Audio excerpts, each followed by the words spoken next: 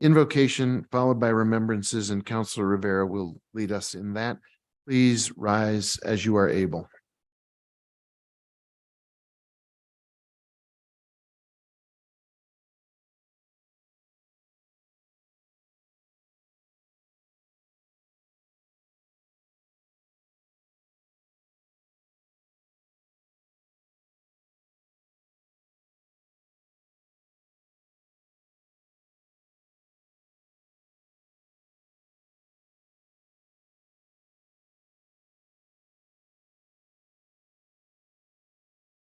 You can remain standing for the invocation. In memory of Archbishop Sheehan, I decided to do the prayer of Saint Francis of Assisi, the prayer for peace.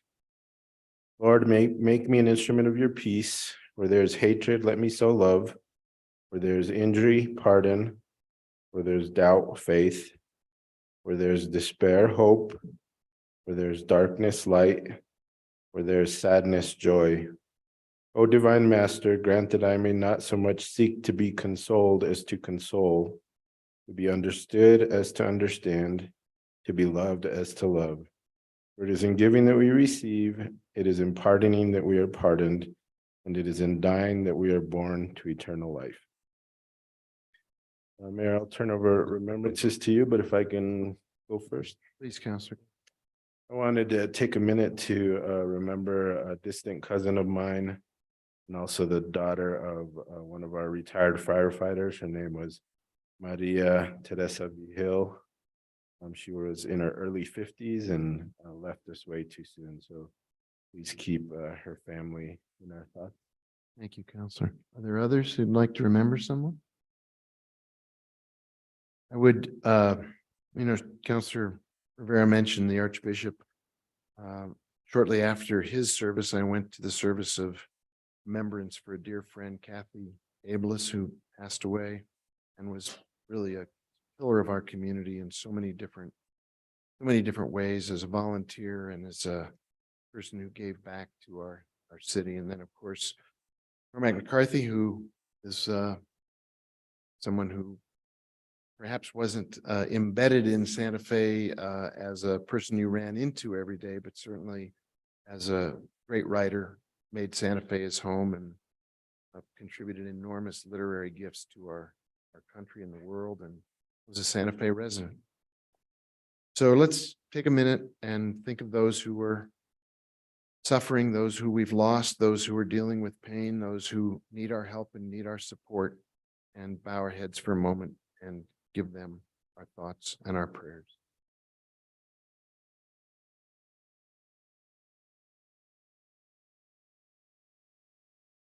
Thanks, everybody. Madam Clerk, can you please call the roll? Yes, Mayor Weber, Present. Councillor Cassett here, Councillor Chavez here, Councillor Lee Garcia Here. Councillor Michael Garcia, Present. Councillor Lindell here, Councillor Rivera Here. Councillor Merworth here, Councilwoman Villarreal. Present. You're here, Mayor. Are there any changes to the agenda, Madam Clerk? No, sir. So can I get a motion to approve the agenda? So moved. Second. Motion is made and seconded. All in favor, say aye. Aye. Opposed? Motion carries. And we go to the consent agenda, please. Are there items taken off of consent, Madam Clerk? Mayor Weber, there were no items removed from consent. In that case, can I get a motion to approve the consent agenda? So moved. Second. Could you call the roll on that motion, please? Councillor Cassett, Yes. Councillor Chavez. Yes.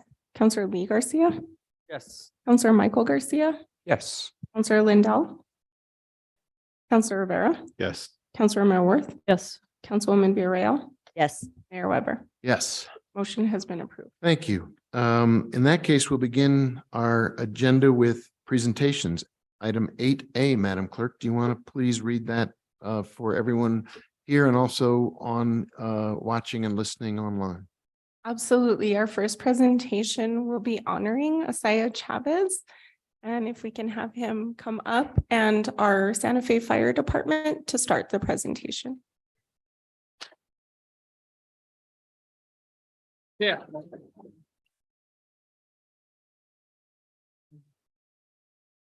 Mr. Mayor and members of the council. We would like to honor Asaya Chavez here tonight. I appreciate all his family for coming out here. This is a wonderful thing. This is something of a brave young man here that did a wonderful thing by saving his family, and we are truly honored to be in your presence, and hopefully one day you'll be one of us and be a firefighter. I have some wonderful things to give you. Before I do that, Assistant Chief Martinez is going to read what you did and so greatly did, and it's such a wonderful thing you're here. And then this is also Aiden Lopez. He's our union president. So he's going to give you some stuff. So we got a bunch of stuff for you, and we're so great and so honored your whole family's here.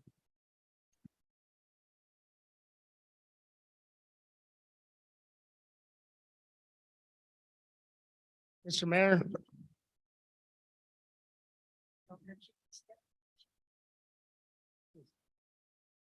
Mr. Mayor, council members, I'm going to recount that day and the events that transpired.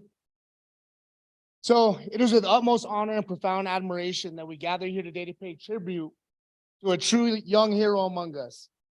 Young Asaya Chavez, as many already are aware of, he showed remarkable presence of mind and unwavering bravery and played a pivotal role in saving the lives of his family members during a devastating house fire.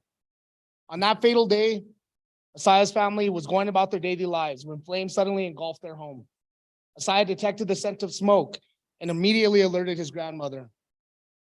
With utmost urgency, they evacuated the premises, assisting his cousins and others to safety. However, 2 of his young cousins, aged 2 and 7 months, remained trapped inside the residence, at this time already becoming a blazing structure. Displaying extraordinary courage, Asaya fearlessly re-entered the residence, not once but twice, to rescue his helpless relatives. Amidst the chaos, with propane bottles exploding and the fire intensifying rapidly, Asaya's actions proved to be the crucial factor that averted an even greater tragedy. His remarkable composure and quick thinking not only saved the lives of his family, but potentially spared the lives of the brave firefighters as well. Without his intervention, the firefighters also would have been forced to confront his perilous conditions in their rescue mission. Today, Asaya, you stand shoulder to shoulder with these firefighters. This was actually the captain on scene. I was the chief on scene at that call. And we thank you for having safeguarded not only your family, but also sparing the firefighters from endangering their lives. In the face of such loss, your actions serve as a reminder that hope does persist. The youth of our community embody our foundation, and it is through them that positive change is initiated. You're exemplifying the strength, courage, and above all, the compassion that thrives within our community's youth. We're humbled, all of us here, and you have a lot of people here that are very humbled and very excited to have you here, by Asaya's selflessness and unwavering valor. And we struggled to express our gratitude sufficiently for his heroic deeds. I have a bunch of stuff, but even that can't explain how strongly we feel about what you did. As a community, we are privileged to have young adults like Asaya among us who embody the true essence of bravery and service of the city of Santa Fe's youth. Asaya, you've become an inspiration to us all. You've been way bigger than, how tall are you? You're 7'8" in everyone's eyes, is what it is, okay? You become an inspiration to all of us, and it's with great pride that we recognize your extraordinary acts of heroism. Your bravery and quick thinking undeniably saved lives. And we're honored to count you as not only someone we're honoring, but as one of our own. I urge you to remember this day and the significance of being labeled a hero. What do all superheroes, including yourself, share in common? It's not superhuman powers. Even Batman doesn't possess any extraordinary powers. It's relying instead on dedication and compassion. The common thread amongst all heroes is their commitment to aiding others and placing the needs of others above their own. Being a hero means being selfless, stepping forward to assist those who are unable to help themselves, sacrificing your personal well-being for the betterment of others. And it means answering the call to provide safety and solace to those who are unable to secure it on their own. Therefore, I want you to embrace what it means for you being a hero today and every day moving forward. In both big ways and small ways, you can extend the simple acts of kindness, such as holding doors open, offering polite gestures, yes, thank you, please, and aiding those in need. From the depths of our heart, from the City of Santa Fe Fire Department, from Local 2059, and everybody in this chambers, we are confident that you are what the future of Santa Fe means. We're confident that you are a symbol of what this great city is that we all love so dearly. I'm honored personally. I know everybody else is honored to be here. And we know you're gonna do great things in your future endeavors. This is just the first time you're being a hero because it's gonna keep on trucking with you. Okay? Hey, so if anyone, we can just maybe join me in a round of applause that we honor and celebrate his young hero.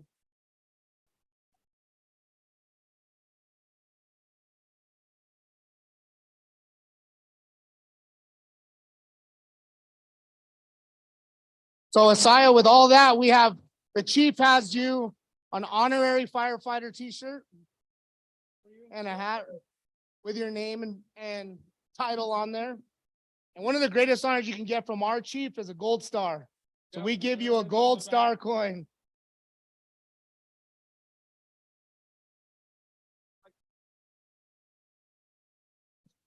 Actions, we'd love to give you this hat. This is local 2059 hat.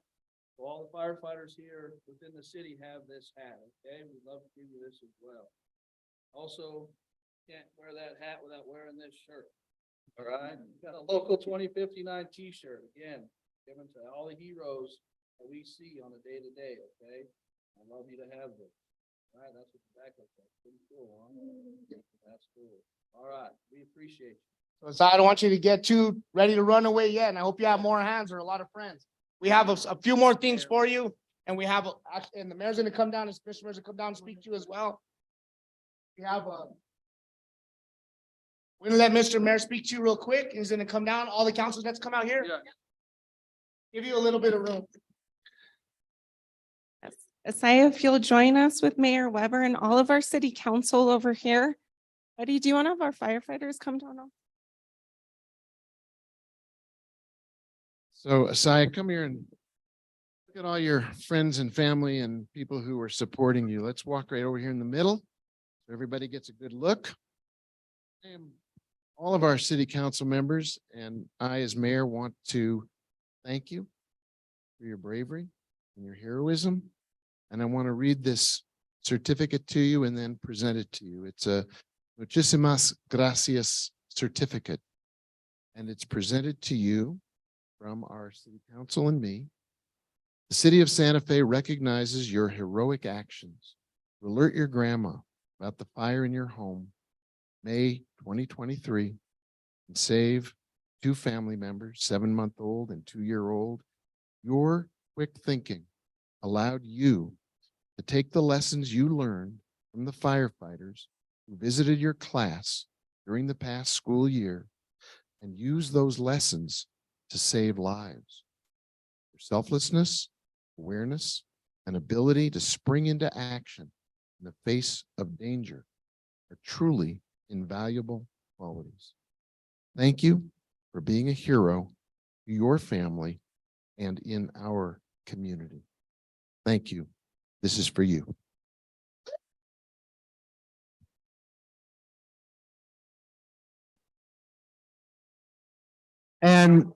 And just to add a cherry on top of the sundae, there's another surprise. Come on up.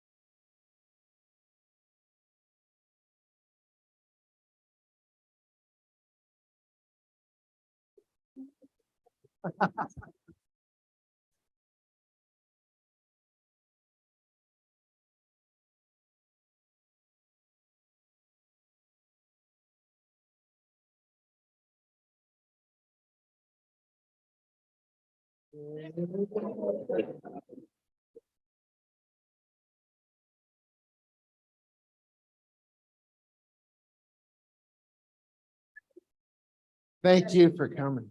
Thank you. Thanks, everybody. Thanks for being here.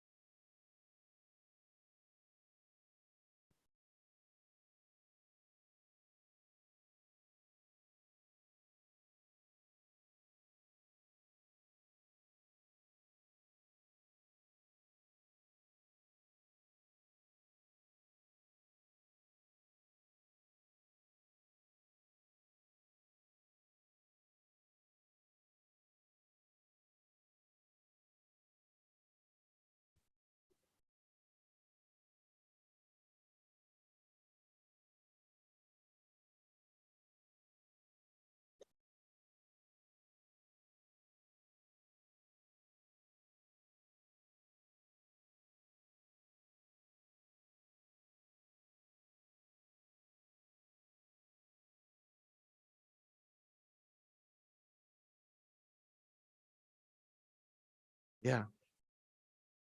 I'll entertain a motion to adjourn. Declare victory and, yeah, this is the best. Doesn't get any better.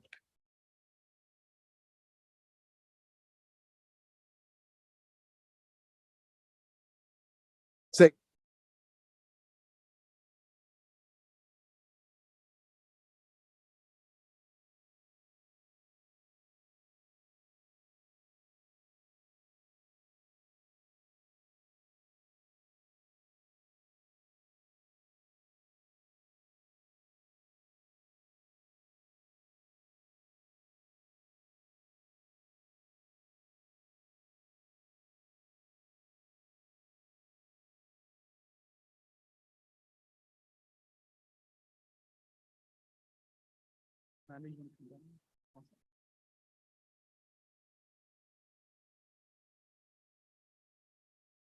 You wanna?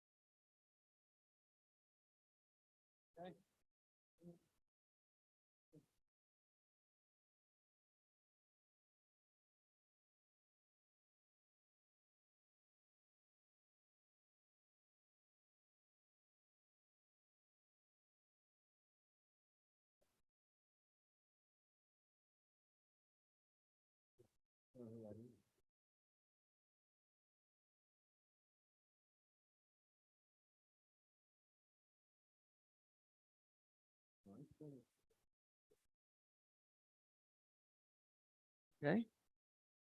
All right, Madam Clerk. I'm afraid there's nothing going to match this, but what's our next presentation? Well, Mayor, we're staying with the firefighter theme, but we're moving on to a community preparedness for wildfire and wildfire research presentation from Nathan Miller, our wildland superintendent. Nathan, we don't have any toys for you. That's all I'm right. sorry. I don't have a certificate, but you have something important to tell us. So do you need to share the screen? Are you going to do a presentation? Yeah, do you want to give us 1 sec? Sorry. Yeah.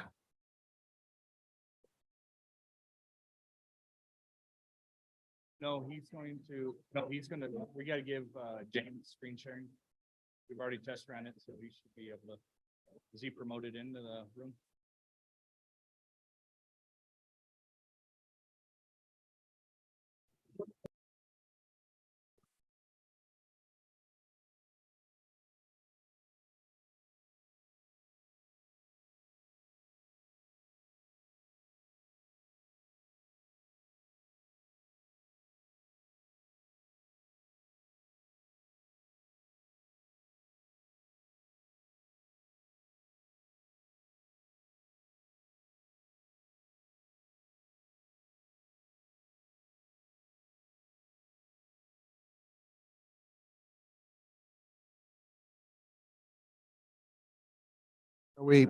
We're trying to get the presentation up on the screen.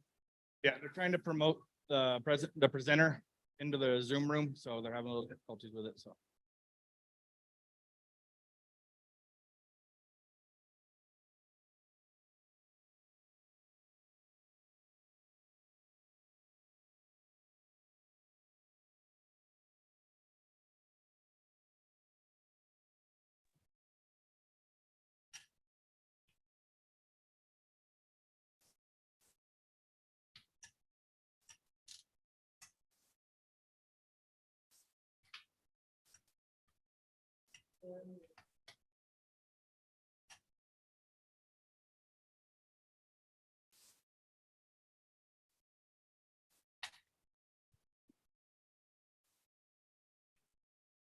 There we go.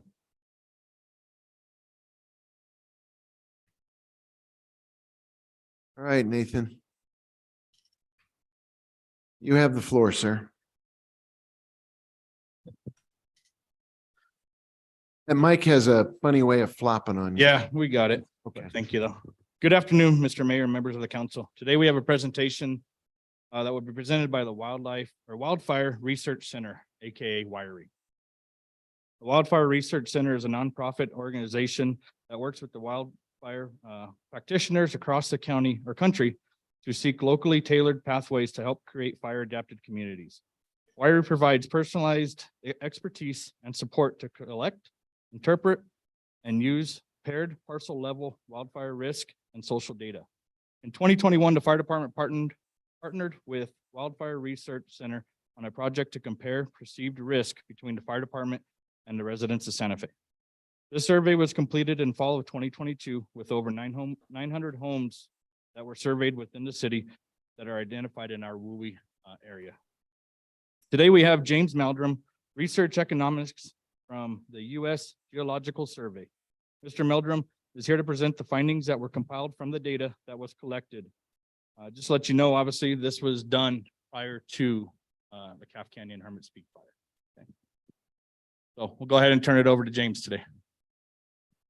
Great. Thank you for the introduction, Nathan. And let me know if you cannot hear me, please. We got you. Great. So first I want to start off, congratulations, Asaya, you truly are an inspiration. And secondly, thank you to Mr. Mayor and the members of the council for the opportunity to speak today. As Nathan said, I'm James Meldrum. I'm a research economist with the U.S. Geological Survey in Fort Collins, Colorado. And today I'd like to present a quick overview of results of a study conducted in partnership with the City of Santa Fe Fire Department. So I'm a member of the Wildfire Research or WIRI team, which is made up of individuals at the USGS, U.S. Forest Service, Bureau of Land Management, University of Colorado, and the nonprofit Wildfire Research Center. And we're a research practitioner collaboration that works with and partners with local, regional, state, and other nonprofit organizations, all focused on wildfire risk mitigation, including City of Santa Fe. So the talk that I'm giving today is discussing the work that was done in the summer and fall of 2021, the collaboration between the Wildfire Research Team and the City of Santa Fe. And so as Nathan briefly mentioned, the core of our research approach is to supporting the local partners, the local organizations, in collecting two different types of information. The first is a rapid wildfire risk assessment conducted by the professionals. And this is based on attributes related to building materials, vegetation near home, background fuels, topography, and as well as access for evacuations and for the fire department. These data are paired on individual property level to social survey data. And this is social surveys of residents within the study area. And these surveys are oriented towards investigating homeowners' perceptions of wildfire risk, their risk mitigation behaviors, responses to incentives to mitigate risk, as well as interest in related programs. And so the goal of this effort is to not just characterize problems, but to support action at multiple scales. So at the finest level, the study identifies actions that individual residents can take and influences on the related decisions. The study also identifies the distribution of risks and perspectives across communities, finding opportunities for community level programs or information campaigns. Then finally, the study also identifies support and priorities for landscape level mitigation treatments beyond the type of work that's done on individual private properties. So the City of Santa Fe study that we conducted in 2021 was conducted in the communities that you can see on the map of the left here. So almost 1,000 rapid assessments were conducted by the personnel from the City of Santa Fe Fire Department. Those were paired with almost 420 household surveys. And so the way this approach works is all the homes within the selected communities received a rapid assessment. So we have complete coverage within the selected communities. And then of those, all those homes received the surveys in the mail, and close to half of them returned. So we have a pretty good coverage of the residents who live within these different places, and that provides a pretty good understanding of the way people living within these communities perceive and think about their fire risks and what can be done about them. So at the highest level, the overall parcel level risk coming out of those rapid assessments, they showed that approximately 50% of the properties in this study area were rated as high risk or even higher in the rapid wildfire risk assessment. And again, this is looking at different parcel level characteristics related to the fuels on the property, the structural characteristics, as well as things related to access. But our study really focuses on differences across communities within the study area. So this slide shows the percentage of properties within a study community that have a parcel level wildfire risk rating of high or above. And you can see from the slide that it ranges from anywhere between 14% of a selected community to 72% of a selected community. Zooming in on a couple examples, you see that some of these communities, such as those going up towards Hyde Park and the Santa Fe Summit, those are also rated higher risk on other types of wildfire risk assessments. These other assessments focus more on modeled fuels and fire behavior, things that happen on broader scales, not necessarily on the individual property. What this tells us here is that these are areas of compounding risks. And so they of course are high areas of concern when you're talking about mitigation that needs to be conducted. Other areas, however, such as Arroyo Chamizo, are rated fairly low risk on other risk assessments that you might have seen, the types that look at these modeled fuels and fire behavior at broader scales. And yet, more than half of the homes within this community were rated as high risk based on this assessment, which again focuses on conditions on individual properties, many of which relate to actions that homeowners can take to reduce their wildfire risk. So not only is this a demonstration that there are some issues, but it's also a demonstration that there could be opportunities for individuals living in places to take more actions to reduce their own risks. And so the rapid assessment breaks overall parcel level risk into different components. So for example, one key aspect to consider is evacuation protection potential. So we found that overall, 61% of the homes in the study area have only one road in or out of their community. And that has important implications for both evacuation and for the opportunity to be able to get firefighters in the event of an emergency. But as you no doubt are aware, this varies a lot across different areas of the city. In some communities, it's not really a concern, but in others, the entire community has only one way in or out. And so this presents areas of heightened concern when you think about the need to, again, simultaneously get residents out and firefighters in during an event.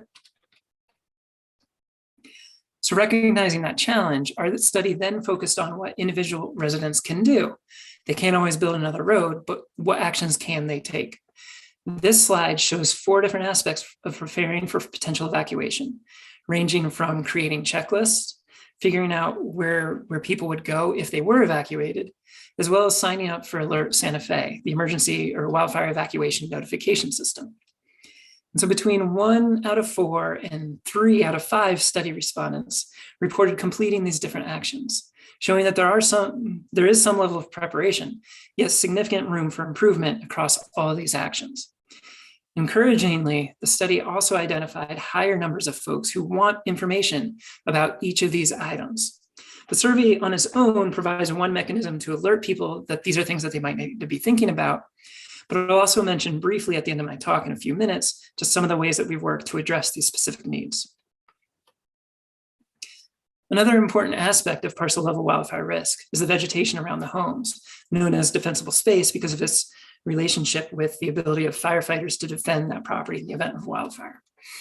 So in our study, only 1 out of 10 properties were rated by Santa Fe Fire Department as having at least 30 feet of vegetation managed for wildfire around the home. In contrast, 7 out of 10 respondents thought that they had at least that much. This identifies a real gap in understanding. People are taking action, but they have room for improvement in terms of knowing what effective defensible space looks like. However, many respondents do report an interest in learning more. The survey asked respondents to select all items that would encourage them to mitigate wildfire risk on their property. And about half of respondents selected the top 3 things noted on the left of the slide here. This is help doing the work, a report describing specific wildfire risk factors on their property, as well as one-on-one visits with wildfire risk experts on their property. These all correspond to types of programs that City of Santa Fe Fire Department is running. This shows that there's a high level of demand among constituents to take part in these types of programs. About 1/3 selected things, the next items, which are on the right side, feedback on the work that they've done, list of recommended contractors, and working with a neighborhood group that organizes wildfire risk reduction activities. Other things, other ideas were selected less often. One thing we often hear is potentially people want recognition. That was not really borne out by the data here. Only 1 out of 10 people said that recognition for taking action, such as a yard sign or something like that, would encourage them. Much more the signal is coming in that specific detailed information, as well as actual help doing the work that they know needs to be done. The study also asked about ways that people like to receive information about reducing wildfire risk. And here, personal interactions were commonly identified.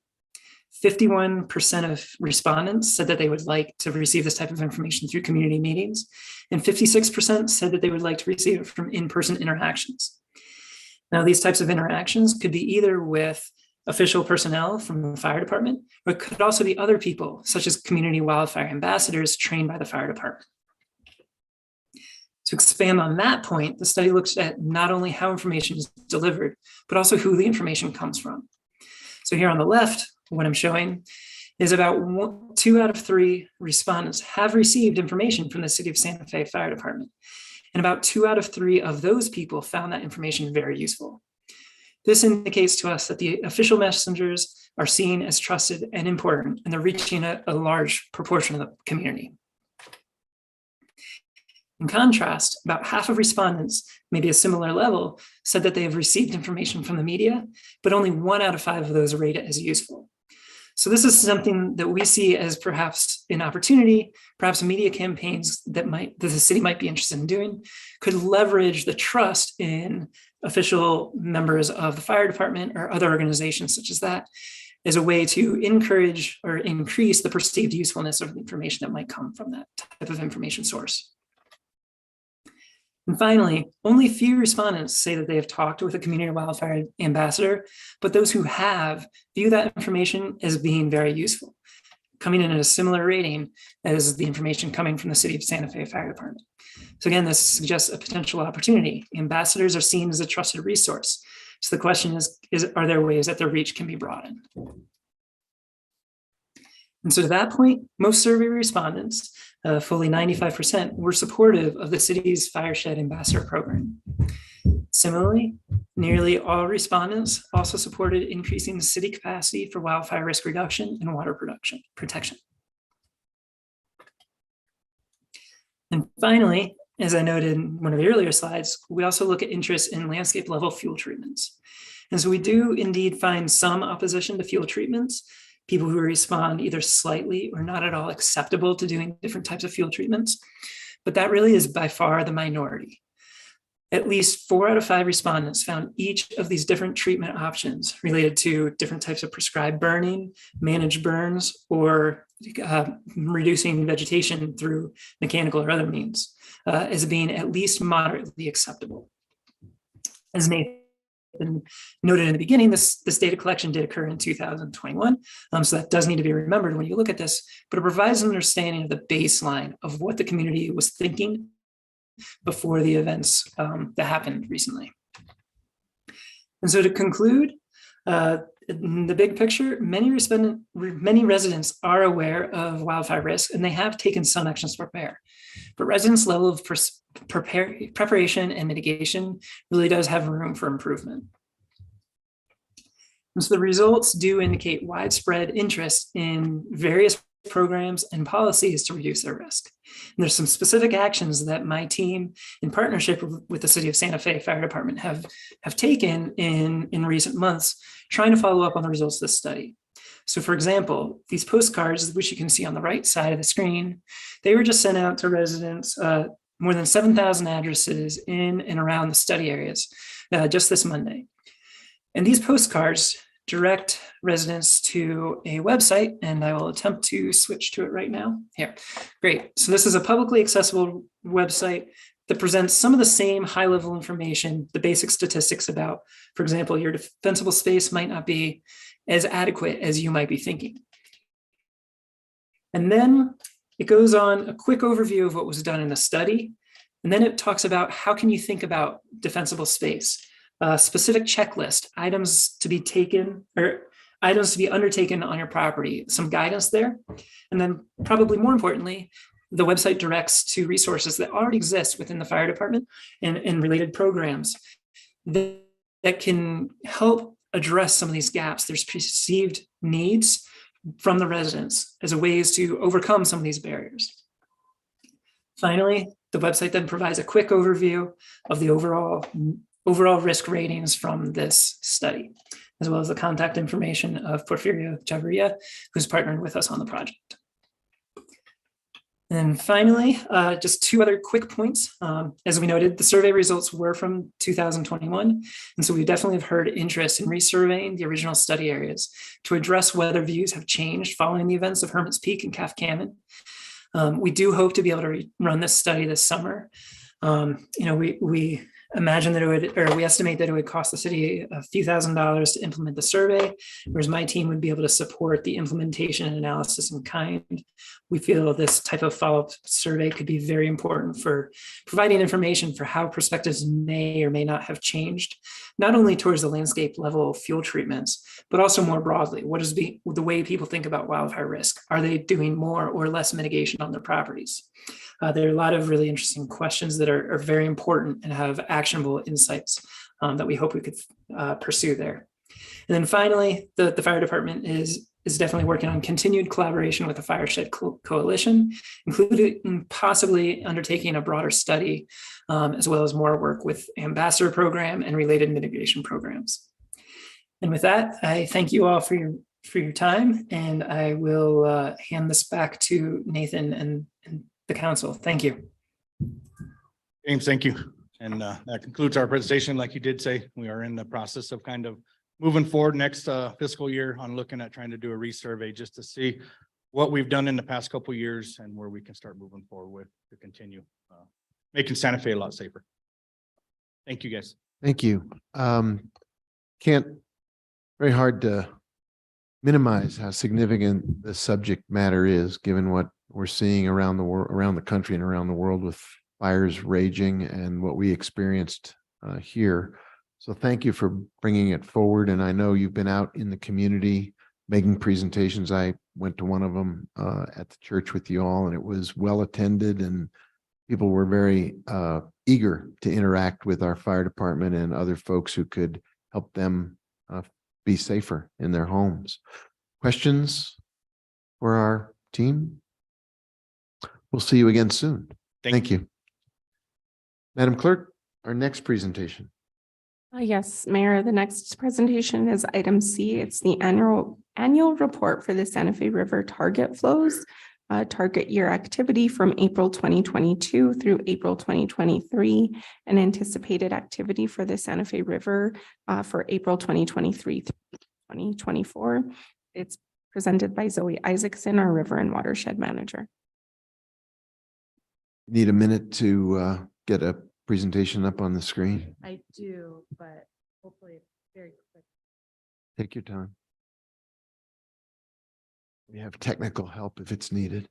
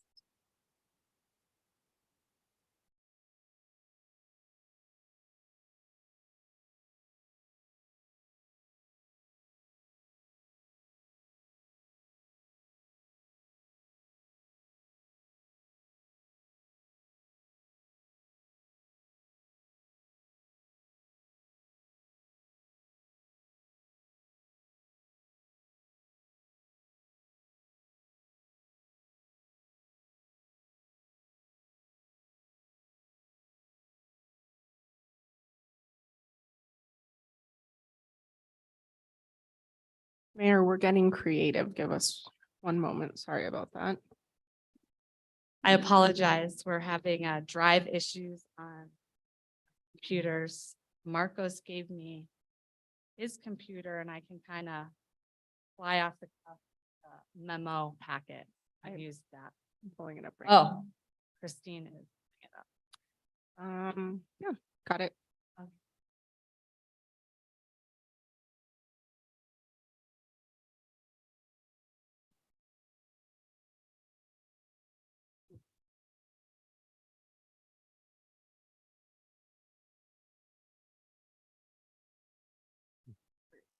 Mike, if you'll turn on the screen, I'm going to screen share directly from my computer. And there we go. Boom. There we go. Great. On it. Thank you for the workaround. And Yeah, thanks for all the technical support. you have the floor. Thank you. Mayor, counselors, thank you so much for this opportunity to present to you tonight. I will be covering the Living River target flow hydrographs for both the past year, water year 2022 to 2023, and this upcoming year, our planned hydrograph for 2023 to 2024.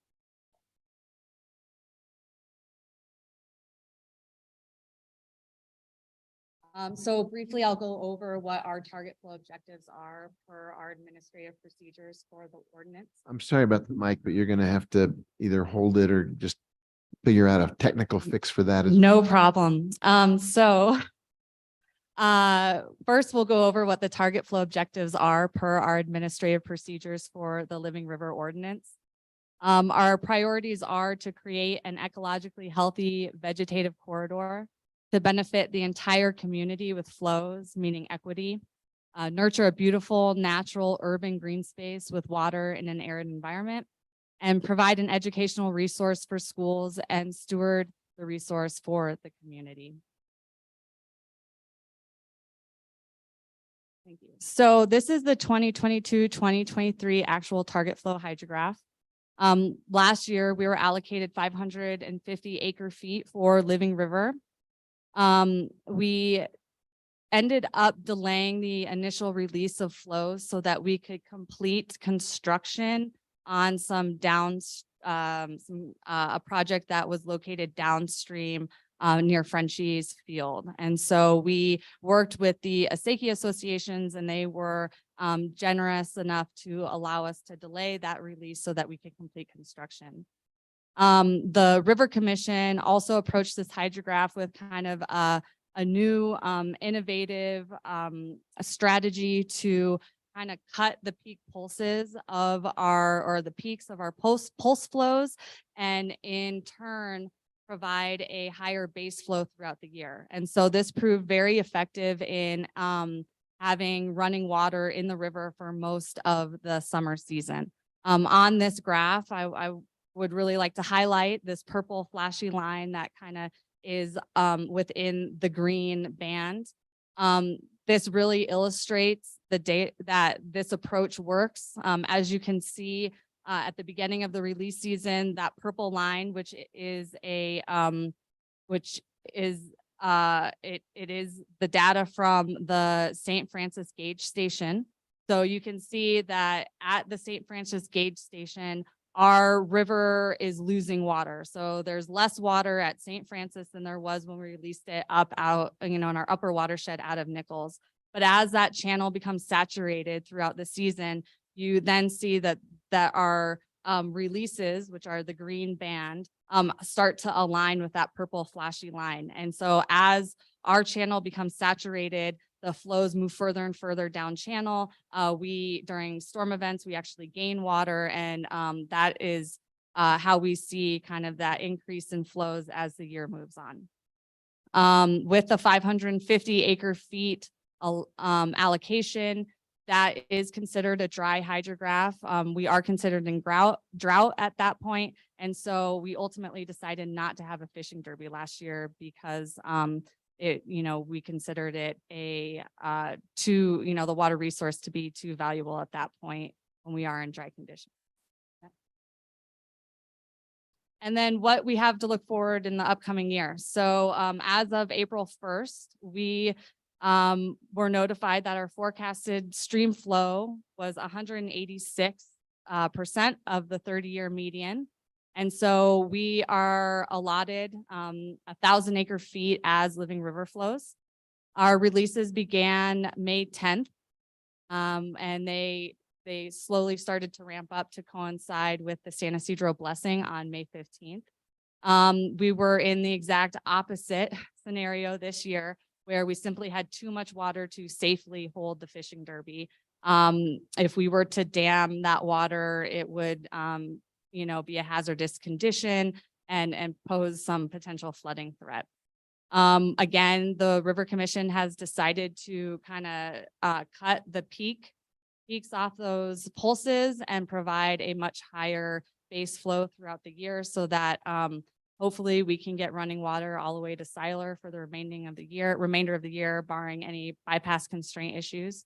And we just hope that we all have a river that is flowing throughout the year and can provide that multi-beneficial asset that we all enjoy.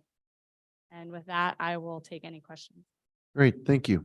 Again, this is information everybody should have, and it's good for you to put it up and let folks take a look at it. And it will be available on the website going forward if people want to review it. Questions on this presentation? Thank you. Great of you to be here. Appreciate it. Thank you. And thanks for the workaround on the technology. And very helpful. What's next, Madam Clerk? Mayor, the next item is item D. We have a presentation from the U.S. Forest Service and the Santa Fe Fire Department on the Santa Fe Mountains Resilience Project and upcoming plan. Nathan Miller, our wildland superintendent, along with our USDA Forest Service Southwestern Region Forest Supervisor, Sean Sanchez and Sandra Hawkins, our district ranger, will be giving this presentation, and Alan Hook from our water division will also be available for this item. Great.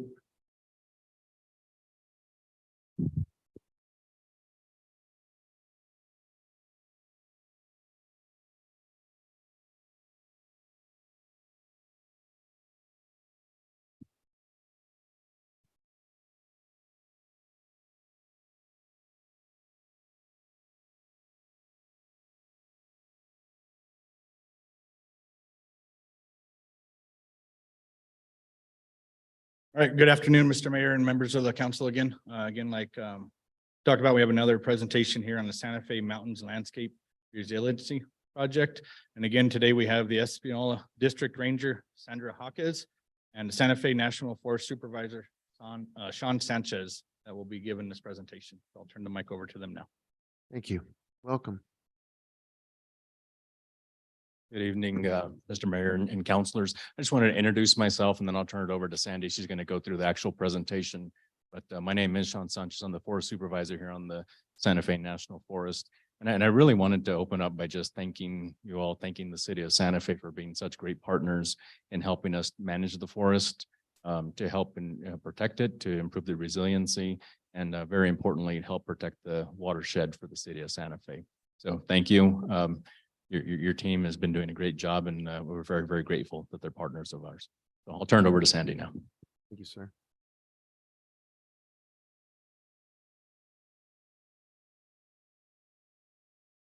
All right. Good evening, Mayor and other council members. My name is Sandra Mahakis. I am the district ranger in Espanola.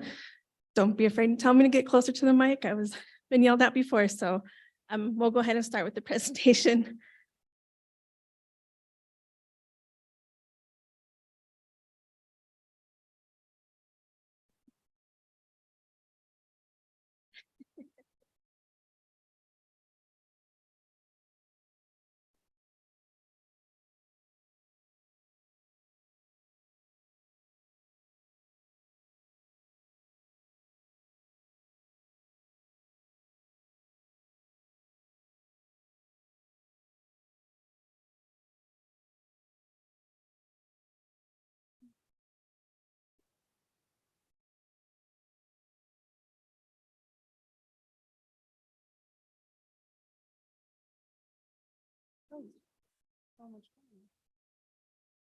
There we go.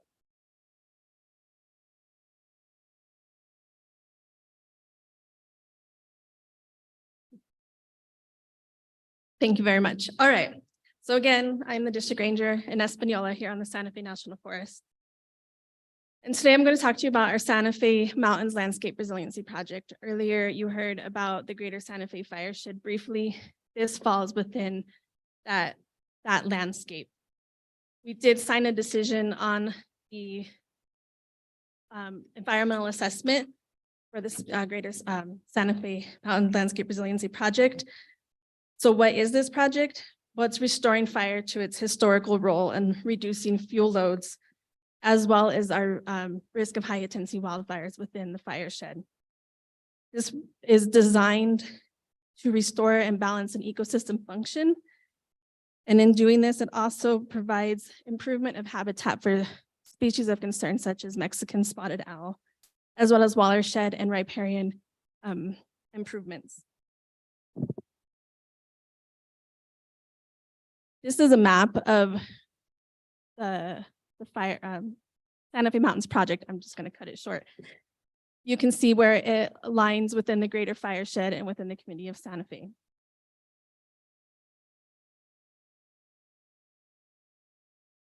So again, the purpose of this project is to improve ecosystem resiliency of the priority landscape to help us be resilient to future disturbances.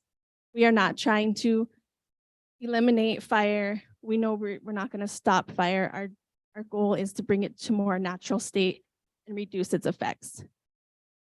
We also want to restore forest structure and composition, and again, reduce that risk of uncharacteristic wildfire.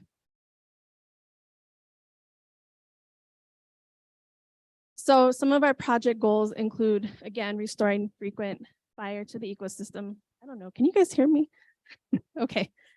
Again, reducing those catastrophic effects of uncharacteristic wildfires, improving habitat, and improving watershed conditions. These are all connected. These are pieces of a puzzle that come together, and they also complement other work that's been going on in the fireshed, including the work that's been going on in the municipal watershed.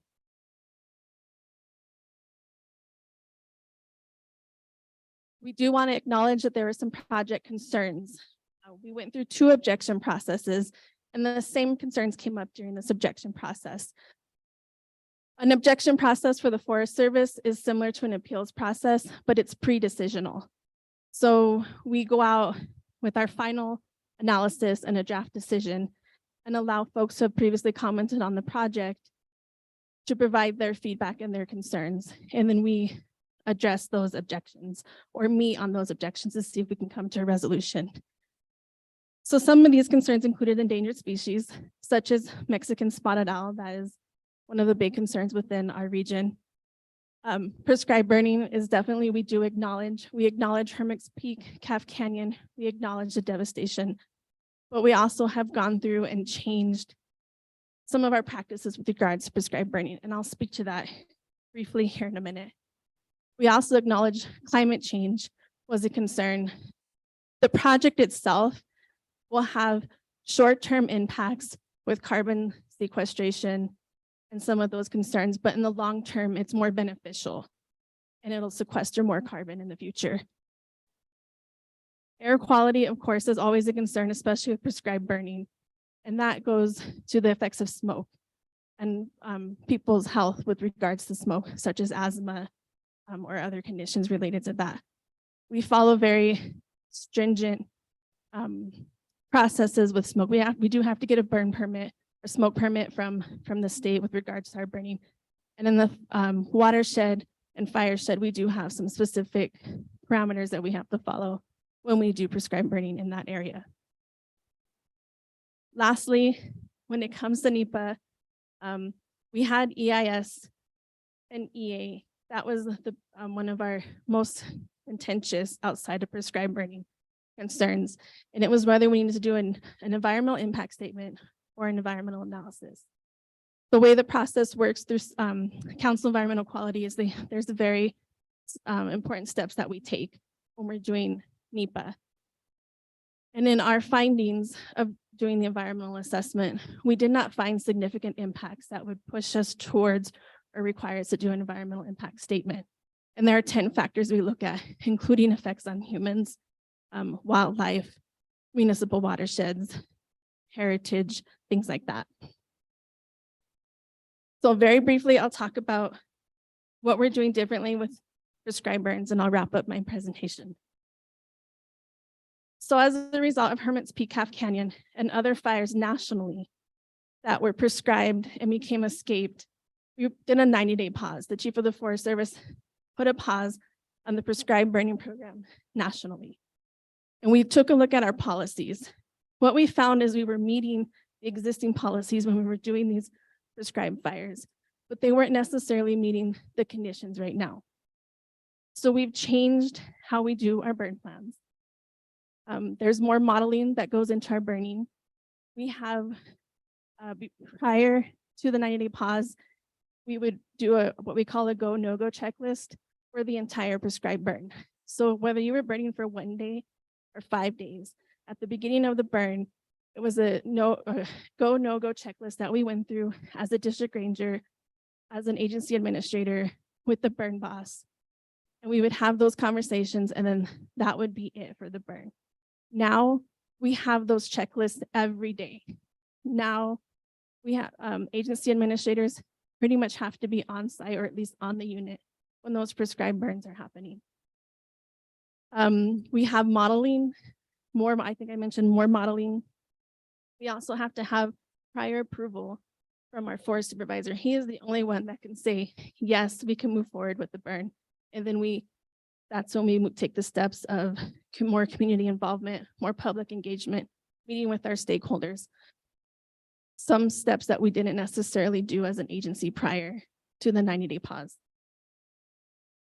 I will say our Deputy Fire Staff Officer, Terrence Gallegos, did a great presentation on Facebook Live, and you can go on to the Forest Service Facebook page and see that presentation for more detail on what our changes are with relation to prescribed fire.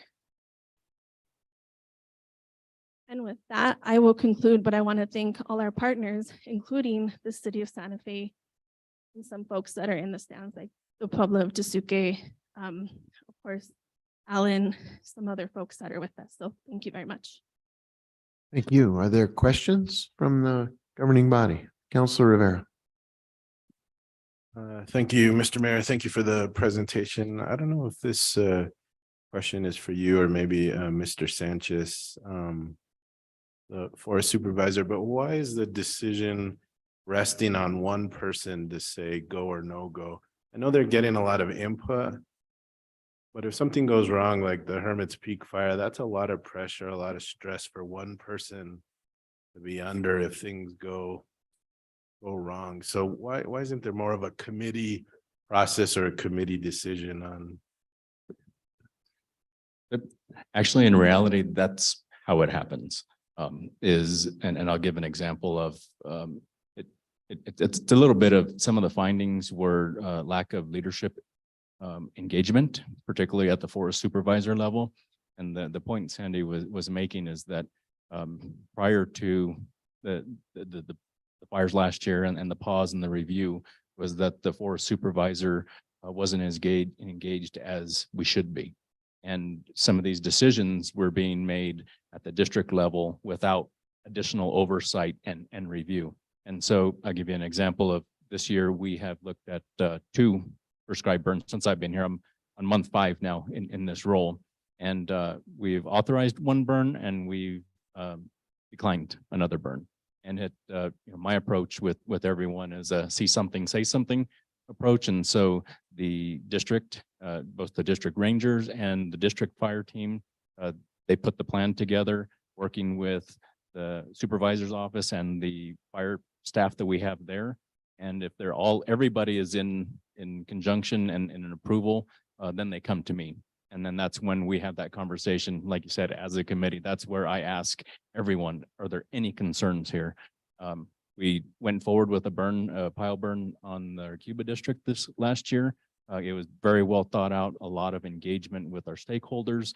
And one part that we didn't hit on that's kind of a big highlight on how we do things different is making sure that there's a patrol plan, or sometimes you'll hear us call it a step-up plan.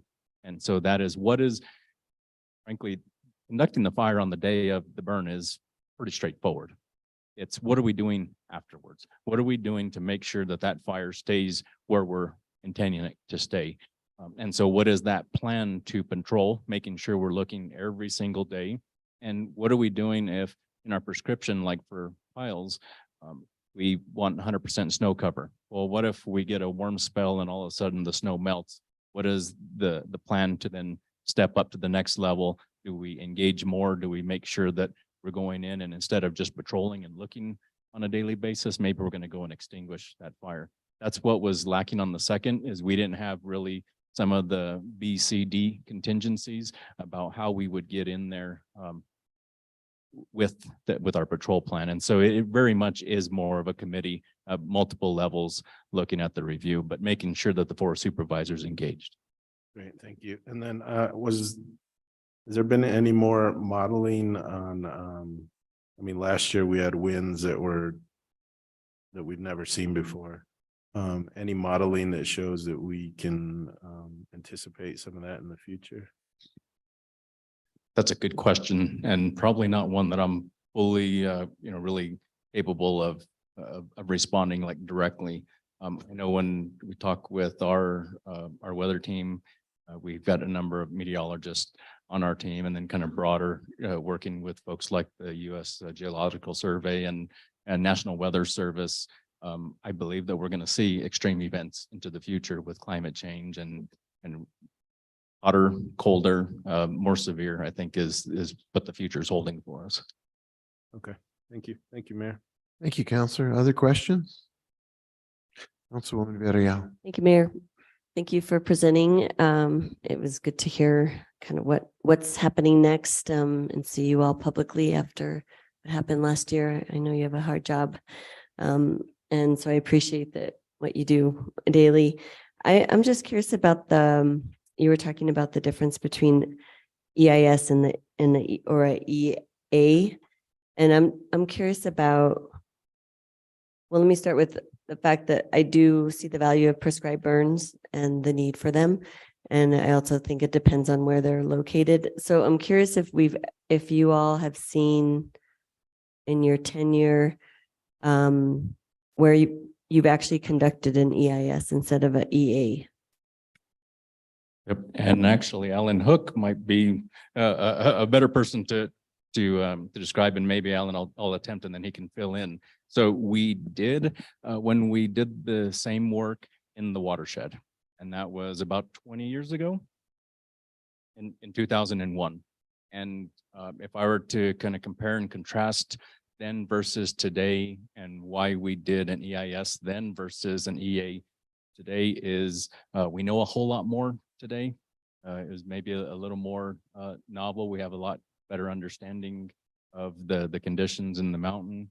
A lot of the concern is we were directly in where the reservoirs of the municipal water storage is. And so the consequences and working in there were very, could be very significant, especially to the human environment. And so back then we did an EIS.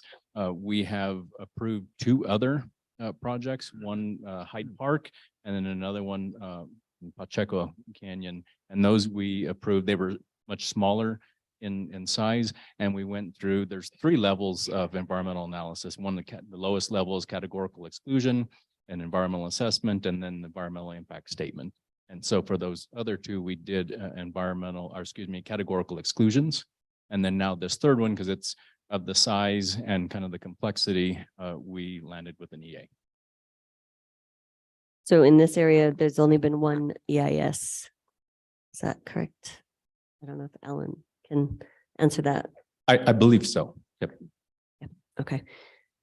And then I guess my colleague, I'm also curious about trends, and then also things that we can anticipate, or things that we are seeing as climate change is more prevalent. So can you maybe list something that you have noticed that you all have shifted as it relates to looking at trends now that the big fire, as I call it, happened, and kind of what you all learned from that as it relates to climate change?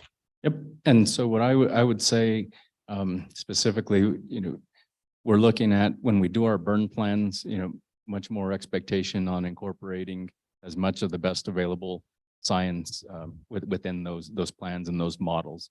And so using multiple models.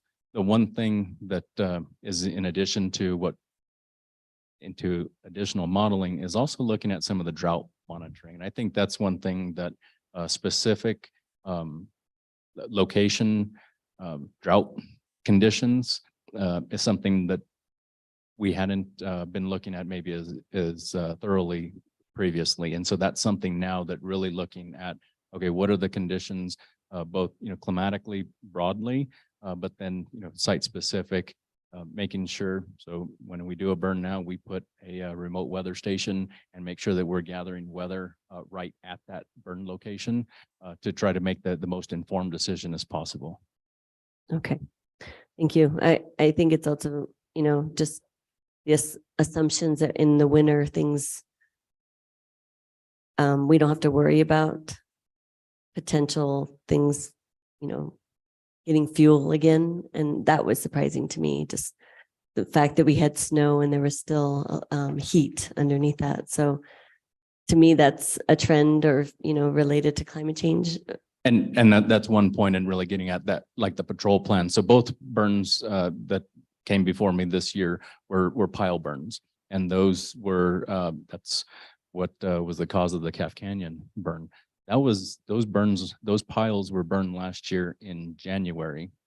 And that fire popped up on April 9th. That's when smoke was first reported from Calf Canyon. That's 4-ish months with snow all around them and snow on the piles.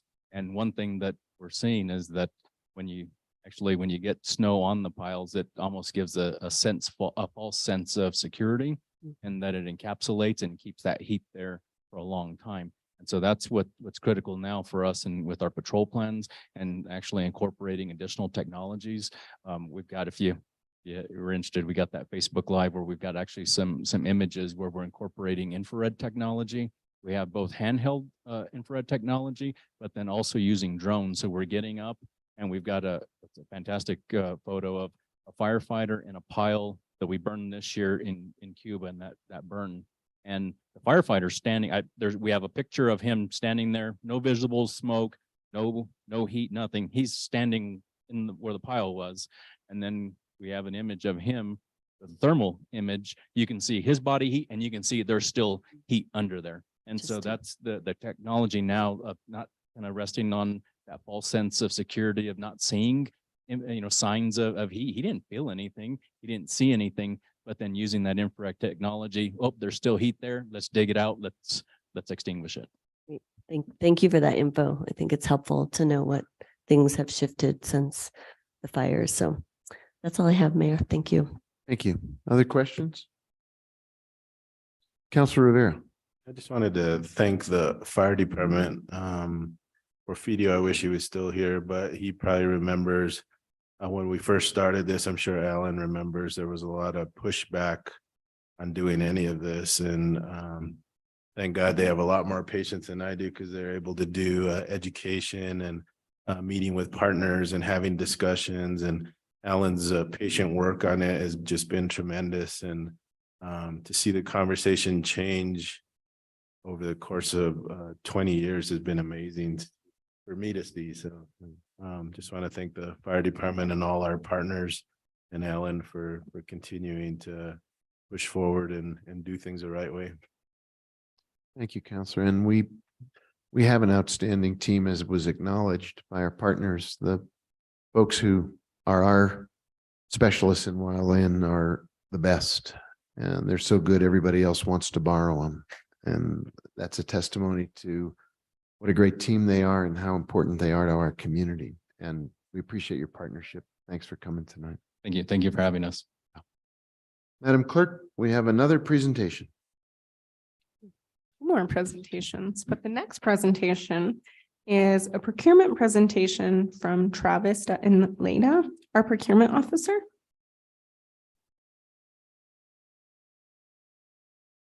I believe Finance Director Emily Oster is also going to join him for the presentation. She's next.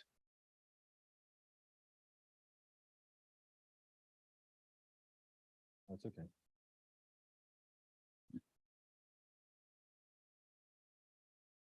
Oh.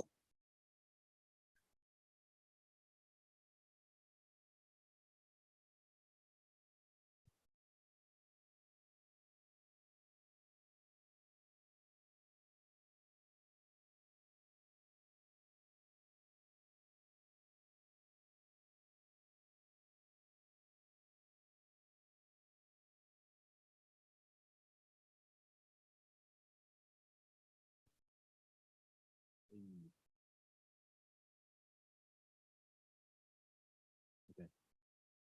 Mayor and councilors. Hello, thank you so much for having me today. Thank you for your time and thank you for all the work you do for the city of Santa Fe. I presented in front of finance, so I've had a little bit of practice. My name is Travis Dunlida. I'm the new CPO for the city. And to set the stage, here's a quote from Julia Gilliard. Being a public servant is not a job. It's a calling. It can be tough, but it is also one of the most rewarding jobs in the world. You have the power to make a real difference in people's lives and help create a better society for all.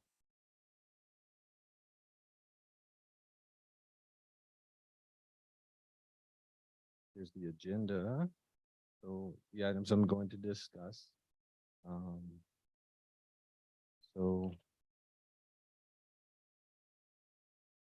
a little bit about me. So I worked at GSD for 13 years. I was in state purchasing.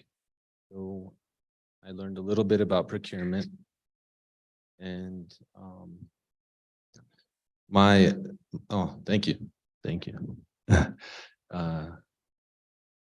And then a little bit about my office. So I have a few staff.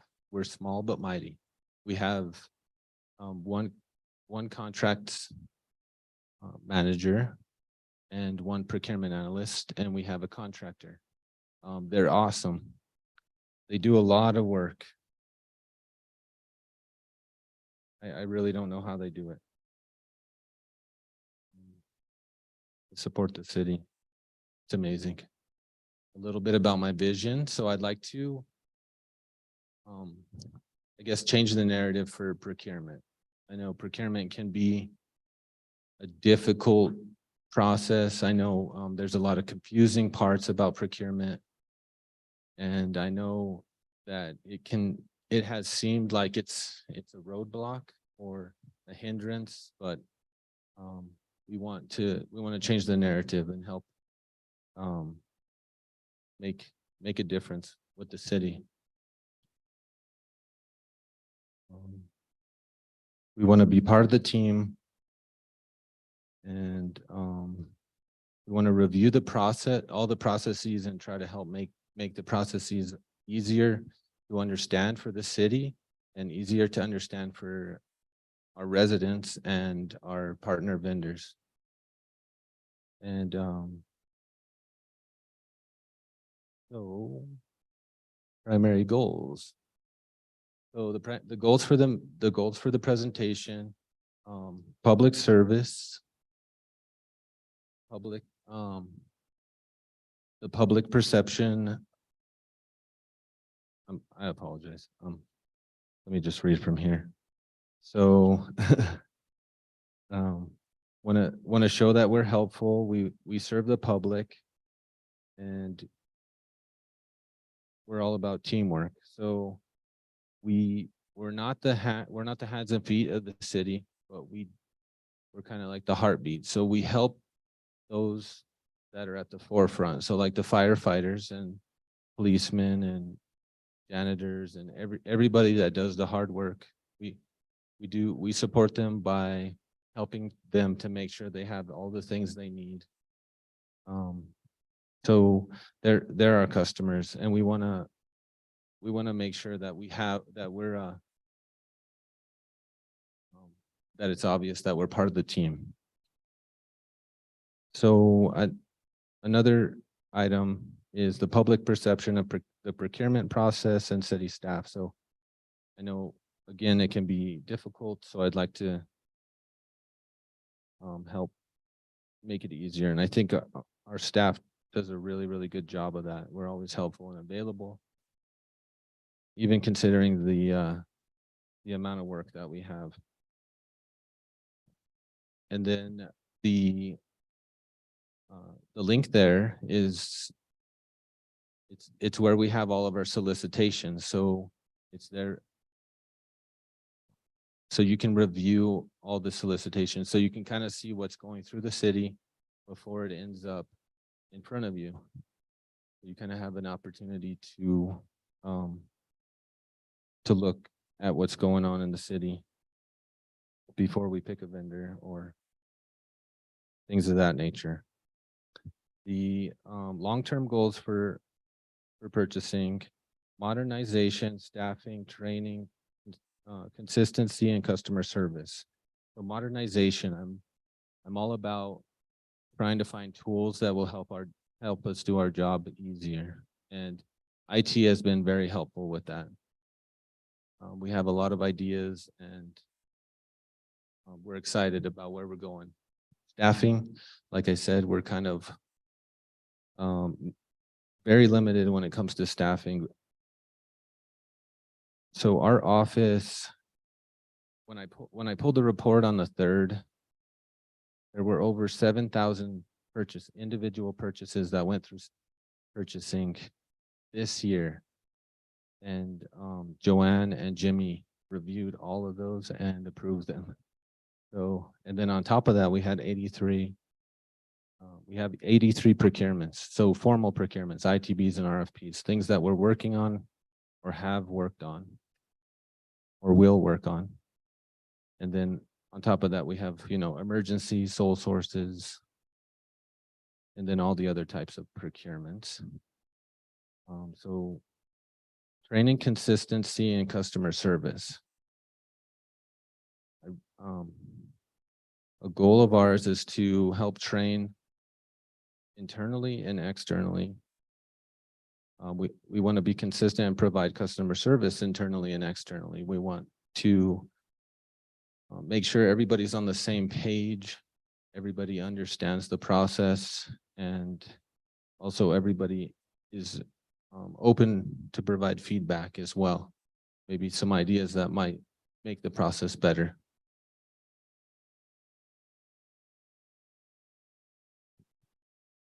Next are some relevant statutes and definitions. I won't go over these, but I thought they might be helpful for your review. And they were also helpful for me in putting this together and learning kind of how the city is different than the state.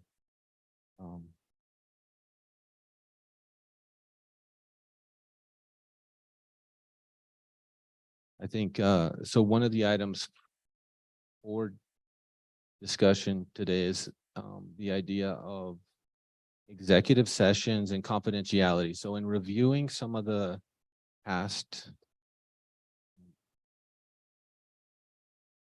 meetings, I think one of the areas of growth is confidentiality. So I think in training, so we can discuss the procurement process. So we can discuss everything in ITBs, RFP, or GSA, everything but RFPs. In RFPs, we can only discuss kind of the overarching process, the RFP.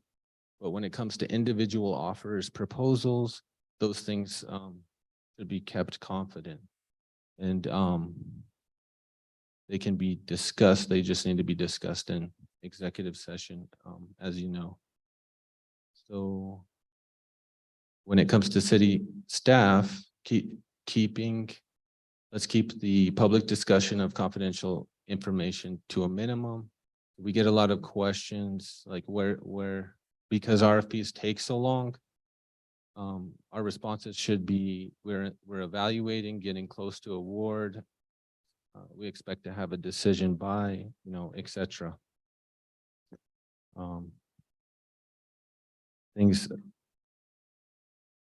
There is a process of obtaining the information, which would be to sign it like a confidentiality and standards agreement. Then you can get the proposals and look at them. But aside from that, we're working on a policy to kind of give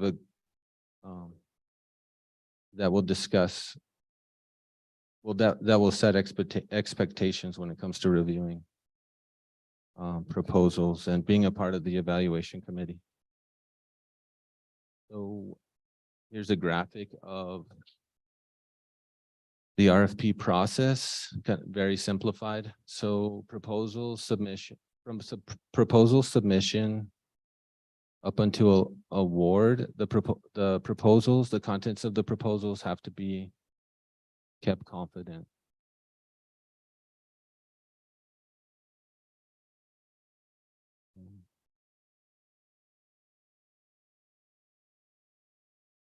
So confidentiality, how we get there. connect the pieces, teach all the parties why, the why of confidentiality, provide consistent how-to guidance, steer to the goal. When we catch items that don't conform, help the submitter understand the process. So for this item, I'd like to elaborate. I'm not too sure how the contents of the packet could be kept confidential because everybody can see the contents of the packet. So in PrimeGov, I don't know what, so that's an area of growth for me where I could learn how to do that to get you the information you need to make informed decisions. And then second nature, when the culture changes, keeping information confidential will be second nature. The people involved at all levels will provide the same guidance and express the value.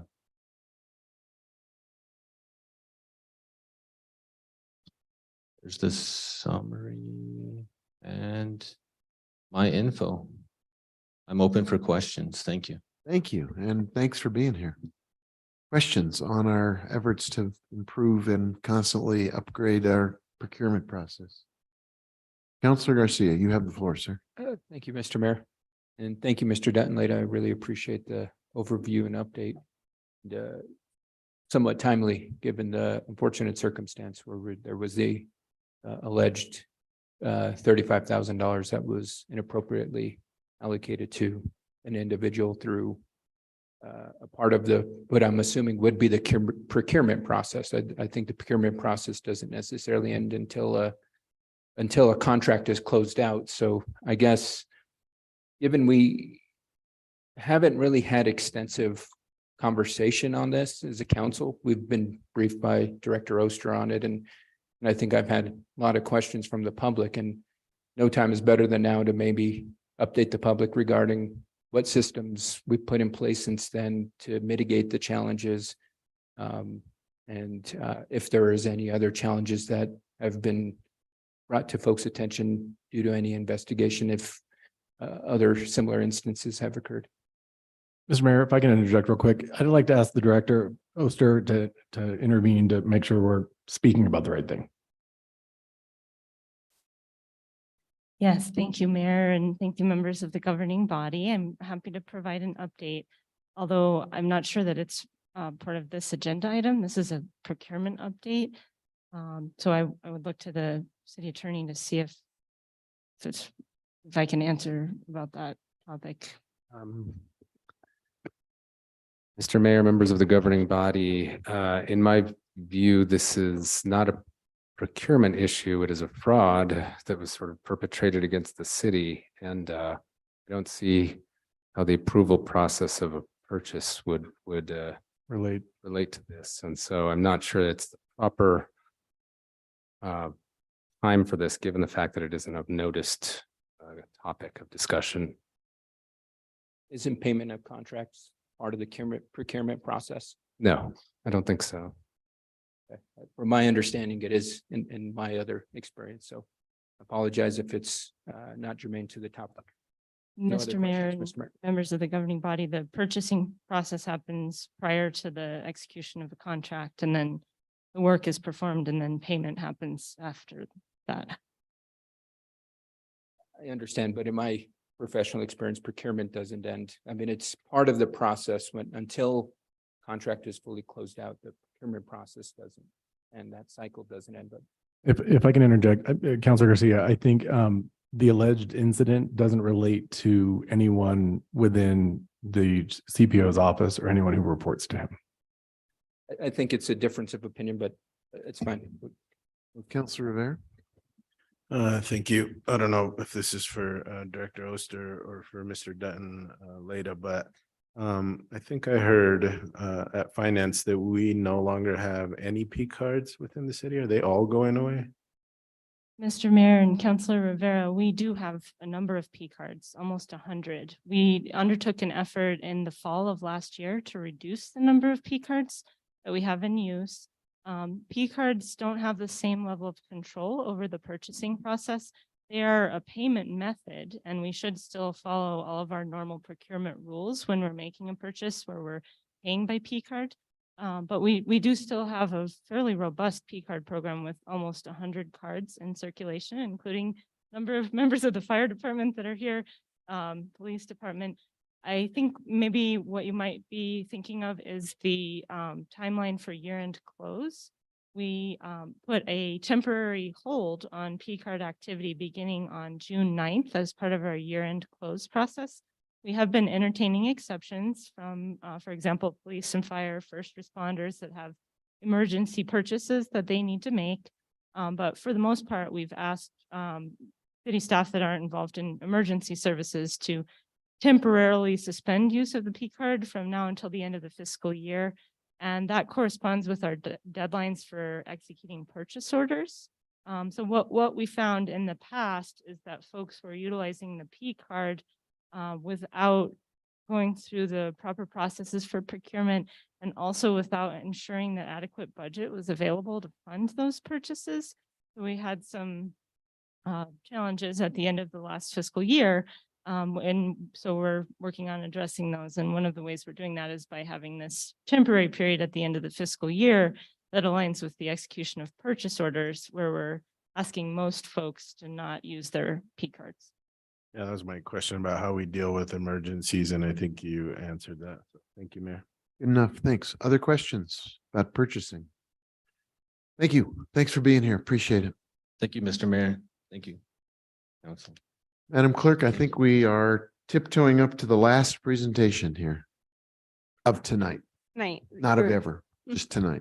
You're correct, Mayor. The next presentation is our audit update for fiscal year 21 by Emily Oster, our finance director. Hello, Mr. Mayor and members of the governing body. I'm pleased to be here with you this evening to update you on the status of our audits. We are moving forward. We are busy wrapping up items for the FY21 audit. We're working with R. Riggs Ingram, which is our external auditor, with support from city staff all over, not just in finance. Just want to acknowledge my colleagues across the city for just jumping on audit requests. We've been working very hard with public utilities recently, and there's requests for all areas of city government. So I really appreciate my colleagues in all of our departments helping us gather the information for CRI so they can complete their audit. Clifton Larson Allen is assisting us with those wrap-up items for FY21. R. Riggs Ingram is also working with BDD and SWAMA on their FY21 audits. And we are on track to submit all three of those, City, BDD, and SWAMA, to the Office of the State Auditor by the end of this month. We have a quarterly status update due tomorrow to the Office of the State Auditor, and that'll report on the status of FY21 and FY22 audits. And then our Clifton Larson Allen team is also helping us with FY22 and FY23. We're approaching the end of the fiscal year for FY23. And so we have a number of activities going on. We already talked about the shutdown of temporary shutdown of P cards. We have a 5-page memo detailing all the deadlines and all the activities that need to happen from now until the end of July to allow us to close out FY23 in a timely way. One of those things that I just wanted to mention this evening is that we will have some temporary downtime with the Munis system while we're transitioning over and opening up FY24. That will be occurring over the 4th of July holiday weekend. And I just want to really thank my colleagues in IT and in finance for working on the weekend, the holiday weekend, in order to get things set up for FY24 and Munis. So we have everything ready to go after we come back from that holiday. We had a year-end close training in which we had over 80 city staff participate last week. That was held on Wednesday, the 7th. And we recorded that, and we're making that recording available online for folks to reference, because it is a lot. A 5-page memo of dates and deadlines is kind of overwhelming. So we provided that training, and we got some great questions, and we've made that recording available for folks to reference. I am very happy to report that DFA has accepted and approved our FY24 budget, which was adopted by you all on May 10th. So we're all set. That happened on the 9th. DFA gave that approval. Payroll, which is part of the finance department, is working with the Human Resources Department to process the second round of FY23 retention incentive payments to city employees. Those will be going out this week, so that'll be a nice boost going into the long weekend. Folks will have some extra money in their bank accounts. And I would like to remind you all that we have an auction of vehicles and equipment that's going to be occurring this Saturday, June 17th, beginning at 8 a.m. Starting tomorrow, there are public preview days where members of the public can go and walk around and view the equipment and vehicles that are available for auction. The auction site is down on Camino Entrada and South Meadows, which is kind of back behind Coles across from Ortiz Middle School. If you haven't been by yet, I strongly encourage you to go check it out, even if you're not in the market for a used street sweeper. It's a sight to see, but we do have that if you would like a used street sweeper or, you know, all sorts of other equipment. So we're real excited, and I want to acknowledge the team that's been working on this auction. It's been several years since the city has held an auction, and the quantity of items be auctioned off is really huge. So we're hoping to raise a good amount of money, and then we will propose reinvesting that in additional capital assets, new vehicles and equipment for city departments. The last item I have to share with you is something that I'm really proud of, and I want to acknowledge the finance team and particularly the public works folks, public utilities folks in the water department and the wastewater department. We recently learned that the S&P Global Rating Agency has affirmed the city's bond ratings, which is great. So that means no change in ratings. The ratings range between AA, AA+, all the way up to AAA for the water department bonds. And the outlook is stable. S&P removed the city from credit watch, which is great news. We're really excited about that. We did put out a release about that today, which I know you all have. I'd just like to highlight a couple of key points from that release. S&P, put us through the paces, I will tell you. We had a 2-hour conference call with them. We had, I'd say 5 or 6 lengthy meetings with them between March and the last couple of weeks. And they asked a lot of questions. They had, many different things that they asked us to research and provide information about. And their conclusion is that the city has a strong economic profile, solid financial performance, and good financial management practices and policies. So I hope that that puts your mind at ease a little bit. I know it does for me to have a third party with an expertise in finance to say that kind of thing about the city. So I'm just going to pull out a couple of the other highlights from a release that went out earlier today. S&P Global Ratings is an independent rating agency, and as I said, they affirmed all of the city's bond ratings with a stable outlook and removed the city from credit watch. This is a really important step for the city, and I'm very proud of it, as I said. In describing why they were able to characterize the city's rating outlook as stable, S&P highlighted a couple of key factors. The first one was good financial management practices and policies, despite delayed financial reporting, with an institutional framework score that they view as very strong for mayor, council, municipalities required to produce audits in New Mexico. So they acknowledged our challenges with financial reporting, and they still think that we have good financial management practices and policies. And in another part of their documents, they said that they believe that we're on track to submit timely audits in the future. So that's very important to me. Another factor that S&P cited in their review was the city's strong economic profile, supported by stable employment sectors, very strong resident incomes, and the city's status as a regional tourism destination. I know just earlier today, I went for a walk around the plaza and it was full of people. It's great to see all of our visitors and guests back in town, and certainly see that tourism growth coming back really strong from the pandemic. Another factor that the S&P folks cited was the city's solid financial performance, partially due to sizable growth in gross receipts tax collections throughout the pandemic. So that's, partly driven by tourism, but also just economic growth in general. And then a strong debt burden with, some question about the sizing of future debt plans. What we told them was, we know we want to do bond funding for infrastructure in the future, but we haven't quite gotten to the point where we've sized that out yet. So the strong debt burden, what they mean by that is that our ability to pay back our debts is strong. We make our payments on time. As I reported recently to you, we sent out over $15 million of bond payments in the last 2 weeks. So we make our payments on time, and our financial statements show significant cash reserves in the general fund, the water utility fund, and the wastewater utility fund, which are those that have debt. I think that, with that, I would be happy to stand for any questions. I can go into more detail about S&P, but I don't want to take up too much of your time. I know you have a full agenda. Thank you. Questions? Yeah, Councilor Lee Garcia, you have the floor, sir. Thank you, Mayor. Thank you, Director Oster, for the presentation. Appreciate the information on S&P and our ratings, and that's good news. I think we had a kind of a hard goal of June, the end of the month for FY21, and seems like you're wrapping it up. How close are we to having an actual product ready for submission? We're on track. The audit, the documents are currently undergoing quality control review, and we're working with the folks from Carriggs Ingram, and Clifton Larson Allen is helping me as well to chase down the last of the pending items.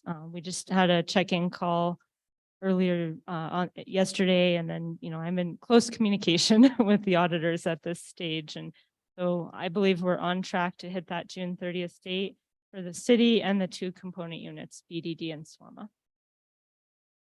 Thank you for the information. And I would, we're getting close to that date, and I think that's something that we've all had our eyes on, and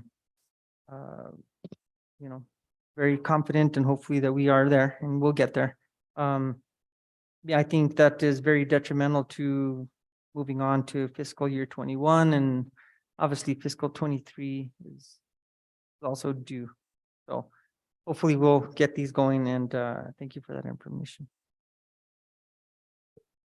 Thank you. Others? I just want to add my congratulations to your outstanding work. The material information provided to us by S&P, as you said, as an outside and independent rating agency, contains some very significant language that I think is a real testimony to the job you and your team have done. Sentences like fiscal transparency, keyword there, transparency, and well-established financial practices and policies should enable continued strong budgetary performance. That's not coming from us, that's coming from S&P. They did a thorough overview of our credit and not only reaffirmed our standing, but indicated that the outlook is stable. So I can only say that I attribute that to your work and the work of your team, your willingness to go the extra mile to reach out to them and engage with them, be completely transparent with them.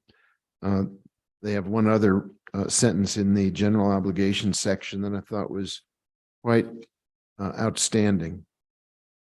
Under the governance section, while the city has, and this is a quote from them, while the city has faced delays in financial reporting, we don't believe this represents an elevated governance risk. That says to me that an organization that understands, as they do professionally, what really is material to how we do business, your ability to sign those sizable checks that pay off our borrowings or issuances is really what they're looking at. And they're looking at the underlying strength of our performance. There's a whole section of this. I encourage governing body members to read it. about the history of how we managed our way through the pandemic and the level of credit they give to the city for very conservative but mindful management of our financial assets and our fiscal future is something they give the city a huge amount of credit for in terms of being a stable and well-managed enterprise. So I think we are well on our way toward demonstrating that the audit will get done, the audits will get done, and we'll continue to be able to manage our financial house in a very strong and transparent way. So thank you for all you did to get us to this step, recognizing that it's a step in a longer journey. Appreciate it enormously. Councilor Garcia. Thank you, Mr. Mayor. Just a quick question. Sorry, I apologize. You had mentioned bonds earlier, and now with this most recent update from S&P, congratulations and kudos. Great news. I know that we had talked in the past that we're not necessarily looking at issuing any bonds this November. And that was due to, I think the justification was high interest rates.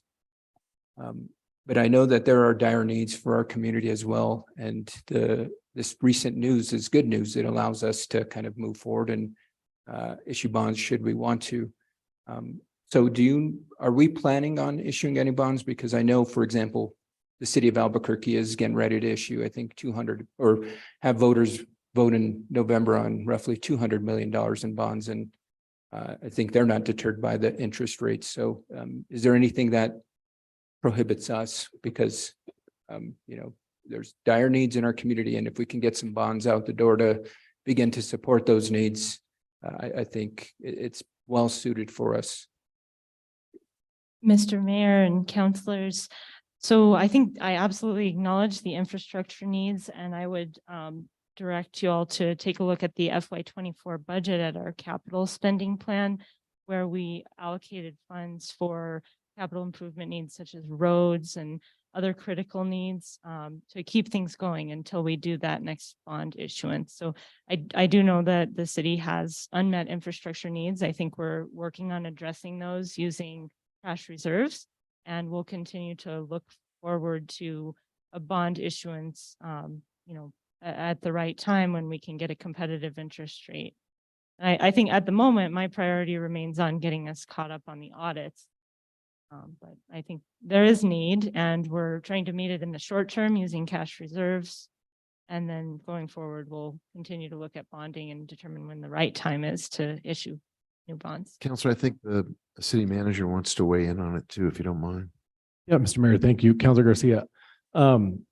I don't recall that we said we weren't planning to issue bonds in November. My memory was that we said that we wouldn't be planning to issue bonds either this spring. It was sort of, I think it was around the idea that it was a moot point that our audit wasn't done this spring or summer because the rates were so high. But I think at the time we said, similar to what the finance director just said, was that we knew that the next chance would be in the fall, after that in the next winter, and that we would be making strategic decisions around how to do that and whether to do it. To your point, the size of it too, is it worth doing a small bond, even if the interest rate is high, versus doing a kitchen sink 16, those sorts of conversations. So I think to the finance director's point, getting 21 in the door, priority now, getting 22 in the door after that. But we're going to try to be in a place that we're going to be nimble enough. So when we reach the point when the 22 gets in, that we're not for the first time having those conversations about, well, if we did bond, what should we do? We want to be ready to go. So as soon as the audits that are delinquent now are in, we can have those strategic conversations and have that talk about our rates right now, what's happening in the market right now, and is it worth it with clearly the infrastructure needs that we have. So I just wanted to add that. Thank you, Mayor. Thank you. Back to you, Councilor. Thank you. And I appreciate the context. I think, and I've mentioned this in the past, Director Wheeler did tell us we had a plan in place for bond issuance. We were hoping for the fall, and then the bond ratings challenge kind of diverted that. And I think now that we're back in good standing with our bond ratings, I'm wondering if we can reconsider what Director Wheeler had been preparing for us. Because again, I think no time is better than now. If we're going to be waiting for interest rates to go down, no telling how long that is going to be. That's out of our, those are forces out of our control. What's within our control is making the decision to ultimately put it to the voters who decide, is that worth it to them? And I think it's incumbent of us to begin to look at addressing the needs in our community. And I understand you had mentioned that there are resources in the fiscal year budget, but not the amount of resources that can come through a bond measure. And I just hope we can begin to re-explore this and really put this topic at the front point, or make it a focal point of our community's needs, and really begin to look at, okay, if we're not going to issue something in November, then when is the next time we can do it? What are we going to look at proposing and set a plan in place? And I understand that, the audit is a major concern, but I think we can walk and chew bubble gum at the same time. We can figure out how to get the audit done, and we can figure out how to address our critical infrastructure needs by issuing a bond. So I appreciate all the attention that you and your team have given to not only the audit, but to the S&P situation. It's evident that the attention that you and everybody involved was critical, and hats off and kudos to you for that, Director Oster. I really appreciate that. No other questions, Mr. Mayor. Thank you, Councilor. One quick comment. If we were going to be issuing bonds, my suspicion is they'll be GRT backed bonds, not GO bonds, and those don't go to a vote of the public. Councilor Merriworth. Thank you, Mayor. I just wanted to refresh all our memories around the budget process. The amount that we set aside for infrastructure was roughly, Mr. Mayor and Councilor Merriworth, it was about $13 million. right. And I think we had, there was a phrase, and I'm forgetting it. Tina, there we go. Thank you, Councilor Cassett. And maybe you can refresh about what that meant. And I think it goes to this point of, wanting that, the city has deferred maintenance needs that are enormous, that are not going to get met by one bond. It is something that we have to continue to work on. We also have a capacity in terms of what we can do in any segment at a time, just given our people power. And so we have not stopped our infrastructure work. We have just passed $13 million in this budget to do TINA projects. Can you refresh on what those are? And I think it goes to this point of we are continuing to address the most critical needs in the city, and continue to work on the enormous amount of deferred maintenance that this city has. Thank you so much for that question, Councilor Merriworth and members of the governing body. So TINA refers to there is no alternative. It's an acronym, it's not a person. And so I want to really acknowledge Director Ochoa here. I'm not sure if she's still in the room, but she led an exercise with our our senior staff. Emily, I'm going to ask you to talk into the mic, because I think it's very important that the public hears this too. We can hear you in the room, but I know on Zoom, if you step away, we can't quite hear you. So sorry to interrupt. Thank you, Councilor. I'll start over. So TINA stands for There Is No Alternative. And a couple of months ago, Director Ochoa led the senior staff through an exercise where each of the mega department directors identified their top 3 priority needs for their department. And then we all came together and we put them up in a big matrix, and we identified things where there was no alternative. And then that's kind of been our punch list for, as funding's been available, we've worked on that list. And when we were allocating the $13 million in capital funding that was available, we drew first from that list of items that had been identified by the senior staff as a team as the top needs by departments, and items where there is no alternative. So that includes things related to public safety, the public safety radio system, a regular radio system that's used by our transit folks and parks department, some critical IT needs related to security. For example, security cameras at fire stations was one of the items. You know, it was a really awesome collaborative process. And I want to thank the city manager and the mayor and director Ochoa for helping us come together as a group like that. So the list of projects that are on that, that were allocated from that $13 million of funding are the items that were identified by your senior leadership team as the most critical and areas where there is no alternative. If we don't do that, we have a potential area of failure.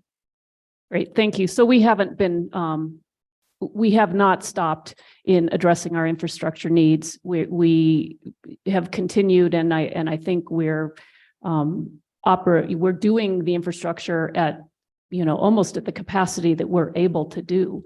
So and we continue to work on chipping away at the deferred maintenance that's in the city.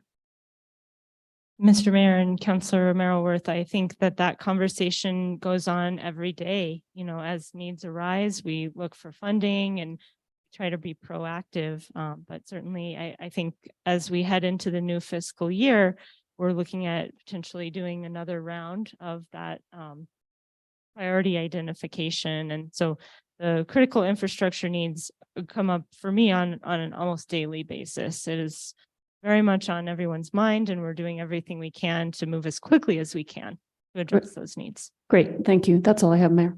Thank you. Other questions? Thank you, Director, and congratulations again. It's 7 o'clock, and I would entertain a motion to amend our agenda to take up petitions from the floor. So moved. Can I offer that we do petitions of the floor and then we take a break, or where do we go next? We'd arguably go back to our regular order. Okay, so we're going, so in the order that it's going down. Okay, that's fine. Thank you. And we can absolutely stretch our legs. We've had a good 2 hours of presentation. So Well, I think we have executive session, right?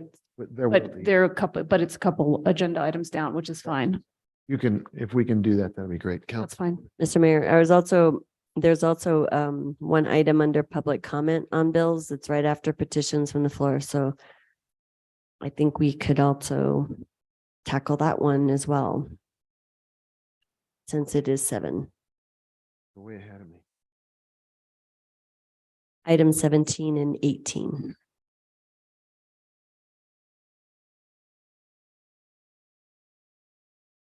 Yeah, those if it's to the pleasure of the governing body, we can do petitions from the floor, 17 and 18, and then go back to our regular order. Does that meet everybody's approval? Let's get a motion to that effect. So moved. Second. Can you call the clerk, can you call the roll, Madam Clerk, or call the clerk, Madam Roll?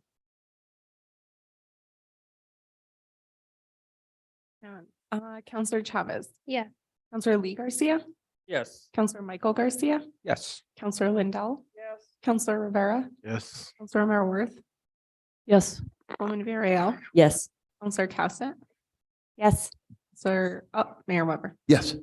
Motion is approved. Thank you. So, Madam Clerk, let's take first folks in the council chamber. If you are here for a matter that is not a public hearing later in the meeting agenda, if it's unrelated to a public hearing on the agenda, we would be happy to hear from you about that for 2 minutes per person.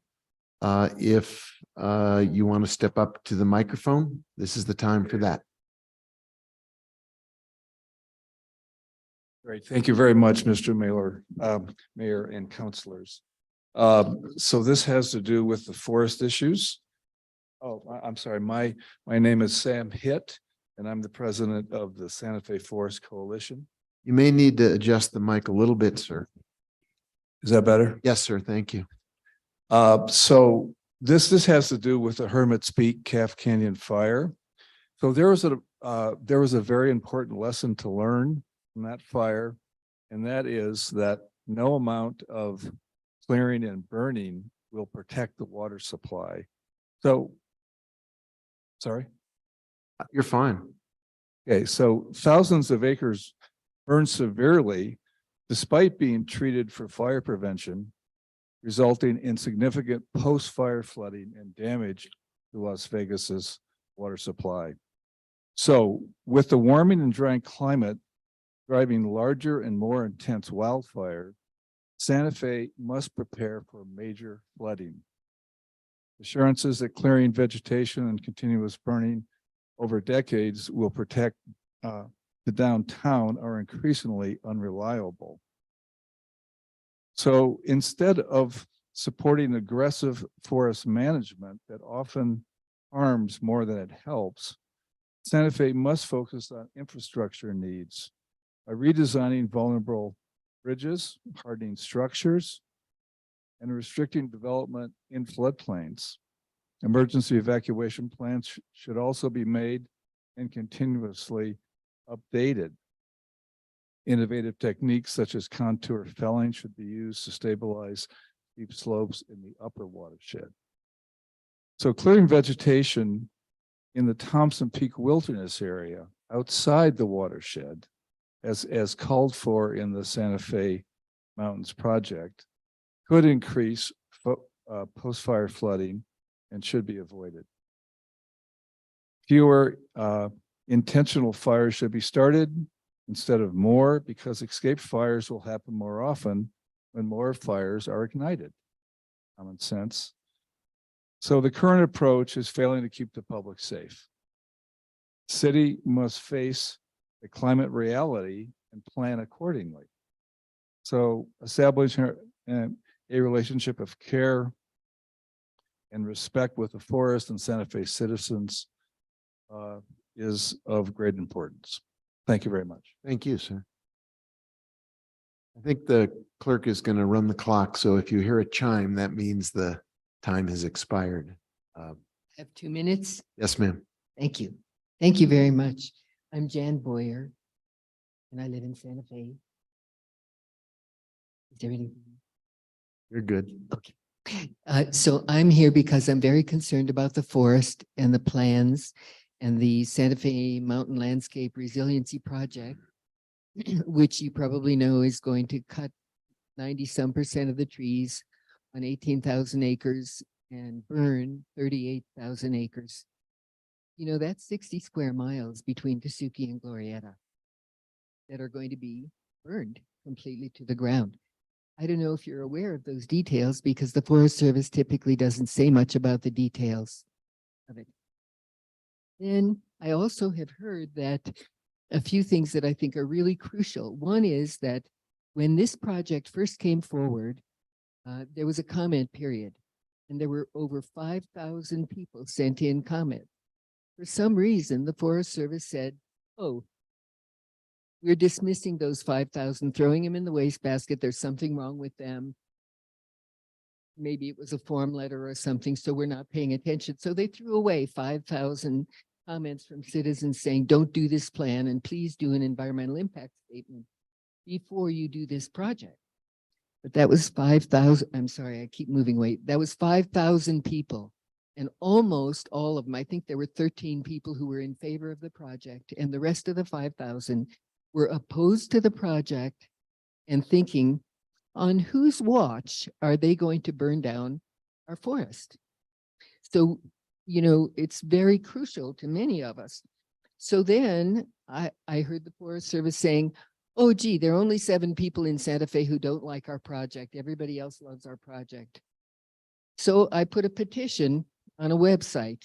The petition reads, we call for an environmental impact statement before cutting and burning. We ask our representatives, that's you, to request an environmental impact statement be completed for the Santa Fe project before they do more cutting and burning.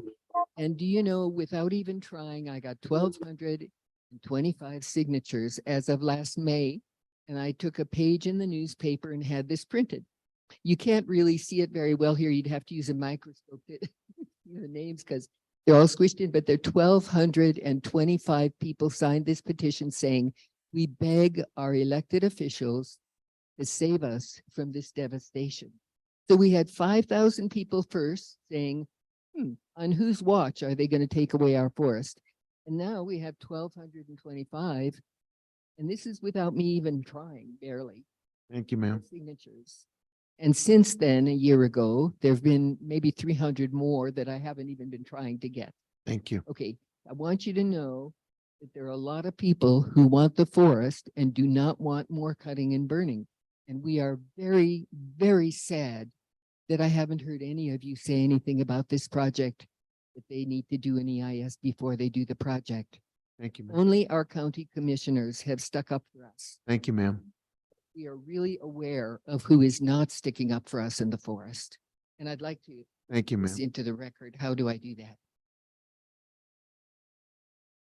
Thank you so much. Thank you. Thank you. Thank you very much.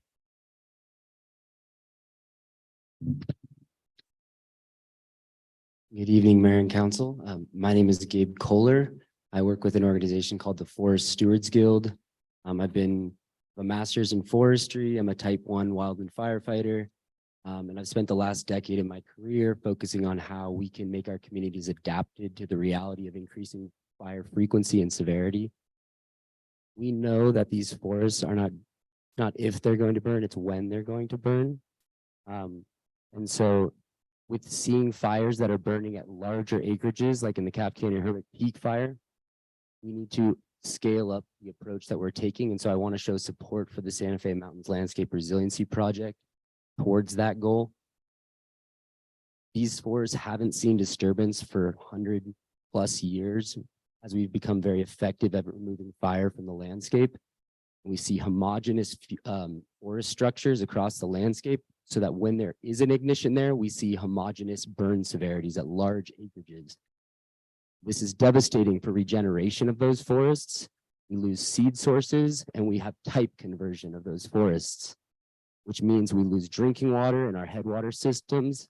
We lose those forests for very, very long timescales.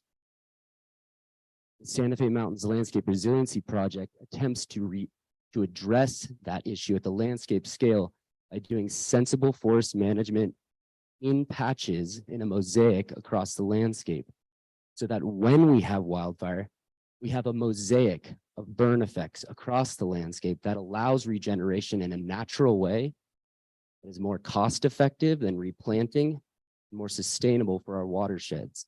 So I encourage you to continue to be vocal in your support for treatments like this and to support our scientists and our land managers in this project. We have a very awesome cohort of local scientists with the U.S. Geological Survey. We have land managers that work very closely with them. We have dendrochronology that shows us the history of fire in these landscapes. And this project is based on sound science and a solid process of coordination and collaboration amongst many organizations in the Fireshed Coalition. So I encourage you to please show your support, to continue to be vocal for this, to protect the future of our forests and our watersheds here. Thank you. Thank you very much. You have the floor. Hi, good evening. Carmela Quintana from Santa Fe, here representing American Legion Post 12.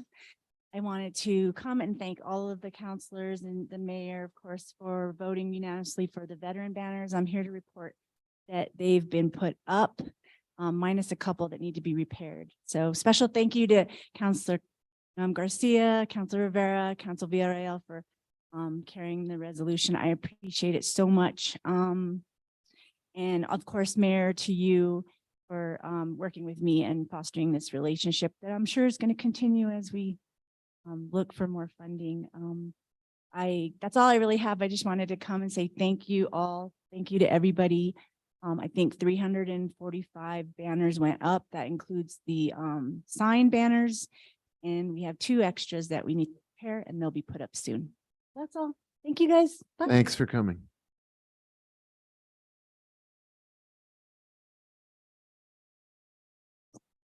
Good evening, Mayor, Council. My name is. You're a little taller than our last speaker. If you could move the mic a little bit closer to your mouth. Thank you. Good Perfect. evening, Mayor, Mayor and Council. My name is Sandy Herlocker.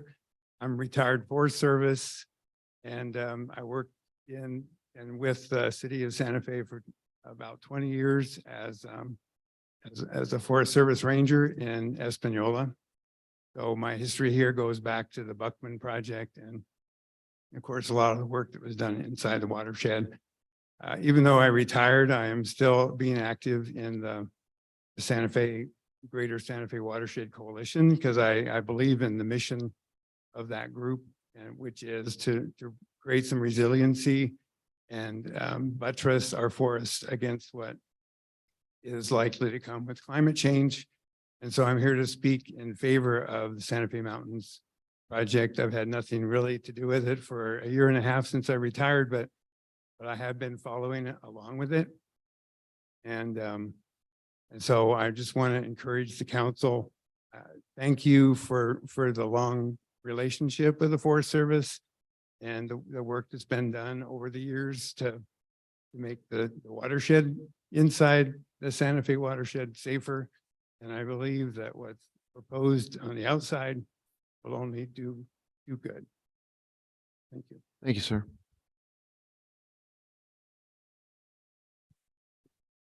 Mayor, Councilman, hi.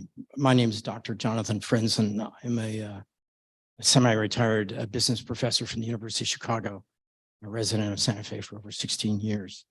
And I live in the WUI, and I filled out the WIRI study, the survey that came in. I'm speaking in support of the Santa Fe Mountain Project. And I'd like to put my business hat on for a second and draw your attention to an excellent report. It's on the Greater Santa Fe Fireshed website. It's called the Triple Bottom Line Analysis of Fuel Treatments. Sounds a little daunting. It's by an organization called Earth Economics. It's called a triple bottom line because they use 3 different methods to try to figure out what the consequences would be of uncontrolled fire in our fireshed versus the kind of intervention that's described and planned in the Santa Fe Mountain Project. I've been through the report and a number of times, and it looks like it's actually a pretty solid piece of work. Now, the report gathers data together about our population, about the value of our infrastructure, our housing, the value of city water obtained from the watershed, and so on. It's fairly comprehensive. And it compares those values to the cost of doing nothing and to allow catastrophic fire to sweep through our mountains, as advocated by a number of opponents to the Santa Fe Mountain Project. And it compares those costs to the costs of investing in a project like the Santa Fe Mountain Project. And they come up with a return on investment. So $1 that would go into a project like the Santa Fe Mountain Project, according to this analysis, would provide a return on investment of between $1.44 and $1.67. Now, I'd like you to go onto the market and try to find a return like that these days. It's actually a pretty good return. Getting the money back, if you will, what the return is, means that we won't have to do repairs to our infrastructure, to our housing, to our communities, et cetera, if fire sweeps through these areas in the WUI. So with inflation, with increasing interest rates, material shortages, labor shortages, et cetera, that estimate is now low. It's probably closer to $1.75 to $2 on the dollar. So let's invest in our future. Let's invest in the Santa Fe Mountain Project. And hopefully we'll go ahead and make our city a safer place and protect our economy. So thank you. Thank you, sir. Anyone else who wants to speak but is not addressing an item on our public hearings later? How about in the Zoom capacity, Madam Clerk? Yes, Mayor, we have 2 individuals on Zoom. 3 individuals on Zoom. The first is Ariel. Hi there, can you hear me? Yes, we can. Are we able to access it on the screens or not? I have my camera off, so you can't see me anyway. Oh, okay. Usually we're able to have the Zoom participants on the screen, but if your camera's not off, we'll just listen to your voice. Go right ahead. Okay. Thank you. My name is Ariel Potashnik. I live in Santa Fe. I'm a project manager with the Santa Fe Conservation Trust. The Conservation Trust is a member of the Fireshed Coalition, And we're very supportive of the Santa Fe Mountains Landscape Resiliency Project and thankful for everyone who worked hard on it and is supporting it currently. So the Santa Fe Conservation Trust primarily works with private landowners to protect their properties using conservation easements. And we've learned over the years that the properties that are actively stewarded that we have under easement tend to fare better than the properties that are totally left alone in terms of plant health, soil health, plant biodiversity. And we think that one reason for this is that all across our landscape, we're dealing with a legacy of management decisions made by past humans. And so it's really our responsibility to take the landscape that we have now and make it better and help bring nature back into balance. In particular, in the forest, like one of the commenters talked about, there's been a history of fire suppression that's really left our forests out of whack. And so it's up to us to steward our forests into a more resilient, better position and make up for these past management decisions. We also recognize that fire is native to our landscape. And so we need to find a way to live with it and live in balance with it. And to do this, we can turn to the people who have the most experience living in this landscape well, which is our local tribes. And many of our local tribes have a tradition of prescribed fire in their stewardship toolkit. And so we think it's really important to look to that accumulated wisdom in terms of how we steward our lands and waters. And we're just really excited that this project is moving forward. We think that the well-planned, well-executed projects like the Forest Service was talking about with increased safety measures will have a benefit for our forests and our city in the face of all these changes that we'll see in the future. And we thank the council and everyone who is supporting this plan. Thank you very much. Madam Clerk, who's next in the Zoom room? I apologize if I don't pronounce this correctly, but Champe Green.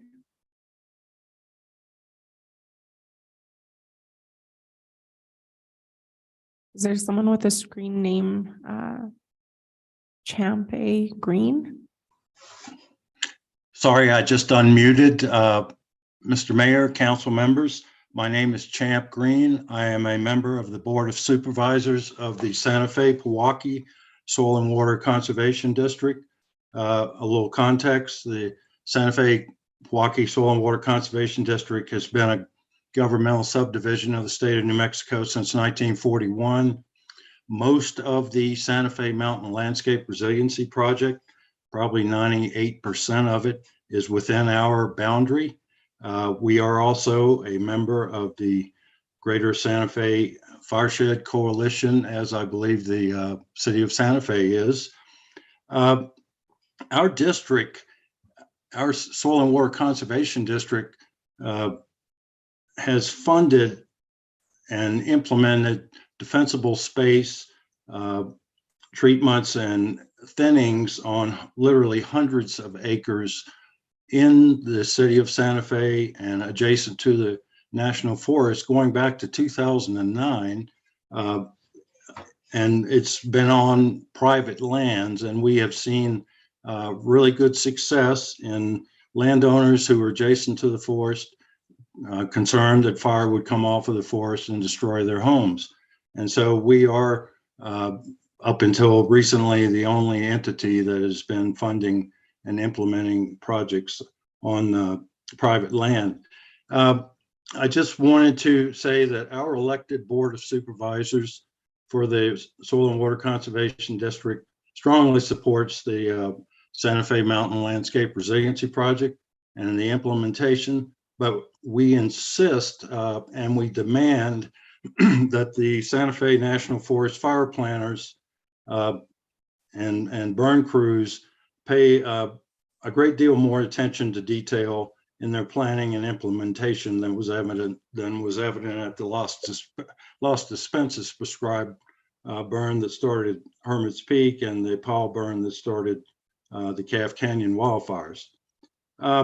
Just in closing, there's been a lot of talk about whether an environmental assessment was the appropriate NEPA document for this project. And I just wanted to remind everybody that the White House Council on Environmental Quality when they wrote the regulations for NEPA, the National Environmental Policy Act, they said, and I quote, that EISs, environmental impact statements, normally are less than 150 pages in length. And that includes the purpose and need through the environmental consequences chapters. Sir, I apologize, sir. I think I'm going to have to interrupt. Your 2-minute time period has elapsed. Okay, I just want to conclude that Santa Fe Pewaukee is in favor of the Santa Fe Mountain Resiliency Project. Thank you. Appreciate it. Who else is in the Zoom room? Emmy? Yes, hello, and thank you for having this meeting. I'm surprised to hear from so many. I'm sorry, ma'am. Can we get your full name? Caponen, Emmy Caponen, and I left Santa Fe last year, but I was very involved in this project. So I have visited the area of the Hermit's Peak, and I have, the flooding is actually worse than the fire, and the smoke was incredibly bad, whether it's going to be a prescribed burn or a forest fire.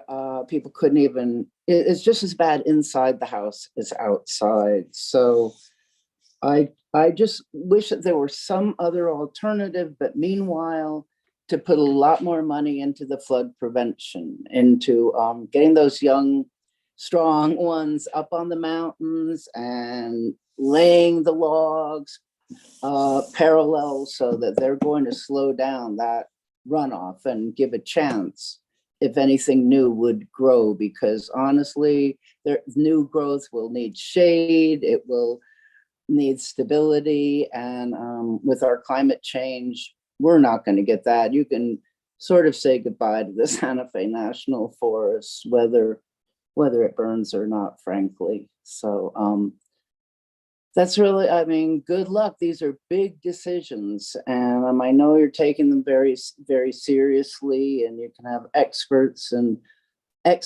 but just us laymen know that we're saying goodbye to a world that we knew.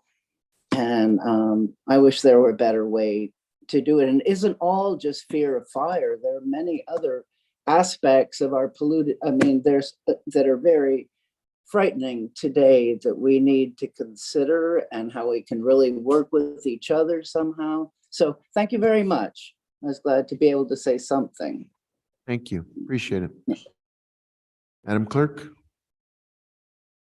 Mayor, there's no one else on Zoom. Okay.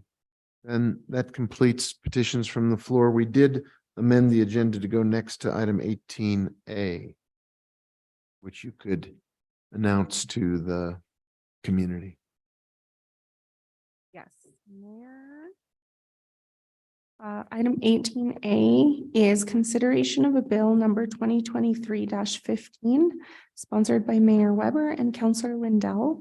It's a bill amending SFCC 1987, Section 2-4.6 to increase the city manager's non-pandemic contract approval authority to $200,000, amending Section 11-13 to strike language regarding contract authority, and amending Section 20-1.4 by removing the city manager's pandemic specific authority. And this is a public hearing, Mayor, the first public hearing with.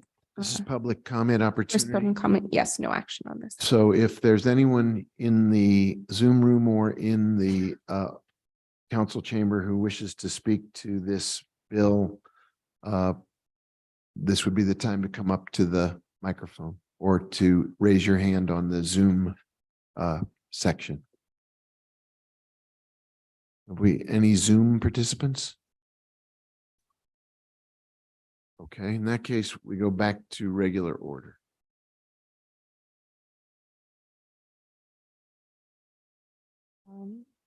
Mayor, we are resuming our agenda item 10A action items on the discussion agenda.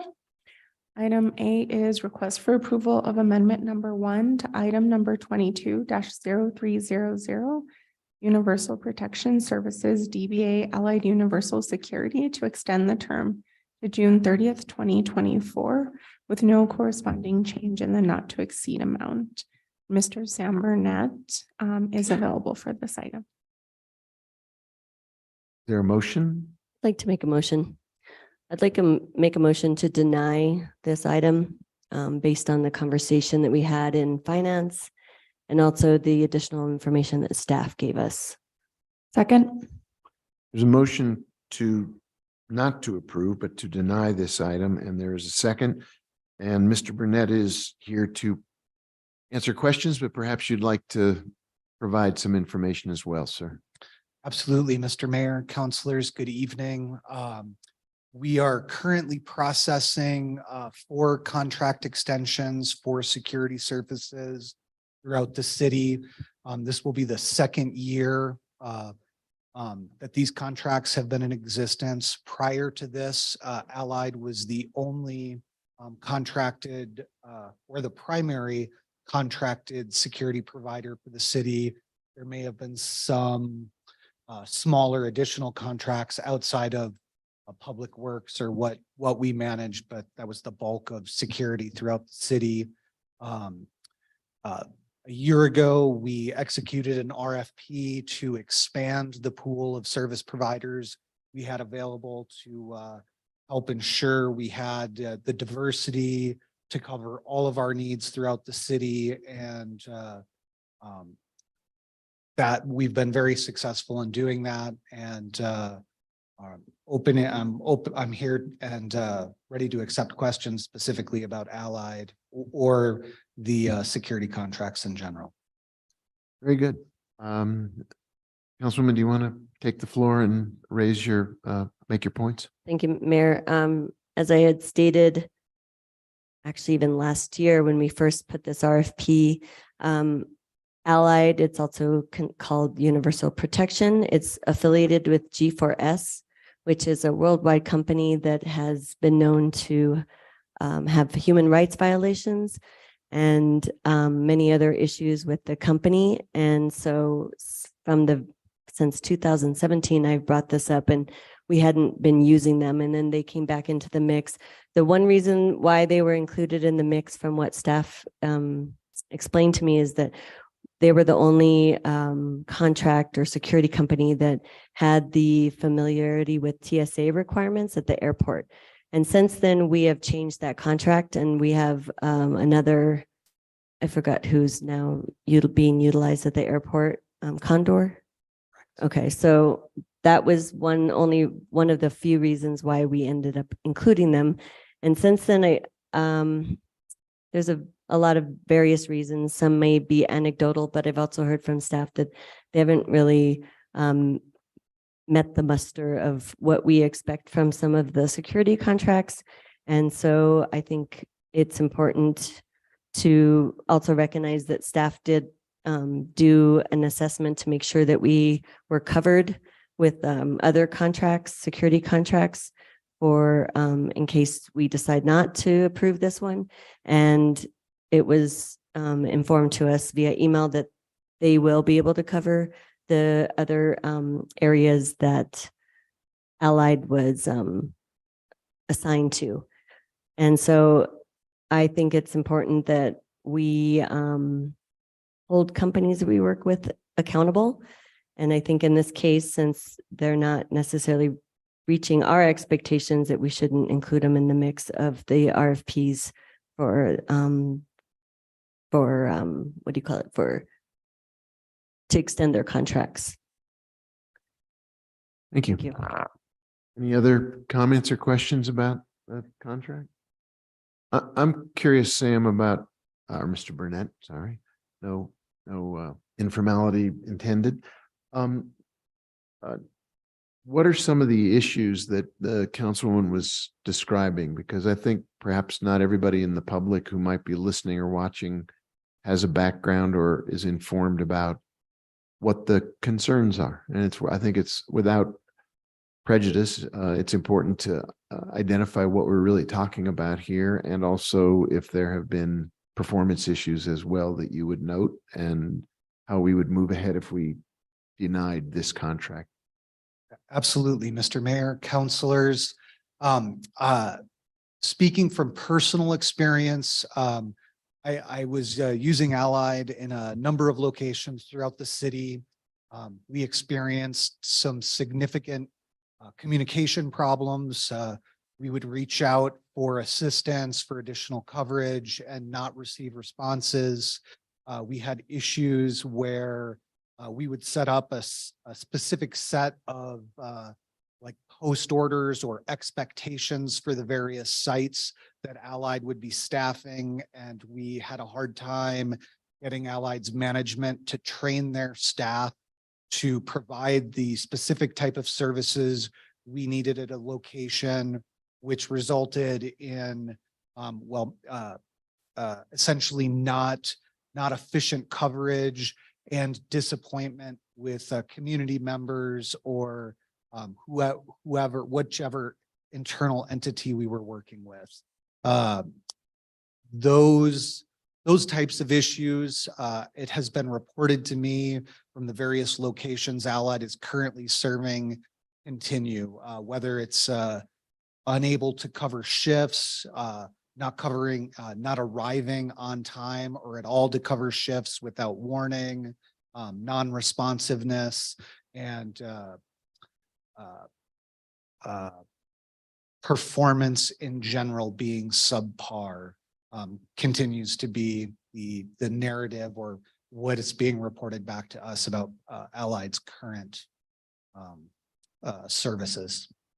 And if this contract is not continued, what does that suggest about our ability at a time when we are looking for additional security support outside of our own public resources? Mr. Mayor, councilors, we've reached out to the other 3 service providers we currently have under contract. We've received positive comments back from 2 who have stated they would be able to cover the locations Allied's currently covering and have provided quotes to do so. At the moment, we essentially have 400 times the level of coverage we did when we were only working with Allied. Without Allied in the mix, we're still far better off than we were a year or 2 ago. And we're very confident that even without them having an extended contract, we will be able to meet all our needs. Other questions? Do you have any, let me probe just a little bit more. Do you have any idea how many employees that Allied is, as the councilwoman said, I believe is the largest private security company in the world. Obviously we're not, I suspect we're not bringing people from Europe to be part of our Allied team here. Do you have any idea how large their employee base is in Santa Fe? Mr. Mayor, councilors, I am not able to answer that question. Do you know in working with other security companies, would people who were actually good providers of security working with Allied be able to perhaps latch up with a different entity? Yeah, Mr. Does Mayor, that happen? Yeah, Mr. Mayor, councilors, absolutely. We have actually a few security officers working in various sites throughout the city that, as we've moved from one vendor to another, have actually moved to different service providers to remain working at locations with us because we've had good working relationships. I believe that there is a limited pool of individuals working in the security industry in Santa Fe or in New Mexico in general. And I think that there probably is a lot of moving from company to company based on the quality of employment and the availability of shifts or locations that guards like working. Okay, thanks for helping me out with that. I appreciate it. Councilor Romero-Worth, you have the floor. Thank you, Mayor. Mr. Burnett, can you just tell us, you sent us some information about the contractors that we are using and their hourly rates, and then also I think there was something to suggest that based on their hourly rates, what they were paid if they were bilingual. on that chart, only Allied had bilingual rate amounts. And I asked you the question of whether only Allied was providing us with bilingual security options, personnel. Can you tell the governing body and the public what the answer to that question was? Yes, absolutely. Mr. Mayor, councilors, the reason that only Allied had wage rates specific to bilingual guards was because in an RFP process, there's what a bid tab, and we lay out, you know, the different types of services we want, and everybody but Allied responded directly to that bid tab. Allied decided to also provide some additional services that they provide and hourly rates. And so that's how they ended up being the only person showing bilingual. We did reach out to our other service providers who informed us that if we were to request it, they would be able to staff locations with bilingual officers. And at this point, there is no indication that there would be an additional or greater charge for that, that it's standard for many of their guards to be bilingual, and they could assign them appropriately as needed. Thank you, Mayor. Thank you. Other questions or comments? There's a motion and a second on the floor. Madam Clerk, the motion is to deny the approval of this contract. Could you call the roll? Counselor Lee Garcia, Yes. Counselor Michael Garcia, Yes. Sir Lindell, Counselor Rivera, Yes. Counselor Mayor Ward, Yes. Councilwoman Villarreal, Yes. Counselor Cassett, Yes. Counselor Chavez, Yes. Mayor Weber. Yes. Motion to deny has been approved. Thank you. Thank you, Mr. Burnett. Could you take us to the next item, please? Yes, Mayor. Item 10B is request for approval of amendment number 1 to the collective bargaining agreement with the Santa Fe Firefighters Association, International Association of Firefighters, Local 2059 for fiscal year 23-24, providing for a 3% salary increase, the addition of health and safety captain to Article 340, promotional policy, and the addition of June 19th to Article 332 holidays. This item is presented by Aiden Lopez, the Fire Union President of Local 2059, and our Fire Chief Brian Moya. Move to approve. Second. There's a motion and there is a second. If you would like to come to the podium,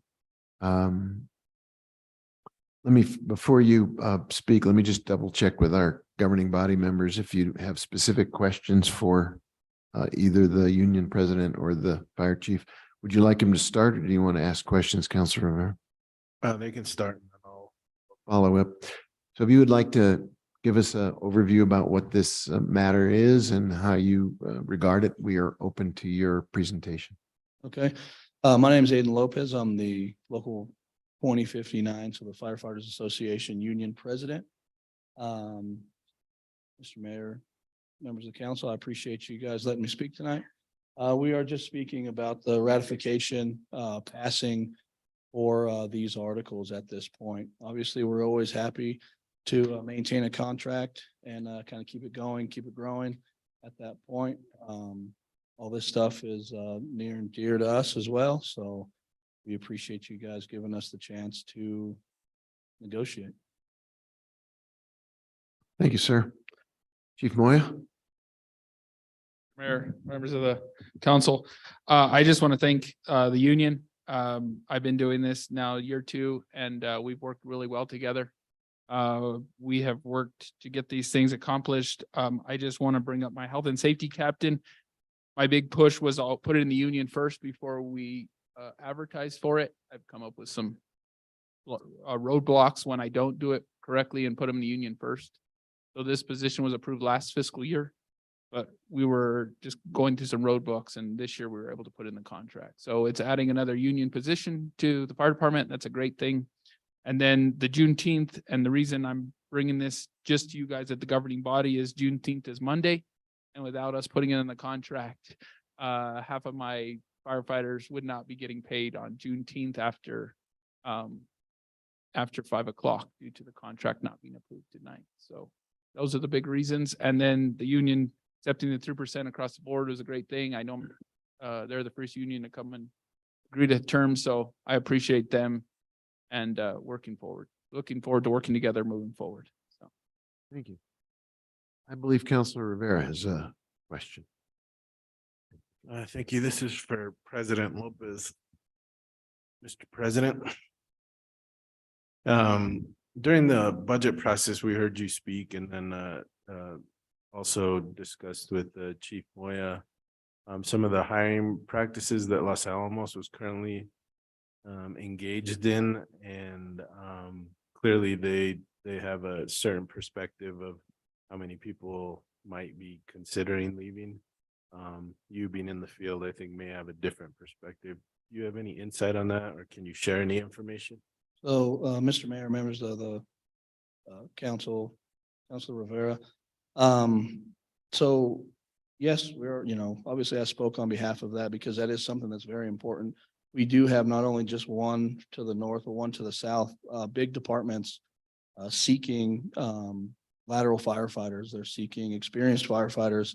And unfortunately, it could be easy pickings from this area just based off of a lot of the guys don't necessarily live in the city. Obviously, we've kind of been trying to combat that as well to try to make it affordable over here for them. But the biggest thing too is just the salaries on either end of us.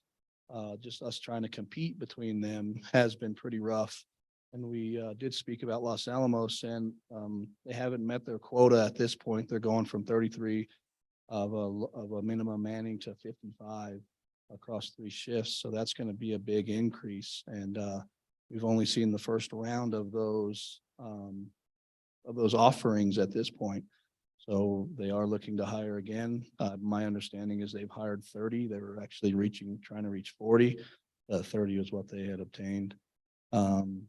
And like I had said in the previous stuff, this isn't the first or the end of it all. We're going to be looking at other departments trying to, one, maintain their employees and also entice other members and firefighters into their departments as well. Have you heard of people within our organization that are considering moves? Mr. Mayor, Councilor Rivera, yes, sir. I could throw a number out. It was 17, my understanding, that had applied. Only 2 were accepted, I believe. And I'm not trying to throw everyone's business out there on that. But like I said, this could happen again, and we don't understand yet as to what the city's going to try to produce to get those other rounds of individuals and rounds of firefighters later on in the years. Similar to why people are interested in our police department, and we're taking laterals at a huge rate. Now we're gonna probably look at suffering some of that on the other side with fire. I imagine firefighters and paramedics. Mr. Mayor, Councilor Rivera, yes, absolutely. Paramedics are a big one as well. It takes a lot longer to produce paramedics than it does just for firefighters on top of that. And the way in my opinion and the union's opinion, we need to keep the paramedics as well, because we are running ALS ambulances, unlike Los Alamos, unlike Albuquerque, these big departments that are trying to pull them. So another thing that some of these guys and gals are looking at is workload. They're 10% up north as to how much they work compared to what we run. And then obviously down south in Albuquerque, they do run a lot of calls, but they are not a single tier system such as us. They do have private entities going around and transporting patients. And by no means am I trying to advocate for that. I love that we're a tier 1 system. We own this town, and we own that EMT paramedic spot, all the way down to the basic levels. We're proud of that aspect of it. But, people can look at, unfortunately, higher wages and less call volume, and less, I guess, asked of them at that point. And that's kind of makes us nervous as well. Thank you. Chief Moya, I know we have people at two different paramedic programs, one at UNM, one at community college. Are they both the same length or roughly, or is one shorter than the other? Or? Mr. Mayor, Councilor Rivera, yeah, the UNM program is a little faster. It's about 10 months. They go 4 days a week, and then the community college program is right at about a year. So they're a little difference in time frame. We currently just graduated from UNM in May. We currently just were able to get one in this class. So we have one currently starting, actually started on Monday with the UNM program. And we have two going through the hiring process through the community college, and we have one graduating this summer with the community college program. So it's a little different program. We give them the option. The people that usually go to the community college program live here. Usually the people that sometimes want to go to the UNM program live down south. It's easier for them to just go to school right there. We also offer a car so they can, if they are from here and they want to go to the UNM program, we let them take a city vehicle back and forth to help accommodate that constant driving if you live in the city. If they live in Albuquerque or Rio Rancho, we do not offer that. They just go on their own. That's the length of the program, and how much longer after that to actually get on an ambulance to be able to run calls? Mr. Mayor, Councilor Rivera, we've kind of changed the process a little bit. All of our students come back and work for us. So Assistant Chief Martinez, we do an internal program where they learn how to get out of school and learn clinical internships. And then we also put them through a 3 to 4 tours. So four tours of letting them be with a paramedic to learn our system, learn our recording system, learn our documentation. And then we sit down with them and tell them, are you comfortable? Not only as a proctor, the paramedic that's mentoring them, also the student. And we just had two paramedic students from UNM just wanted to ask for an extra tour or an extra 2 tours just to make sure. So we're always making sure that they're just as comfortable, because at the end of the day, everybody, especially, when you hand the reins over, it's a different ballgame when you become an intermediate and then you're the paramedic and it's your first call and you're in charge of everything going on and during that call. So that's kind of it's about I would say 13 months. You add an extra month, it depends on the student, and you add all that, and then them getting their certificates and their national registry and their paramedic license, it all compounds into a little more work. Thank you. Just trying to see how long it takes to train a paramedic these days. Thank you. Thank you, Mayor. Councilwoman Villarreal. Thank you, Mayor. Congrats on efficient negotiations. I'm sure that feels good for everybody. I just had a quick question or clarification. Can you remind me why, say, for the position for the full-time behavioral health manager that we approved in budget, why that's not added to the CBA negotiations like the health and safety captain? Mr. Mayor, Councilor Villarreal, so that position is a manager, high-level manager position, so it will not be a union position. It'll be considered in the structure as the rank structure as a battalion chief level kind of a position. So we have not included that. And also the union contract positions also have to be fire-based related, kind of, in a sense. They usually all go through a fire academy, and they go through that concept when they get adopted into the union contract. Okay, thank you very much. Thank you. Others? Thank you. Madam Clerk, there's a motion and there is a second. If you could call the roll, please. Yes, Mayor, first, if I could just confirm, Councilor Merrill Worth was the motion and Councilor Lindell was the second on this item. I think it was a tie between Councilor Garcia and Councilor Cassett. Oh. Or to cast it. All right. And in the middle is Councilor Lynn. Me. Yeah, I think you could compromise and give it to Sig, but That's I don't exactly think that's accurate. what I think she was the only one who didn't try. Councilor Michael Garcia, Yes. Councilor Lindell, Councilor Rivera, Yes. Councilor Merrill, Yes. Councilwoman Villarreal. Yes. Councilor Cassett, Yes. Councilor Chavez, Yes. Councilor Lee Garcia, Yes. Mayor Weber. Yes, Motion has been approved. thank you. Thanks for being here, you guys. Item C under this numeral. All right. Item C is approval of amendment number 1 to the professional services agreement with Momentous LLC, contract number 22-0555 to extend the term of the agreement through March 31st, 2024.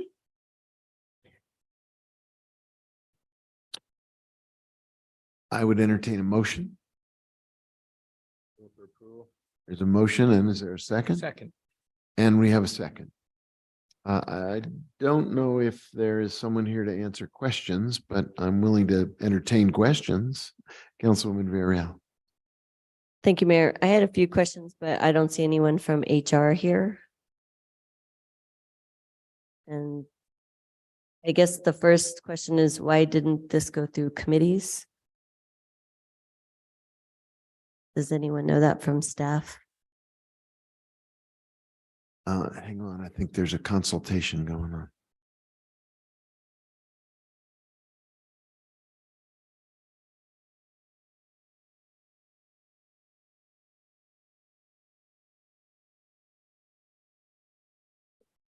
What we got? I'm gonna try to give background on this item.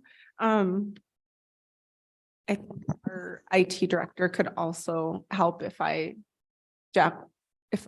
excuse me if I get this wrong. My understanding is this amendment was approved by the attorney's office at the end of April or beginning of May before the signature authority changed. And then the signature authority changed on the item, and the original contract was for $99,000, which exceeded the city manager's signature authority. So even though the amendment did not add a financial amount, it was recommended by the city attorney's office that it come before the governing body for approval. So in short, it was a timing issue. Attorney's office signed off on it on April 24th. It was routed for signature after May 5th when the city manager no longer had signing authority. And so therefore, when we were doing kind of a housekeeping of all the contracts to ensure that we didn't have any like this one was identified. And so that's why it was put on this governing body agenda. So do we typically approve retroactive contracts? And maybe you could explain that. Mr. Mayor, Woman Villarreal, yes, there is a process under the procurement code whereby the city manager can approve retroactively a contract where the term has lapsed. In this case, we thought it was prudent to bring it before the governing body for ratification, though, given the fact that there was that timing issue between when the city attorney's office approved this contract, the form of the contract, and by the time it got to the city manager's desk, that time his authority had lapsed. So again, it's a timing issue. There is a provision in the procurement manual that allows for the retroactive approval of contracts for lapses due to these types of administrative logistical difficulties. Mr. Mayor, Councilor Villarreal, I apologize. I don't know why the leadership of the HR department isn't here. I'm trying to get an answer right now. And the other question is, if this wouldn't, that misstep that you're describing didn't happen, would we have even heard this contract? No, you would not have heard this contract if this had gone a little more efficiently from the city attorney's office to the city manager's office. He could well have signed it before his authority reverted back, but we didn't have any control over it because it was when the health emergency ended. Yeah, I guess I'd like to know more about Momentous and, the fact that they let the contract expire, and they talk about the importance of the contract support. And so if it's that important, why would it expire? And I guess I'm just curious about this particular contract as it relates to what it covers. I don't know. There's just a lot of questions about what it does, Why do we let it expire? Is HR keeping up with the work that the contractor is doing? What has been completed thus far before the contract expired? And just, I don't know, I guess questions around testing and quality review. Those are things I would be, asking, but it sounds like this wouldn't have come to us. This is, and I'm still confused why it's in front of us now. Sorry. Chairwoman Villarreal, it's in front of you now because now the city manager can't approve it, given his authority limited to $60,000. So this is, my understanding is this amendment is just for a term extension. Right. So it's not adding compensation to it, but nonetheless, under the procurement manual, the governing body needs to approve it at this spending threshold, Right. the contract price.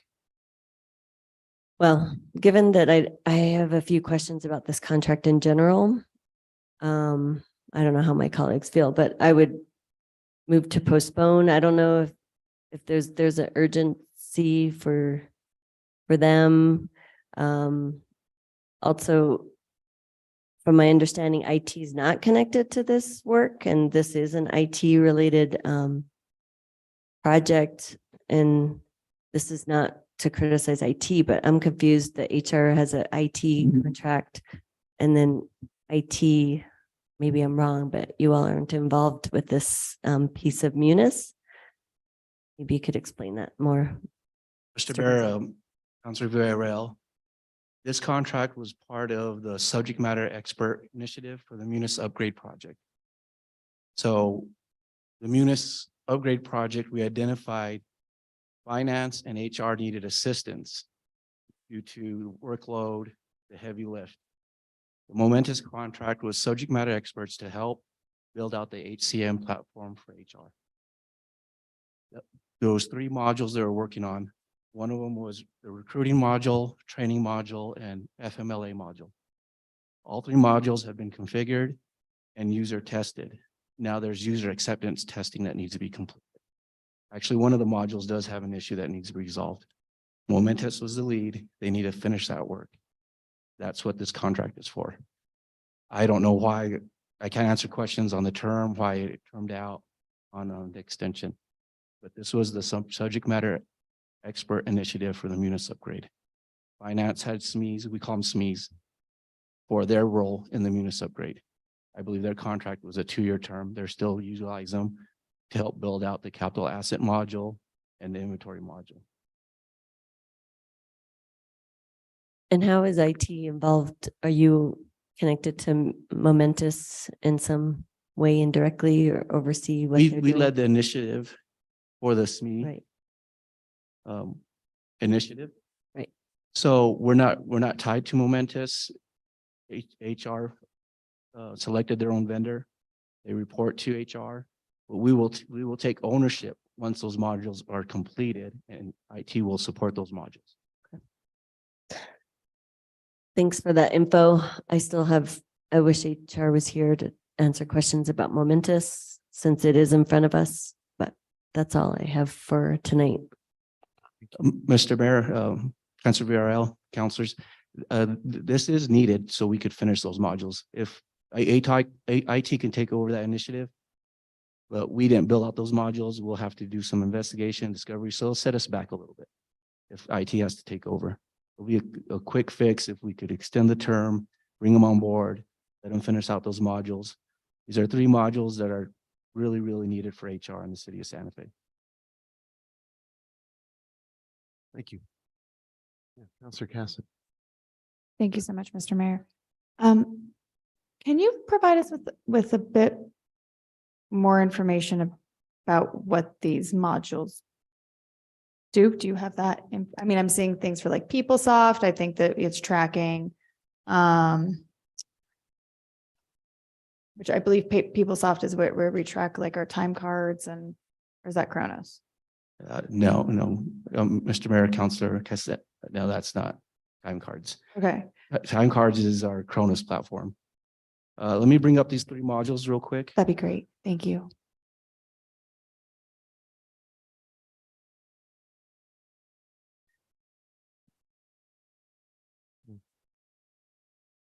I apologize. I apparently missed this, so I apologize for making you repeat yourself. So FMLA was on there. What else? so the three modules that Momentous was assisting HR with, the three new modules they were assisting HR with to build out.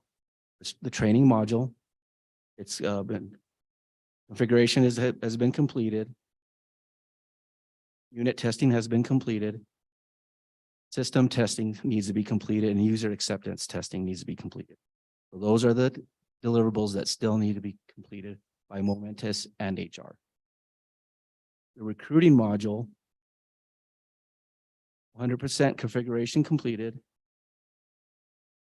Unit testing completed 100%. There is one issue that needs to be resolved in that module with Momentous, HR, and Tyler Technology. User acceptance testing needs to be completed. The FMLA tracking module, 100% configured, 100% unit testing completed. System testing needs to be completed and user acceptance testing. We're looking at 2 deliverables in each module that need to be completed and one issue still needs to be addressed. Thank you. And I apologize that I am bad at listening and reading things at the same time. I will. And prefer for what they multitasking. do, I would need HR.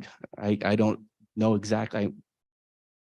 Recruiting module, I mean, it's kind of self-explanatory. exactly. You recruit people. Yeah. Training training module, training module, people. FMLA. Yeah.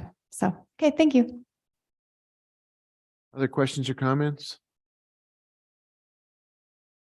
Okay, we have a motion and we have a second. Madam Clerk, why don't you call the roll?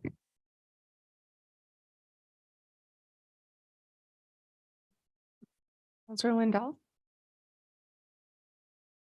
Yes. Counselor Rivera, Yes. Counselor Marworth, Yes. Councilwoman Villarreal, I'll abstain. Counselor Cassett, Yes. Counselor Chavez, Yes. Counselor Counselor Lee Garcia, Yes. Counselor Michael Garcia, Yes. Mayor Weber. Yes, Motion has been approved. thank you. Thank you for Thank you. stepping up. Appreciate your help. Madam Clerk, that takes us to the next item on the agenda. Which is matters from the city manager. Mr. City Manager. Hi, everybody. First quick reminder, for the first time, the city is going to be closed on this coming Monday for Juneteenth, in celebration and recognition of that holiday. So city offices will be closed. I know that the clerk shop has been putting out communication to the public and various departments have as well. But just a reminder for everyone about that.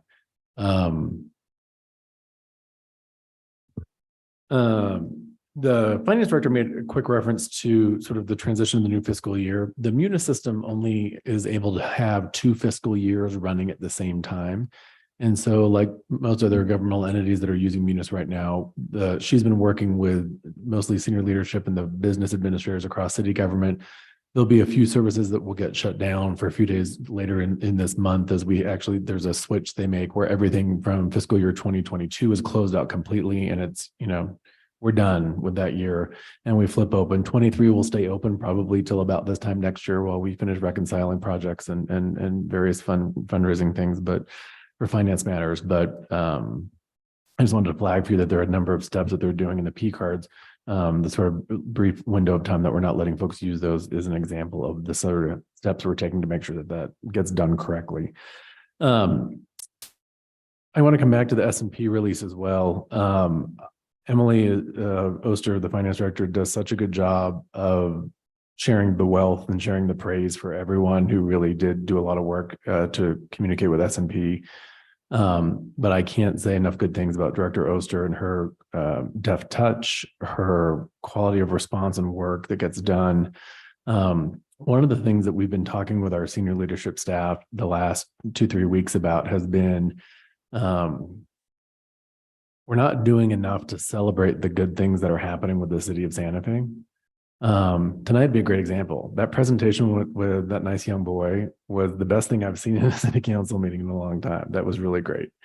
And so I think along those same lines, this is a big win for Santa Fe. I know there's been a lot of incoming of people suggesting financial cataclysm,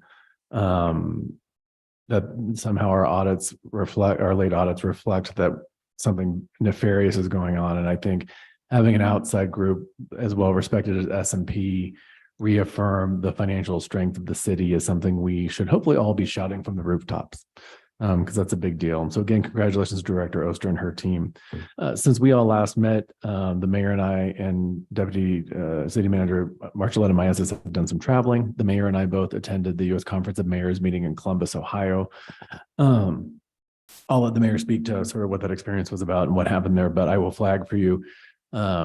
They have this huge convention center complex, just massive, like you could get lost in it, and the huge hotels and all this sort of stuff. And, you know, they had a shuttle that drove all the attendees from the airport into the hotel, and these beautiful flower baskets like the ones we have here at the convention center, and these gorgeous tall towers, and just, it's all very, very impressive. And on the first full day of the meeting, I was wrapping up a meeting and looked out the window from the 4th story conference room to see that beneath those flowers, about a floor below, was a tent city of homeless people that were living there in Columbus. And so it was a reminder, both because of that and the meetings that we were holding with all the other mayors, that continues to be a nationwide issue, that folks are dealing with how to combat the homeless problem and how to help people find housing. Deputy City Manager Marcelletta Maestas and myself went to our first conference for ICMA, which is the City Managers Association. And it was really informative. It was nice to be around other folks who do the work that we do. Frankly, it actually was a lot of city managers, not a lot of deputies, and then a lot of people who work in city government who are interested in becoming city managers and trying to get some experience. The deputy city manager participated in a micro certification program about city leadership, city council relations. And so hopefully you'll see an uptick in how we're doing in that regard. I was certified in leading as a coach and how to sort of work with your team to sort of change culture, and how to work with staff and senior staff who are in need of assistance or guidance, or try to help them reach goals. Had some great sessions about some of the recruiting challenges that people are facing nationwide. It turns out all the other city managers that were at this meeting, mostly from sort of the Southwest, California, Arizona, Colorado, New Mexico, were sharing that they are also having tremendous difficulty hiring specialized positions, engineers, lifeguards, CPAs, people that they're just the pool of people. There's an acknowledgement that we're all robbing each other to do this. Retention incentives and hiring incentives came up. It turns out there's at least one city in California where they're paying $40,000 as a hiring incentive for police officers. And so it was an interesting conversation about the nature of how hiring is working now, and things that put, so, you know, government across the board has not recovered yet from COVID, but city governments and local governments are lagging the most behind. State government is getting closer to getting caught up to where they were pre-pandemic, and city governments are just having a harder time getting there. We had a really interesting session about how to help municipalities do a better job of accessing federal dollars. And so we're going to begin working internally to look at what our options are to try to help figure out how to build our capacity to do more grants, the writing of the grants, the management, the compliance of the grants. But the takeaway from the meeting was that, again, these positions, these grant writers aren't really readily available. And what people are doing is hiring people who are smart and can be taught how to do this, or they're hiring private contractors to do it. And so I think we're going to look at sort of what our options are, both in terms of the impact it has on the finance staff and their ability to help other departments, but also what's cost effective and what we think will really help us get the biggest bang for the buck. We both, the deputy city manager and I, participated in a really interesting breakfast roundtable discussion about how to rebuild trust in cities and in city government. We feel like we're seeing some data that shows that the public is feeling really good about state governments. Maybe they're not so sure about local governments. I don't know if that's a post-COVID thing. You know, I'm hoping that we can learn some more about it. But it was interesting to sort of hear other cities managers talk about similar things that they're facing that we face here in Santa Fe. And it facilitated a really interesting conversation. And I've been talking with the senior staff about this. Tuesday, we spent about 10-15 minutes talking about both how we talk about the great things that are happening with the city and celebrating the really cool things. You know, like That top pool of Bicentennial opened today. That's awesome, right? The new baggage claim area at the airport is open. That's cool. There's a new statue at the Southside Library. You know, we've got really amazing queer book exhibits at all of our libraries for Pride Month. Like, are we doing enough to say this, the good things that are happening? But also the thing that was really striking to me was there was a conversation that was facilitated around how city leadership, so our elected officials, you all, senior staff, city managers, how we talk about our city government is reflected by the public.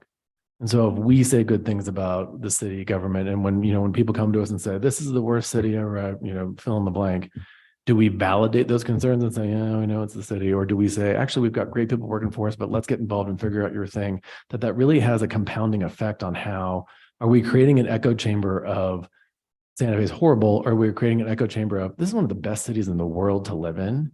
We've got challenges, but we're up to the task and we're going to fight and we're going to get them done. So I just want to flag that was a really productive conversation that I was grateful to have, and I'm happy to share with you.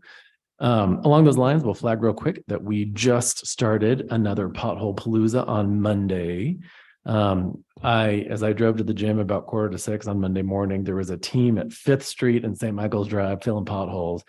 And I was going to jump out and take a photo, but I thought I might scare them and elected not to do that so early in the morning. But so we have a whole effort going these next few weeks again, teams working longer hours. And I think we're trying to figure out if there's another way to do a third one in July. So we'll know, that's a question of resources and can we prioritize that, but we're going to work more on that. Finally, want to thank all of you that came to the Pride Proclamation reading on Monday and the flag raising event that we had. That was really, I think that was the largest turnout. Was bigger than last year, which is my frame of reference. I don't know if they were bigger before me. But we have a whole lot of stuff coming this week. The city sent out information externally. I sent things out to city staff. We're doing an after hours happy hour on Tuesday at Cowgirl. Clearly, you all are welcome to come. Please toast with us. You don't have to be queer to come. Allies are welcome as well. We're still asking folks to sign up that want to join us for the Pride Parade. We're getting t-shirts made from our friends at FS2 that we're going to have for everyone who is on the parade with us. And I just want to sort of add as, and I talk a little bit, this is what I think is the first openly out city manager, but since we last met, the Human Rights Campaign, which is the largest queer organization in America, has been around for about 40 some years, issued a nationwide state of emergency for queer people across the country. We've seen violence at other queer events across the country, violence at drag shows, continued taunting of queer kids. And so I made reference to this at the flag raising on Monday, but having queer elected officials is a huge deal. Having straight ally elected officials is a big deal too. And so I'm grateful for all of you continuing to support not only the queer employees who work for the city, but all of the queer residents who live here. And so I appreciate that and wish everybody happy Pride. Thank you, Mayor. Thank you, sir. Madam Clerk, what's the next item on the agenda, please? Mayor, the next item on the agenda is matters from the city attorney. You have the floor, sir. Thank you, Mr. Mayor, members of the governing body. I recommend that the governing body go into executive session to address the items on the agenda. Councilor Rivera, can I ask you for a motion?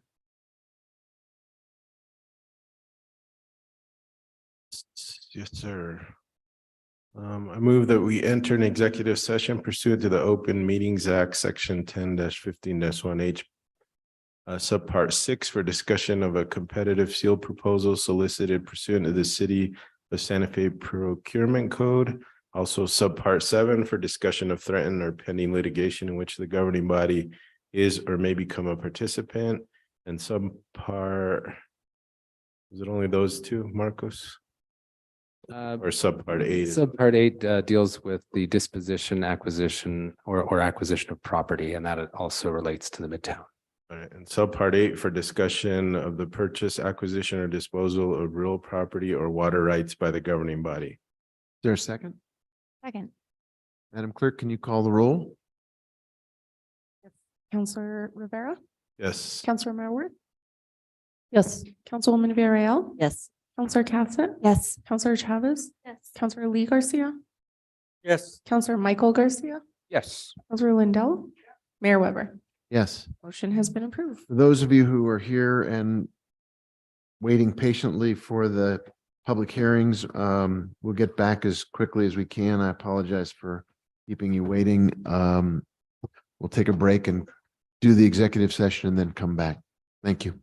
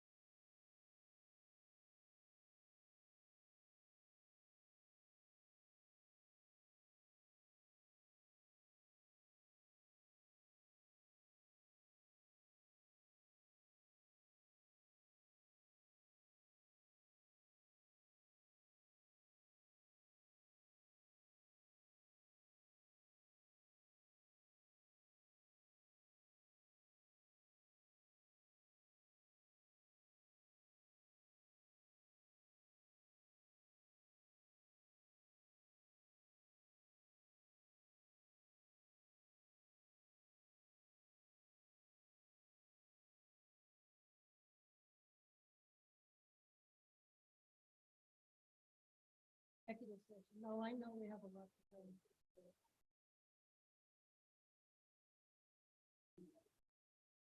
I would agree with you. That's what I'm just telling you.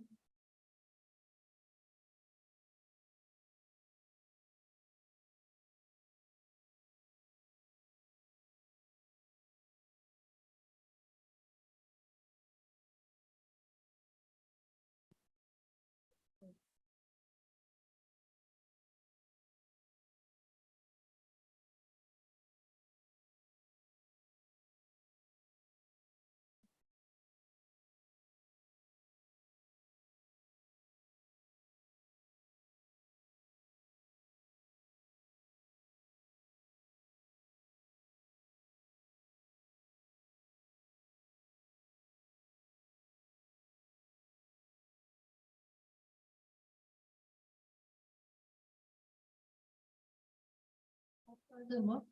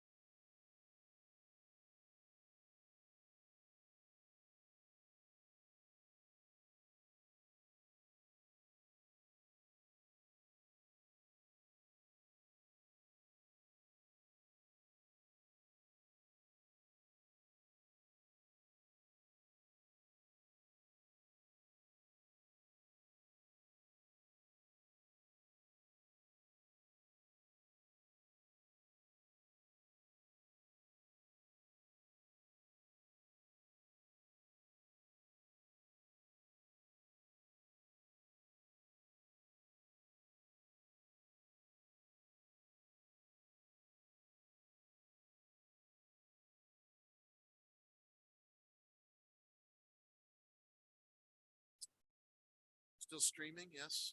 Okay, we're live. We're back in session. For those of you who've been waiting patiently, I appreciate it, and I'm sorry it's taken us so long. Councilor Rivera, do you want to make a motion to bring us back? Sure. Pursuant to the Open Meetings Act, Section 10-15-1J, I move that the governing body reconvene in open session and state for the record that the matters discussed in the closed session were limited to those specified in the motion for closure. Second. There's a motion, there's a second. All those in favor say aye. Opposed, motion carries. We're back in session. Matters from the city clerk. Yes, Mayor, I do have just a couple of quick announcements. One, thank you always to Alexandria Mares. She's really hitting a great stride as the special event coordinator. We had our first movie in the park at Swan Park. We had our first spray down of the season in conjunction with the Santa Fe Fire Department, which was amazing. We had the pride flag raising in front of City Hall just this week. And so just her attention to detail and focus on planning is really much appreciated. She's also been helping with all of the teen nights that we're having across the city, which is so cool. And anyways, I also just wanted to thank Constituent Services for their support at the events and helping to get the word out through satellite office hours and tabling at other city events. And of course, our comms team for creating all of the content that we can share. And then really just wanted to congratulate our records technician, Christina Montoya, and Assistant City Clerk Geraldine Cardenas. Christina has been the lead on implementing the new scanning software, Square 9, which will allow the city clerk's office to jump into modern technology. We're actually going to start scanning our documents, of course, all with the help of IT. But this is really great for our record retention, and our searchability and search format, I think, is going to be much approved. So super, super excited about that. And yeah, I'll keep it short. Thank you. Thank you. Next is our matters from the governing body. communications from the governing body. I'll just do a quick whip around. Councilor Chavez, you have the floor. Thank you, Mayor. I will be quick. I actually just wanted to take tonight to recognize Councilor Cassett for her vision in our District 4 community building event series. She had a vision of bringing the community together in District 4 to create genuine connections. And it's a series of 3 events, and we've had 2 so far, and it has been the most amazing opportunity to be a part of. We've had community members come in and share really personal things about their lives. It's created a lens to truly see people, respect people, and appreciate the diversity that we all bring to this community. We've created art together. We've cried together. It's just been a beautiful thing to be part of, and I'm so glad that I've had her as a mentor this whole time. And she's created many opportunities for me like this. So I just wanted to really recognize her and her passion for District 4, but Santa Fe as a whole. So thank you. Thank you. Councilor Rivera. Thank you, Mayor. Just wanted to thank everyone for Swan Park movie night. Christine, I heard it was a pretty fun night. I was unable to attend to a graduation party, but I heard some good things about it. So thank you for that. And then just wanted to invite everyone to the South Side on Saturday, June 17th from 12 to 6 at Ortiz Middle School, the football field. There's an event there, a Southside event called Convivio. There'll be live music by Soulfire, Mariachi Buenventura, DJ Precious, ukulele music, films by Little Globe, folklorico dancers, face painting, all kinds of fun things to do, food trucks. So get a chance to come down 12 to 6 at Ortiz Middle School. Great. Thank you, Councilor. Councilor Garcia, you, sir, have the floor. Thank you, Mr. Mayor. Just heads up to the community for the Amelia White Park grand reopening on Friday. I think I'll see you and Councilor Merrill work there on on Friday, so look forward to that. And happy early Father's Day to all fathers, stepfathers, mothers who play the role of fathers, anybody that steps into that role. Happy Father's Day, and hopefully you're not spending too much time behind the barbecue grill. I know that that's what I'll be tasked with, making some type of barbecue fun, but definitely look forward to spending time with the family. So I got Mr. Rep. Thank you, sir. Councilwoman. Thank you. I just wanted to recognize the holiday of Juneteenth, also known, well, June 19th, which is also known as Freedom Day, Liberation Day, Emancipation Day, Jubilee Day, and Black Independence Day. And it's an important holiday commemorating the end of slavery in the US. And while we know this holiday recognizes the end of slavery and past suffering, it also reflects on the historic and contemporary stains of anti-Black racism in our country, whether that was through Jim Crow laws, segregation in schools, the rise of mass incarceration of Black men, or the ongoing traumatic experiences that Black and African American have endured through current state sanctioned violence and racial profiling. And I just wanted to recognize that it's important to celebrate this holiday because Black and African American community members have always been part of our community and the fabric and history and culture of Santa Fe. And they've often been invisibilized because they are a small percentage of our population. So just wanted to make sure we center and celebrate our Black sisters, brothers, and gender nonconforming folks. And to celebrate that, there's going to be lots of activities on Sunday, which is the Juneteenth celebration. And because of our changes in our rules for the plaza, there'll be vendors this time. So please check it out. There'll be amazing music, some pretty big headliners. So please support our community and recognize the history in our community. I also wanted to say happy Pride to my colleagues and also to the community because we know that Pride is not just a celebration, it's also a time for activism and LGBTQI plus our rights that are intertwined with a lot of different rights of whether it's reproductive justice rights, Black Lives Matter rights, immigration rights, they're all connected. And so I just wanted to recognize that, and we know that all of our sisters, brothers, trans and gender nonconforming relatives, their rights are under siege across the country. And so I do want to state that until all of us are liberated, none of us are free. So it is interesting that Juneteenth and Pride, I think they go hand in hand and definitely are connected to our history. So I hope you all have a safe Pride in the community, and I'm looking forward to the celebration in 2 weeks. Thank you. Thank you. Councilwoman. Thank you, Mayor. I do want to thank my colleagues that came out Tuesday to the raising of the flag out in front of City Hall. Monday.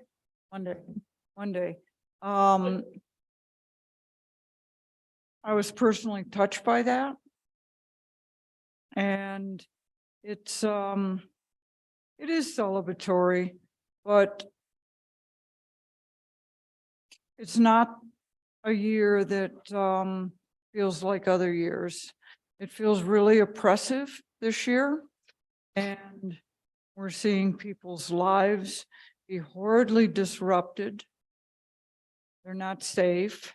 And I think we're fooling ourselves if we think that in our city that everybody's accepting and okay, because they're not. And I encourage everyone to keep their eyes open and to pay attention to what's around them. We're going to have a great time. But don't be silly about it and think that there aren't people that want to hurt us, because there are. And on a little lighter note, I hope that City Manager Blair continues to move through the rainbow with his nail polish. Been doing a pretty good job. And I just encourage everyone to attend and to encourage others to attend. You know, come out wherever you are. It's important. It made a massive, massive, huge difference in this country, the come out movement. You know, someone's having a hard time with that, put your arm around them, help them out, let them know they're cared about. We're here for them. We're here for each other. And it is a pretty sober year. But we're going to have a great time, and I look forward to seeing you all at the Pride Parade, which is the 24th. It goes off at 10:30. However, it's typically on Gay Standard Time, so that means probably closer to 11. Thanks everybody for the support. It was really wonderful to see you on Monday. Thank you, Mayor. Councilor Merrill. Thank you, Counselor Lindell, for those words. I think you're exactly right. I just want to take the opportunity as the finance chair to congratulate Emily Oster, our finance director, and the finance department team. And in case you haven't heard, we've mentioned it a couple of times, S&P Global Ratings, an independent rating agency, has affirmed the city of Santa Fe's bond rating with a stable outlook and removed the city from credit watch. One thing we have not talked about is what those ratings are. Our water utility bonds are AAA rated. Our wastewater utility bonds are AA+. Our senior lien gross receipts tax revenues bonds are AA+. Our subordinate lien gross receipts tax revenue, including our gasoline tax and refunding bonds, are AA. And our general obligation bonds are AA rated by S&P, and those were all reaffirmed. This is big news for the city, and I just again want to thank Emily and the leadership she's provided in this and her team that has supported her. That's all I have. Thank you, Mayor. Thank you. Councilor Casson. Thank you so much, Mr. Mayor. And thank you, Counselor Chavez, for that. I really appreciate it. And I appreciate you being such an incredible partner, and not only this, but so much that we do for District 4. As Counselor Chavez mentioned, with this project where we're really looking at how do we build the community of District 4, how do we remember how to be neighbors, how do we recognize our differences and look at how we can disagree and still respect each other. And like each other and care for each other and take care of our community.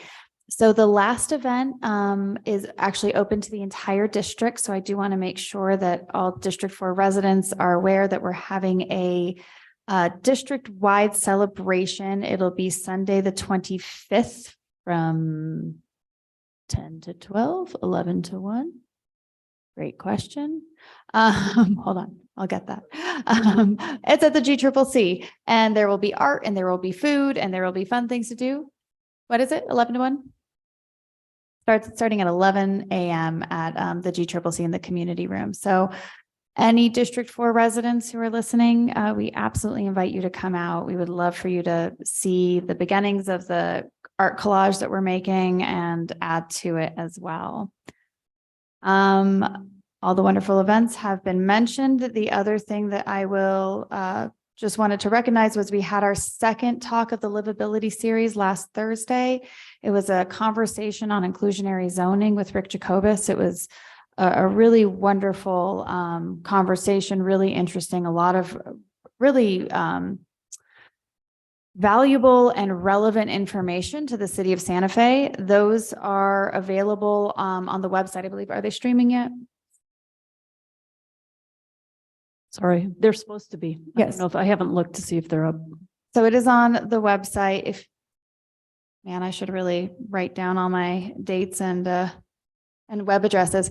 But so it's Livability Series Santa Fe. Google will take you right onto it. The next one is going to be on July 13th, Thursday, July 13th, and we'll be hearing from local experts in the housing world. So again, if you're interested in that, please go onto the Livability Series website, which Councilor Romero Worth is wonderfully getting up for me. And I appreciate that so much. And I am buying time while the internet works. You have it? What's the URL? Up there. Oh, it's just on the HomeWise. It's on the HomeWise website. Google Livability Series. Anyhow, we would really like everybody to come out. You do have to register. There is a limited number of spaces available, but it is live streamed. And we'll be looking at housing for all local and national models of affordable housing Thursday, July 18th from 6 to 8 p.m. at the Museum of Indian Arts and Culture. So just want to make sure everyone's aware of that. Thanks so much. Thank you. Councilor Garcia. Thank you, Mayor, and appreciate Councilor Rivera inviting everybody to the Convivio Southside celebration on the 17th. Appreciate the comments and come on out. I did want to give a thank you to Director Ochoa and Chief Joy and the staff that helped to coordinate security for the Archbishop's services, and they were needed. It was kind of a last minute thing, and everybody came through with making that happen, and I just want to say thank you for that. I did want to give a shout out to my cousin Courtney Lovato and Tim Burke. They'll be having a wedding on Saturday, so I won't be at the event, but they will be getting married, and very happy. Good family members and very close family members. So just wanted to mention that. One last thing, I just wanted to, I don't know if people are aware that there was a water line issue on Airport Road today. And if we could get some communication on that, sometimes when it's happening, just when constituents are calling out to us and saying, hey, what's happening? And an update as to when it will be repaired. If we can do that, please. That's all I have. Thank you. Thank you. I will be brief. We have work to do, but there's some good, as our city manager reminded us, it's always a good idea to have share good news and things we're proud of. The vehicle auction Saturday, right before you go over to Convivio, will be you can go buy a car and drive it to the celebration. Juneteenth will all be there. Monday, and city offices will be closed. Right on the plaza. Starts at the old Para building, and we'll all be city team marching together. The fire spray down event at Swan Park was fantastic. Thanks for everybody who made that happen. And one thing I had a really good time doing on Sunday was helping to cut the ribbon at the new Santa Fe Jewish Center that Chabad has put together. I did a little historic research and learned that 11 of the founding families of Santa Fe were Jewish. So while we're celebrating Pride and we're celebrating Juneteenth, we can celebrate some of the Jewish founders who helped make Santa Fe the amazing place that it is, and take advantage of the Jewish Center as a place of learning and coming together. It's just another example of how diverse this community really is, and how, as a city of faith, it really is every faith. So thank you, everybody. Madam Clerk, can we go to the next item? Yes, ma'am. The next item on the agenda is introduction of legislation. The first item is 16A. It's consideration of a resolution sponsored by Mayor Weber. It's a resolution requesting approval of second and third quarter budget amendments for fiscal year 2022 and 2023. I think it speaks for itself. Perfect. Item 16B is consideration of a bill 2023-18 sponsored by Councilor Romero Worth. It's a bill amending section 7-1.1 SFCC 1987 to adopt the 2020 New Mexico Electrical Code, the 2021 New Mexico Plumbing Code, and the 2021 New Mexico Mechanical Code of the State of New Mexico Building Code as amended. Amending section 7-1.9 SFCC 1987 to remove language that is inconsistent with the 2021 New Mexico Plumbing Code. I think that also speaks for itself. I'll just keep moving. 16C is consideration of a bill number 2023-19, sponsored by Councilor Rivera. It's a bill amending Exhibit B of Section 21-7 to increase certain residential and commercial rates for services provided by the Environmental Services Division, to increase replacement fees for containers, and to remove language permitting one-time free replacement of containers. Fortunately, this does not speak for itself, so let me cover it quickly. We had a presentation a while back of the cost of service report conducted by a consultant, Newgen and FCS.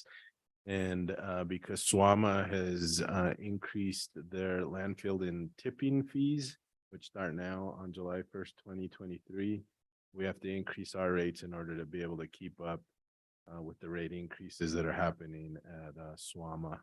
I'm sure you're all going to get questions about the cart, so let me just explain it, and it'll be covered throughout the committee process. But if the city does damage to them, which happens, the truck brings them down maybe on a curb and they crack or break, the city ESD will take care of those. The only time a person will be charged a fee is the can is destroyed by the resident themselves, and that happens. Sometimes people put ashes in the trash bin and it burns a hole in it, or sometimes they'll put chemicals in it that'll create some damage. So if it's the resident's fault, then there'll be a fee for the replacement. If not, it's still the same process, no charge if the city does damage, and they'll go out and make repairs and do all that. So I'm sure you'll all be getting questions since the title wasn't exactly clear, but that's what's happening, and I'm sure to be clarified during the committee process. Thank you. Thank you, Councilor.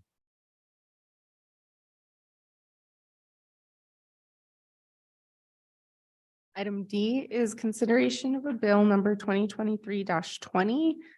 This is sponsored by Mayor Weber, Councilor Cassett, and Councilor Worth.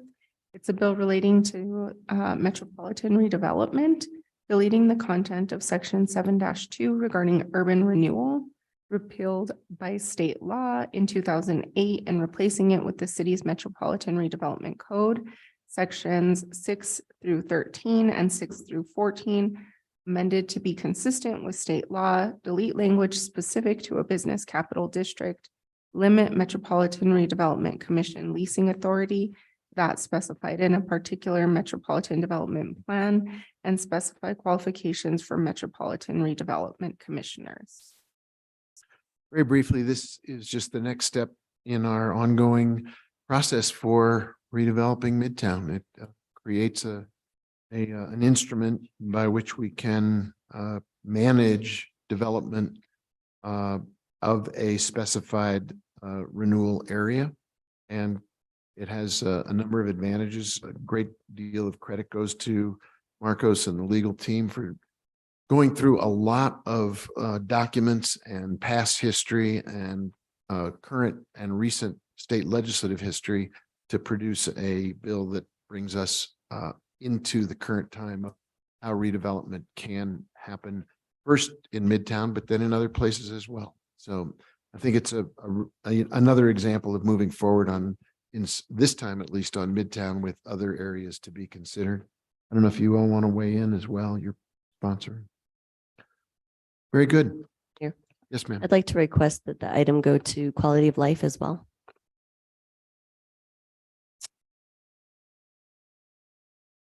Sure. Fine with me. Okay. With all of that said, Madam Clerk, can we move on to our public hearings?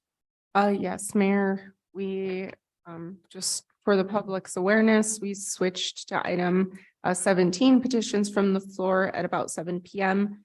followed immediately by public comment on bills for the first public comment. So we will not have those two items. We will skip now to section 20, which is public hearings. 28 is case number 2022-005471 HDRB. It's for 110 Calle La Pena. Downtown and East Side Historic District, Peter Wilson, agent for Kevin Scott, owner proposes 3 portal additions totaling 543 square feet, window and door alterations, raised parapet height 14 feet, rebuild and extend courtyard portal, restucco on a contributing building. Exceptions are requested to 14-5.2E1A for doors that are not of old Santa Fe style, and to 14-5.2D2C for an addition to a primary facade. So before we begin, let me do a quick rundown of the process and then we'll go directly to work. For those of you who are unfamiliar with these kinds of proceedings, they fall into the category of quasi judicial. The first order of business is if any member of the governing body has to disqualify themselves because of inability to be fair and impartial or having been influenced by pre-hearing communications, now would be the time to do that. Assuming there isn't such a disqualification or recusal, we'll start with Heather Lamboy bringing us a staff report of up to 20 minutes, hopefully less. The applicant or applicant's agent will open and offer sworn testimony of up to 25 minutes. The public can be sworn and comment, and the governing body can ask questions of staff, parties, witnesses, and the public. Anyone testifying to facts must be sworn. We try to get 1 round of questioning per council member with follow-ups if needed. At that point, once those questions have been asked and answered, we close the public hearing, recognizing that if anyone wants to ask additional questions, we have to have a motion to reopen it. At that point, we're ready for a motion and a second on how to dispose of the case. Person making the motion should state her or his reasoning, deliberation, and a vote. That's the process. Heather, you have the floor. Ms. Lamboy. Thank you, Mayor. Good evening, members of the governing body and Mayor Weber. The case that I'm going to be presenting to you tonight, it relates to 110 Calle La Peña, which is located in the downtown and east side historic districts. Just to provide context, the site is located near where Acequia Madre curves into Camino Poniente. And as you proceed west from Poniente, the site is located within that neighborhood there to the south of Acequia Madre itself. Relative to the existing building, it's the story of a lot of buildings in Santa Fe. And the building started out as a smaller structure and then over time expanded to accommodate the needs of primarily 4 or 5 different families that live there. So you can see that it was a rectangular structure that evolved into the U-shaped structure that it is now. And the reason for that is for growing families and different needs associated with artists and the like. There are changes that are made to buildings all throughout Santa Fe, and this is no exception. This case was heard last year to designated primary facades. It's a historically contributing building. And those primary facades that were designated are on the front of the building. And so the reason that the applicant is here is for the consideration of an exception request for replacement of windows and doors that are of historic steel casement material and other historic material as well. So this is a picture of the east elevation of the house. There is a drive that goes along the northern side of the house. There's a large picture window here on the north side, but also the house is characterized by steel casement windows. The most recent major remodel of the house was in the 1960s. Another view of the subject property, and you can see there's a narrow second story with a Juliet balcony and some non-historic doors that were inserted at that Juliet balcony location. That's one of the areas where they do want to do some replacements, as well as if you make note of the wire sort of surround of the balcony off of that second story. that is one of the items that will be replaced as well. So primarily, a lot of the improvements that are being made are helping to continue the preservation of the home, as well as maybe bring more historic character as was original to the home. So just to illustrate what's being done on that east elevation, you can see that the top is the existing and the bottom is proposed. On the top, you'll see that the French doors are being replaced to have a mutton pattern that is somewhat similar to the mutton pattern of the existing windows. Also, the railing, the wire railing is going to be replaced with wood railing, more similar to what you typically find. There's a stair that will be also replaced that's associated with that. And then the yard wall will have a pedestrian gate that will be inserted as well. This is a view of the northern elevation, and that's that very large picture window, which, as you probably remember, in the downtown East Side Historic District, we have to have divided lights. But, you know, this is part of the character and history of Santa Fe and the funky different types of window patterns we have across the downtown and East Side, especially where many artists relied on that northern light. And so what the applicant is proposing is to do something similar, not meeting that divided light standard, but being more true to sort of the history of that portion of the house. And you can see the large picture window on the drawing on the top being changed to more of a sort of 50s steel casement style window. These windows that are proposed to be replaced will have a very similar character, but a different, you know, obviously with modern technology, things are a little bit different in terms of opening sizes and all that sort of stuff relative to the window, the way the window opens. And so in the dashed areas, there's also some other changes that are being proposed, and that includes the construction of a portal and on the north elevation, and plus in sort of a nook that is there on the western side of that north elevation.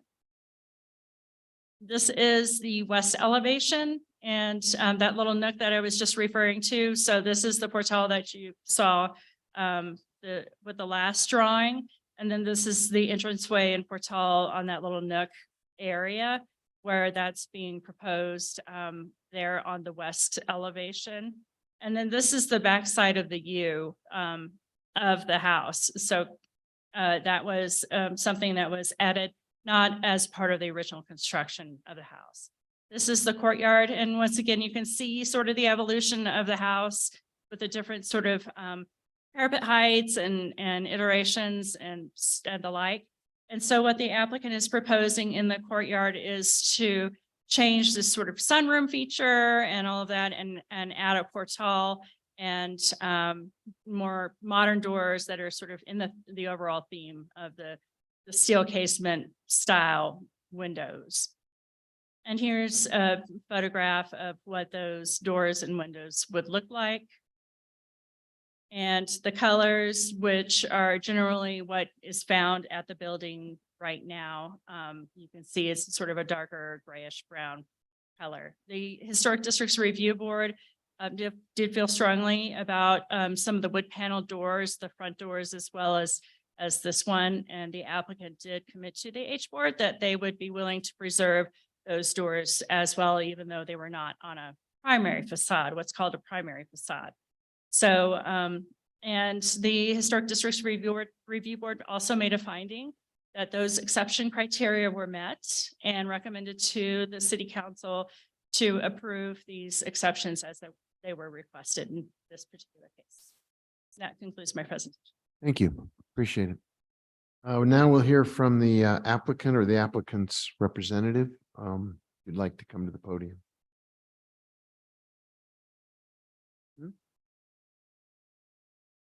The moth. We will not take testimony from the moth at this time.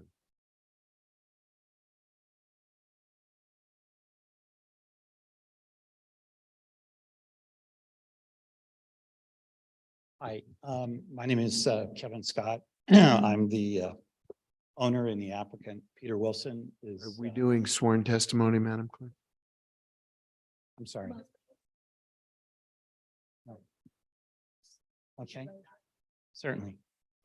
I, Kevin Scott, residing at 533 Agua Fria Street in Santa Fe, New Mexico, solemnly declare and affirm that the testimony I have in reference to this item shall be the truth and nothing but the truth, and do this under the penalties of perjury. Thank you. I guess I want to just make one correction. I guess I would start by saying we support and agree with the findings of the Historic Board who approved our project and approved these exceptions. To be clear about the exception being requested, you'll see on the balcony, there's a second story area with a cable railing. This is a very modern stainless steel cable railing that's there now. We originally proposed to replace that with a wrought iron railing, which would not require an exception. The board asked us if instead of doing that, if we would simply raise the parapet to eliminate the need for a railing there. And so at the board's request, we made that change. So the exception being requested tonight is one that resulted from a change that we made at the board's behest. So that I guess, just to clarify it, that there would not be a railing. And the board's feeling is that it would be more appropriate and a better for the streetscape, there simply to be no railing. Our view is that this modern stainless steel cable railing had to go, and we were certainly happy to abide by the board's request, even though it did result in the exception request that's brought us here tonight. The other exception, which is regarding doors and windows, again, we agree with the board's determination. The board made a determination that no exception was required for those doors and windows. And just to be clear on that, we have a building that was built primarily in the 1950s. It has metal frame swing out casement windows. That's what's on the primary facade of the building. The code requires that we keep these windows because windows on a primary facade are not to be replaced. So the door that's on the primary facade that we're asking to replace is not a historic door, it's a modern door. And we want to replace it, we wanted to replace it with a door that is consistent with the 1950s steel frame windows. So we were proposing a door that would have the same light patterns, have the same dimensions of the lights, the same size and configuration of the buttons. So it would be harmonious with the steel frame windows that we're preserving on that facade. The board determined that although that was not strictly an old Santa Fe style door, in other words, a door that might have been on a 1800s adobe, that an exception was not required. And the code does require us to maintain the building as a contributing building as a record of its time and place. So that requirement in the code requires us to install a door there that is not consistent and harmonious with the steel frame windows that we are retaining. I don't want to speak for the board, I can't, but I believe that that was part of their reasoning in determining that an exception was not required. So I guess in short, we agree with and support the determination of the board who approved this project. So if we can answer some questions. No, thank you. That'll come in a minute. Thank you. Are you completed? Yes, unless there was Questions come later. Oh, okay. Thank you. So we've heard from staff, we've heard from the applicant or the applicant's agent. Is there anyone who wishes to testify as a member of the public, either in the room or on Zoom, about this matter? Madam Clerk, nobody on Zoom, and I don't see anybody from the public coming forward. In that case, I'll open it up to questions from the governing body to either staff or the applicant. Anybody have questions for either staff or applicant? Not quite yet. If there are no questions, then I'm going to close the public hearing, and I will accept a motion or two at this time. Councilor Lindell, you have the floor. Thank you, Mayor. In regard to case number 2022-5471, I move to approve the request for an exception to permit doors that are not of old Santa Fe style and for an addition to a primary facade of a historically contributing building. There's a second. Second. Okay, we have a motion and a second. Is there discussion? Madam Clerk, can you call the roll? Yes. Councilwoman Villarreal, Yes. Counselor Cassett, Yes. Counselor Chavez, Yes. Counselor Lee Garcia, Yes. Counselor Michael Garcia, Yes. Counselor Lindell, Yes. Counselor Rivera, Counselor Marworth, Yes. Mayor Weber. Yes, Motion has been approved. thank you. Thank you for being patient. Appreciate you. Madam Clerk, what's the next item on the agenda, please? The next item is item 20B. It's case number 2022-005463 HDRB. Sorry, I don't know why those numbers made me laugh. 220 Rodriguez Street.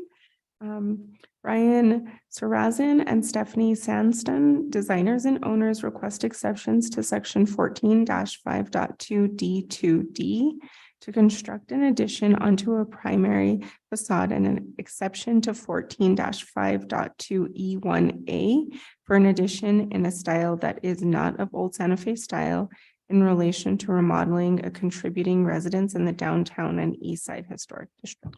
And I'll once again remind everybody, we start with any disclosures by members of the governing body that would require them to recuse themselves at this time. We'll begin with the staff report from Ms. Lamboy. The applicants or their agents will then come forward and offer sworn testimony. The public is invited to comment as sworn comment. Questions from the governing body. After those questions are completed, we'll close the public hearing, entertain motions, and take a vote. Ms. Lamboy, you have the up. Mr. Mayor, just Woman a Villarreal. point of order. I was curious, this is an appeal, correct? And I'm wondering if Mayor. Go ahead. Yeah, go ahead. Councilmember Villarreal, there is an appeal, but it was determined by the city attorney's office that we need to hear the exceptions first and then determine what the step would be with the appeal. And I'll go over what was approved and what wasn't approved in my presentation. And the only reason why I'm asking is the caption, if it needs to express that it is, like you described it, there is an appeal piece to it. And if I was just curious why it didn't say that in the caption. Just making sure that we covered that correctly. Mayor, Councilmember Villarreal, it was edited last Friday by the city attorney's office. Mr. Rubalid, as well as Ms. McSherry, worked on that. And so based on what happens tonight, then there may be an appeal coming back to you next time. Great. Thanks for clarifying. So you have the floor, Ms. Lamboy. Thank you, Mayor Weber. This property is located at 220 Rodriguez Street, which is in the downtown and east side historic district. The site is accessed off of East Palace Avenue. You certainly can go around the other way via Hillside and all around through this wiggly area. But the easiest way is from East Palace Avenue, approximately to the west of Alamo Drive, where that cut through goes through to East Alameda. The site, as you can see, is somewhat of a triangular site. It's typical of the historic East Side development in that there was a family compound there and many families over time divided lots to accommodate for future generations. And so This house is, you can see the wide arrow there, is sort of that triangular portion at the bottom of the hill of series of houses. The house itself is reflected both on the King's map as well as other maps and of course leading up to this 1973 plat, illustrating that the house has changed over time. So right now it has a rectangular configuration similar to what you see in that 1973 plat survey. I'm sorry it's small, but there is a diagram that was provided that illustrates how the house evolved over time. And so there are components that date from 1912 all the way up to 1951. There was an addition to the east that was removed at a later date when the family decided to remove that portion of the house. And this area here, which will be subject of one of the changes, used to be a shed as part of the house structure. So the proposed changes to the house include the replacement of all doors and windows with wood windows originally proposed on the primary elevations, but the Historic Districts Review Board asked for wood windows on the historic building itself, which you can see here in these photographs. To raise the east end of the north facade, the photograph on the right is that north facade to 15 feet 8 inches, but I believe the applicant is considering going lower to change the massing and the height of the structure to allow for sort of a loft structure. The owners will tell you, but they would like to be able to work in their home as well as live in the home. To construct an addition on the south elevation where the height will vary, and I'll have an illustration of that for you, and connect that addition by an enclosed breezeway. And there will be an arbor entry as well as a yard wall that will be connected to the existing coyote fence. And here you can see the existing and the proposed site plan. So the triangular nature of the lot is such that because there is a drive to the rear of the property, the north of the property, there's no place to add to the house other than to the south, where there is currently a very steep dive from the house down to front yard. So I'll have a better photograph for you in just one moment. But this is 220 Street, the street view from 220 Rodriguez Street. But the visibility of this house is actually, if you're a pedestrian going up the street, you really can't see it very well because there's approximately 3 to 4 feet of retaining wall there, plus that 6-foot coyote fence. So if you're walking along, you can't see it these days, but for the Historic Districts Review Board standards, I don't consider fences as something that's permanent enough to consider it not publicly visible. So if this were removed in the future, you would see this. And so the overall impacts on the contributing status of the building must be considered, as well as the fact that that was designated as a primary facade, that south elevation that you saw with the shutters. So this is an illustration of the proposed changes. You can see in the upper right, there's the addition of some additional height for that loft feature that I was telling you about where the storage shed used to be. The window replacement, there was an assessment done by a historic window professional, and he wrote that there was a lot of damage, and especially on the south elevation, a lot of the windows had rotted away. Plus, there were some windows that were replaced with aluminum sliders over time, and window locations were changed a bit. So the applicant, as they have sort of peeled away the layers, have discovered original window openings and will be reintroducing those window openings as well. On the lower right, the proposed west elevation, that breezeway that was being discussed earlier, that would be the attachment to the primary facade.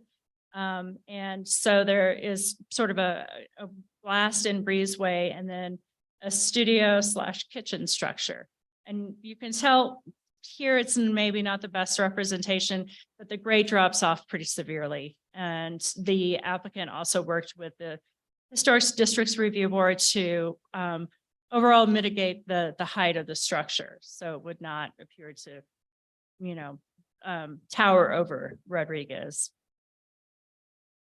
And then the south and west elevations, you can see that the proposed structure will step down with the terrain. And then the changes on the elevation for the historic home is just to restore those window openings and retain the doors. And so the exception request related to removal of historic material is one thing on the primary facade. It's just the windows were determined that they just can't be saved in this particular case. And then there's an exception request for an addition that is not of Santa Fe style. The balance here is that you have a historic building that's vernacular. It's fairly, not detailed, and a simple building. And so what the applicant was trying to do was really distinguish the historic building from the new construction. So one could walk along the street and say, oh, well, that's newer than this building, and that's the old historic house. So that was the sort of rationale that was being used in the design of the structure. So these perspectives illustrate actually where the applicant came from and where the applicant went to, with some feedback from staff as well as the Historic Districts Review Board. And you can see that the addition was lowered in height, as well as some visual interest was added to that studio addition Mayor, as well. I'm sorry, I don't know, if you can go back, I don't know the difference. Which one are you talking about? Which was? Oh, I'm sorry, upper left? Yeah, I think you're much more familiar with this than we are. Oh, I'm sorry. Okay. So the applicant went to the H board several times. And so this was an original proposal in the upper left. Top left, yes, of the graphic. And then the lower right is what the applicant did to lighten the overall touch on the historic building, provide visibility of that entire facade through that glassed and breezeway, and lowered the overall height of the proposed studio, adding some windows in response to Historic District Review Board comments. And you have those minutes in your packet, as well as the Historic Districts Review Board had concern with sort of the blocky nature of this structure, which was the original proposal. And the revised proposal helped to break up the overall mass with the sort of portal feature, as well as added windows for visual interest on the studio elevation. And then beyond, you can see the historic house with the windows, the historic windows replaced, but in kind.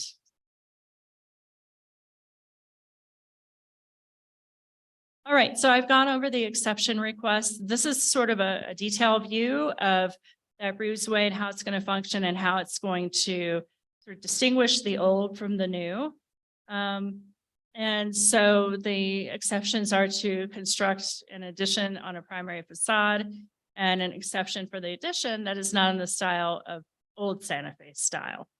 There was discussion about the impacts to the historic structure. There was discussion about the concerns related to retaining the contributing status and the like.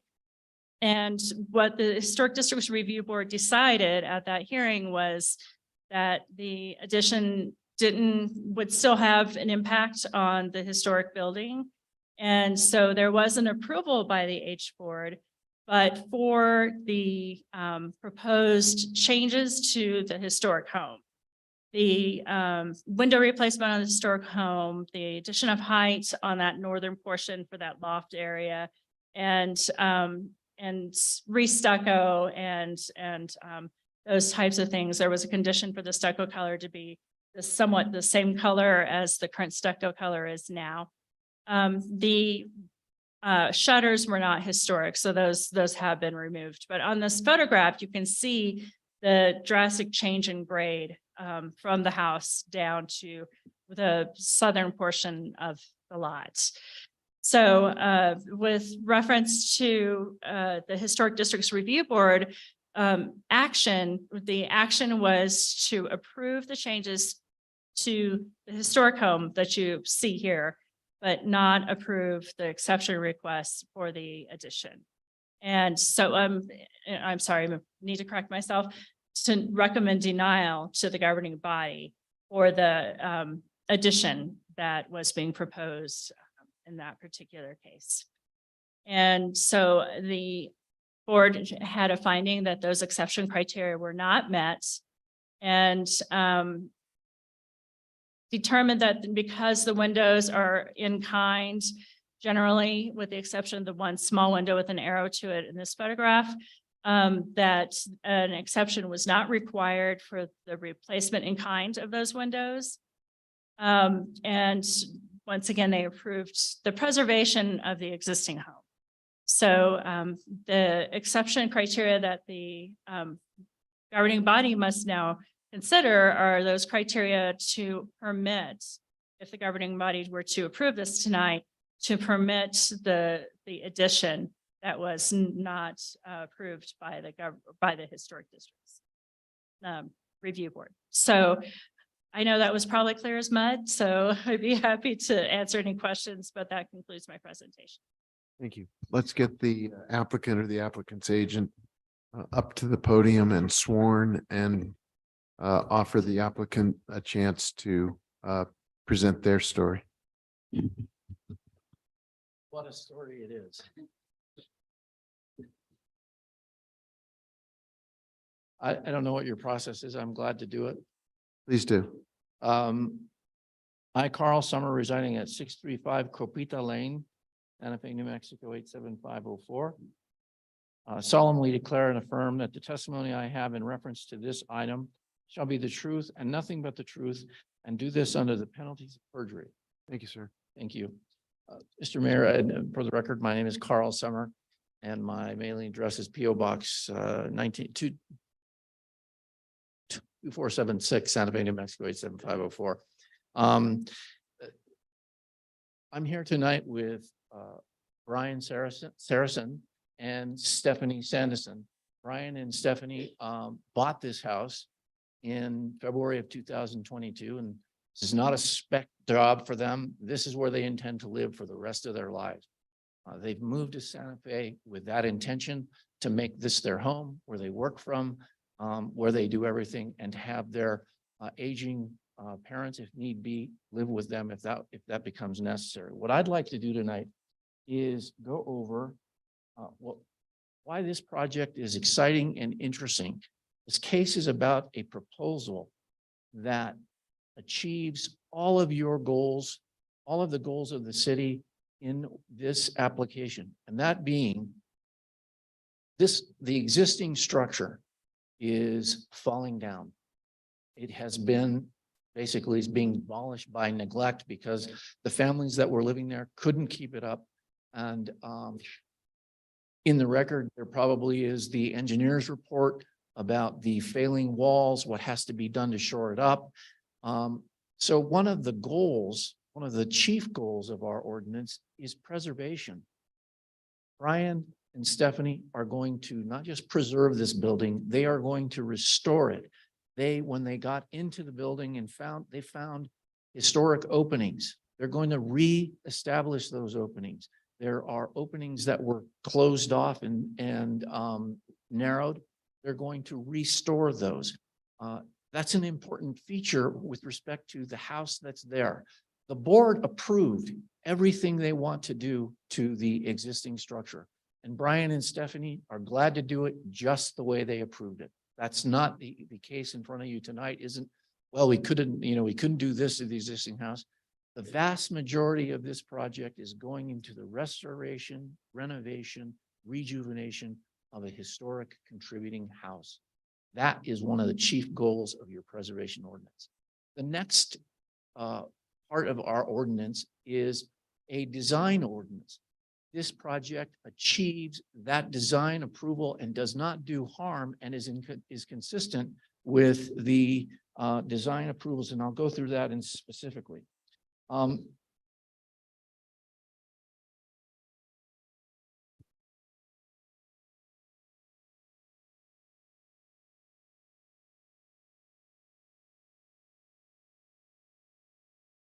So they bought the property in February of 2022. The house was falling down and they are going to restore it, as I've just described. The record is replete with what needs to be done. They're going to do it exactly the way the board wants to. So what is this application in front of you about? It is about the exception requests that were made. And the code required 2 exceptions here, one of which we're not too clear about, but the other one which we are very clear about is that in order to attach anything to this primary facade, just like the last project that you had here where they were adding to a primary facade, they needed an exception. In order for Brian and Stephanie to connect to the addition, there is only one side of the house that an addition can go. It's on this facade. So you could connect further to the east, but you would have to connect and use up more of the face. So what Brian and Stephanie came up with was a connection with a breezeway to an addition that meets all the height requirements and all of the other requirements to the historic district. That's the exception that's in front of you. The other exception relates to style, and I'll deal with that specifically. This application was filed in April of 2022. It is now June 2023. It has been a long haul. What we did in that process was we went to the H board in December of 2022. The H board said, go back, make changes. Changes we want you to make relate to the addition. We like what you're doing on the house with some exceptions, but what we want you to do is change the addition, make it lighter, make the impact there less. They went back and Stephanie will go through all the changes that she made and why she made them to lessen any impact that the addition would have and comply with the styles requests that were made by the board. That's significant because of one of the comments that was made in the record, and I'll get to that in just a second. The board, in your record, you will find the board's findings of fact and conclusions of law. That really says a lot about what happened below. They approved everything, as I said, that they want to do to the house. That's there. And really, laudatory said, it's great, we're going to restore and rejuvenate this. But with respect to the connection on the primary facade, the board made a finding that is very telling, and it goes to the heart of what the issue in this case is. I'd like to note for the record that Ms. Lamboy, who was tremendously helpful in guiding us through the process when she got on the case, Carly was on it before she left. Heather has helped us through how to address the comments, and her expertise have been just invaluable. She recommended approval of the exceptions after the changes were made, and we'll go through that specifically. I note that because the findings of fact and conclusions of law, note that on page 2, number 3, they state specifically, you've been through the record, and I'll go through that in just a minute, about what Heather said. I'll call her Miss Lamboy, I guess. I know her too well. Said about each criteria. It's important. But the findings say this, and this is really the heart of the exception issue. In paragraph 12 of the findings, where they deny or they recommend denial to you of the exception or the connection, here's what they say. And it was very clear in the record, and it's 12A, pursuant to SFCC 1452C5B1, the board finds that the granting of the exception would damage the character of the district because the addition on the south primary facade of this contributing structure is obtrusive, almost completely obstructs the view of the primary facade from the public way, and likely would cause this structure to lose its contributing status, which is prohibited by the code. That is the heart of the reason that they recommended denial. That issue about obstructing the primary view from a public view has been decided by this council. It's been decided by the courts that the historic design review ordinance does not have any preservation of views from a public way for a primary facade. And I say that to you, Councilor Rivera was on the board in 2015. Councilor Lindell was on the board, on the council in 2015. And a case came in front of you that I brought to you on West Alameda. And there was a primary facade that was going to be blocked from the public view. And I stood up in front of you, I went through the case, and I referred back to a case where the district court ruled expressly in the Inlet Loretto case saying the historic district's ordinance does not preserve views to primary facades from public ways. At the time, the city attorney's office was, you'll recall Zach Chandler, who was very thorough. He produced a memo for the city council. That memo went through the law about primary facades being visible from public ways. And he laid out, yes, the district court does not allow that. The ordinance doesn't allow that. The council voted unanimously to approve the project. And I say that because it's important.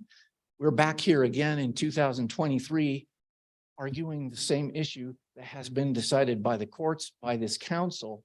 And now the H board, it's got new members, says that the preservation of the view of the primary facade will be obstructed.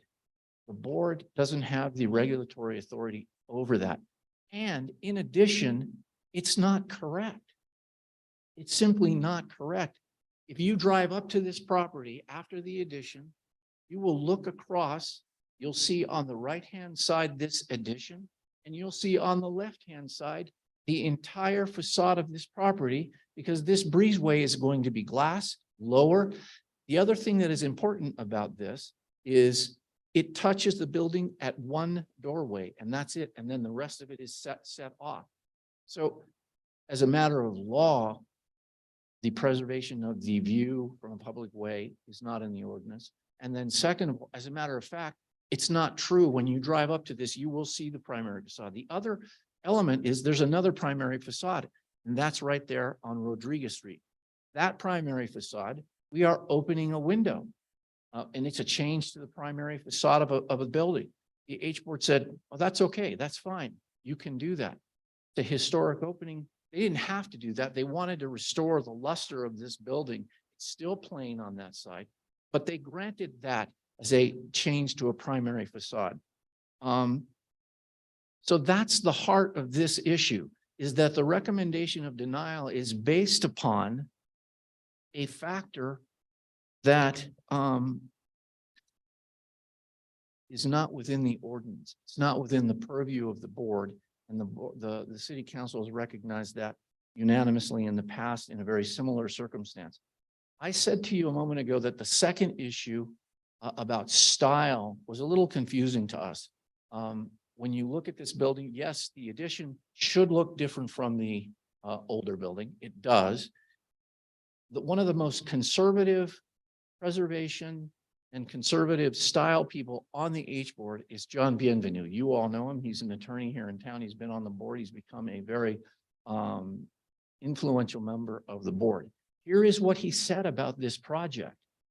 He said, he appreciates the work that the project is, and this is on page 11 of the minutes. He said, if this was new construction, this whole thing was new construction, it would be closer to something he could approve. He thought this is not a style issue, it's a preservation issue. That's what he said. Why did he say that? Because the style of the addition is compatible. It does what the code wants you to do. Distinguish the old from the new.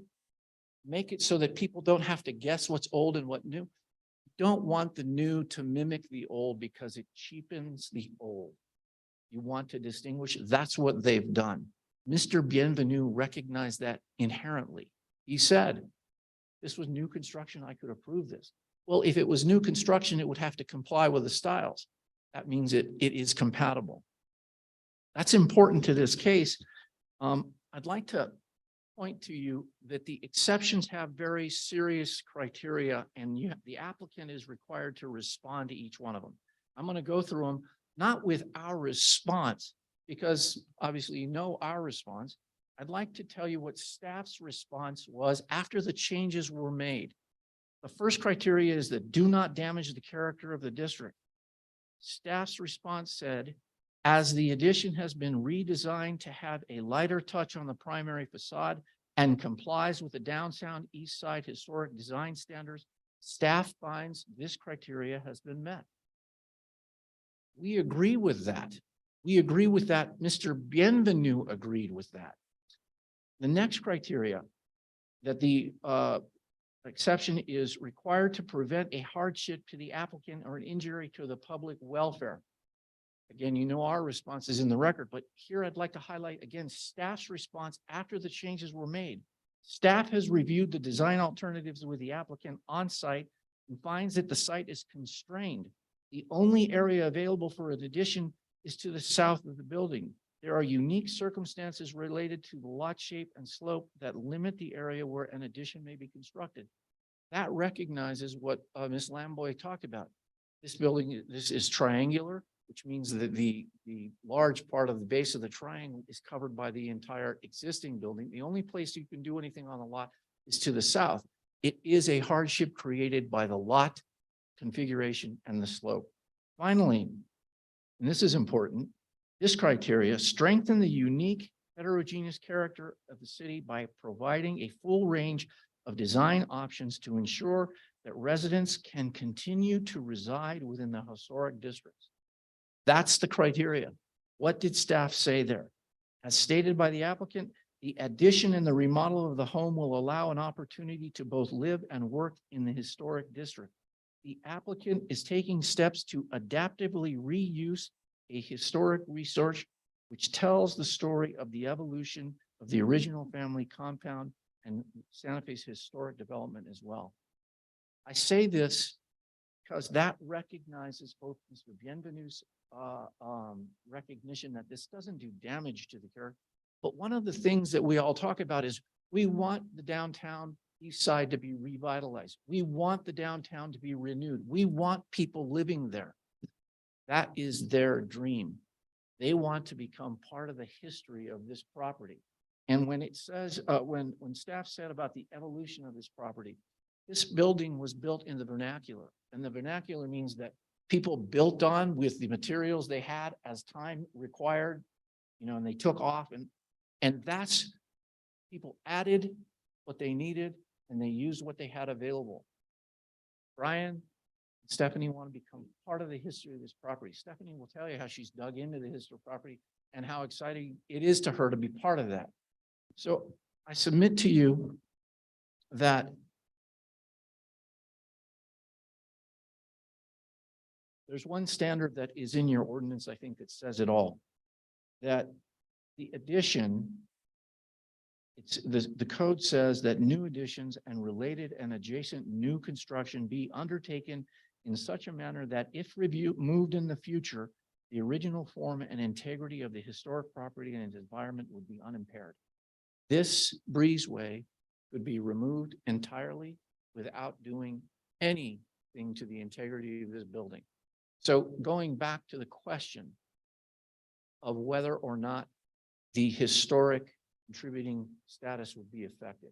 This board, the council has already decided that on a couple of occasions, as I've noted, that placement of this addition in front of the primary facade does not affect its status. The courts have determined that as well. The question of whether this property can be restored if it had to be to its to what it exists today without doing damage is clear because of the breezeway. And what is most important is that what's being undertaken to the house itself is going to restore and preserve this property as a contributing structure. The changes that are being allowed to that by the board preserve and restore and rejuvenate. That's what this case is about. I'd like to turn it over to Stephanie to make some remarks about her process with the design, and then we'd stand for any questions you have. Thank you. Ma'am, you're going to need to be sworn in as well. And or both of you will need to be sworn in if you're both speaking.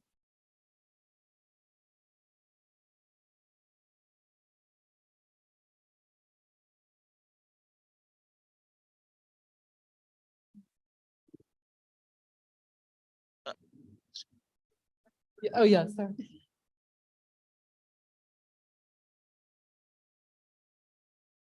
I, Brian Sarrazin, residing at 220 Rodriguez, Santa Fe, 37501. Solemnly declare and affirm that the testimony I have in reference to this item shall be the truth and nothing but the truth, and to do this under the penalties of perjury. Man, I believe you. Thank you. I, Stephanie Sampson, residing at 220 Rodriguez, solemnly declare and affirm that the testimony I have in reference to this item shall be the truth and nothing but the truth, under penalties of perjury. Sorry, let me just load this up. Thank you, Mayor Weber. Members of the council, we appreciate your consideration. I really do.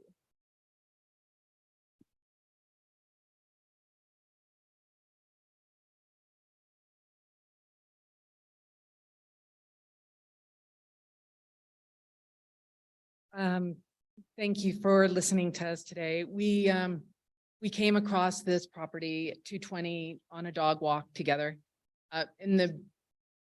After meeting the owners and the other people who lived in the compound, and learning more about the history, I'm going to tell you a little bit about that because I think everybody's covered everything else. This is actually a photo from 1935, and our compound is 220's off to the right, and you can just see a little corner of it with the fence, and the child on the right is Ed's grandfather. Ed is still in the compound today. He's our neighbor. Ed Doffelmeyer. Sorry. We're the first non-family members to move into that compound, and we've been welcomed. They're the best. And they've shared with us so many stories about the history of the home and Ed was born in that same compound, and the stories about the grandfather as a goldsmith and the parties and the shop spaces. We've just learned so much in the verbal history about the place. They shared this photograph. It's the only one they have of the house, actually. The museum shot it there at some point. I'm going to tell you a little bit about, you're more interested in the phases, right? Sorry. That also in there?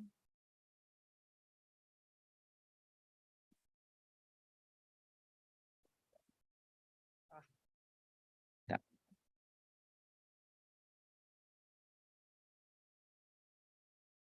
So this is the proposed is at the top, and the existing's lower. You can see in the proposed, after we made the changes, we lowered the stone yard wall, which will be a permanent fixture. And so that's actually lower than the original fence.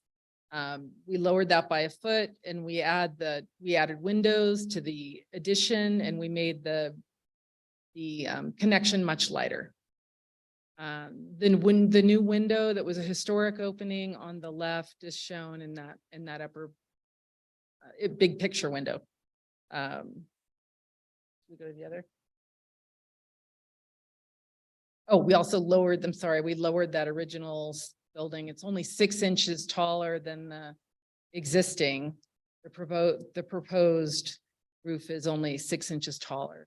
All these heights, the yard heights, the wall heights, the roof heights, they're all lower than the limits. The square footage is lower than the limits. It's a very modest addition. We buried the lower story to kind of be more efficient in our use, and so we could have a smaller footprint.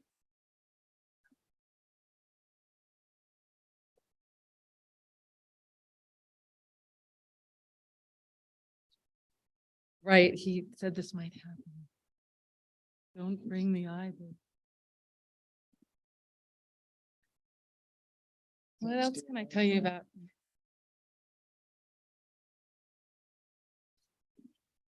Well, he gets that fixed. We just fell in love with the building, and I moved here originally to do two projects, workload projects here in town. And finished those and was on a third. And we walked past this. Maybe I'll just put it under the.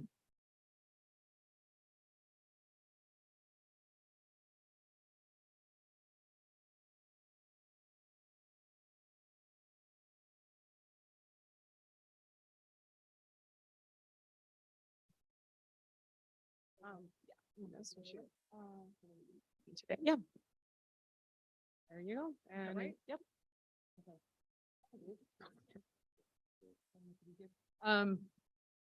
I would just remind you that we asked about 25 minutes worth of presentation, so Okay, we're pushing the limits. are we, do you want to ask questions rather than me talk more about it? Because I'd be happy to. Well, we have a little bit of work to do before we get to that, but Okay. if there's a summary you'd like to make, this would be a good time to do it.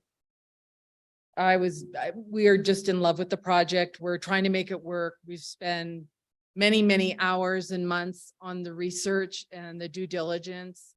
And it is our hope that we are, investing in the history of the project, but also meeting the new needs. And that's going to give the project more resiliency for us and for families in the next 130 years.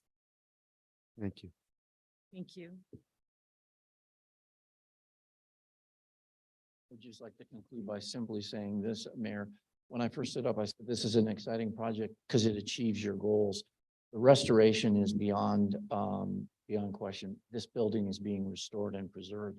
What is important is that this project allows people to live and work on the east side, which is one of the goals of the ordinance. We believe, as staff recommended, that this meets the criteria for an exception. It's a modest addition and it achieves really a wonderful goal. And we'd appreciate your consideration. Thank you very much. Thank you. Appreciate it. And I'm sure there will be questions. Are there people who want to testify as members of the public, either in the Zoom room or here in the council chambers? Please come forward and be sworn and offer your testimony.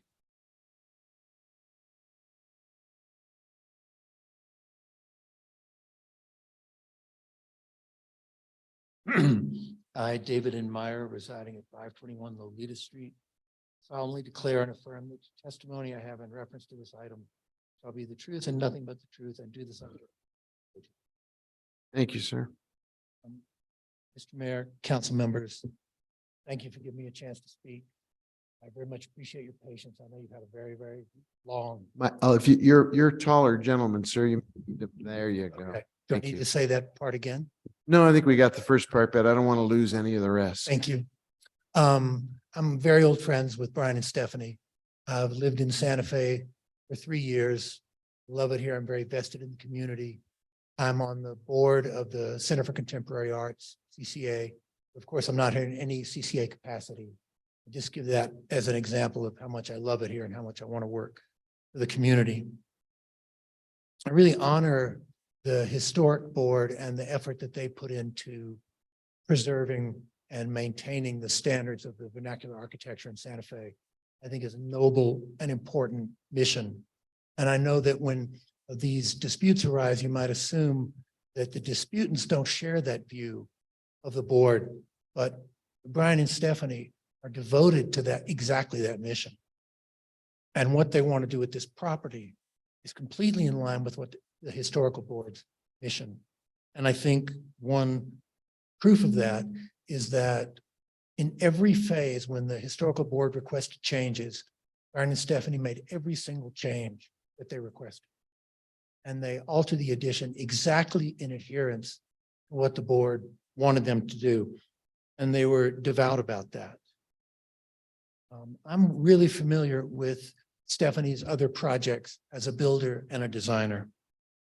And one of the things that runs through all of her projects is her sense of appropriateness to context and neighborhood and vernacular and community.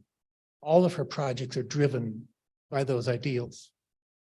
And for someone who has such a part of her aesthetics, which are so wonderful, is that she has an absolutely sublime sense of scale, which is a very rare and precious thing to come across with designers.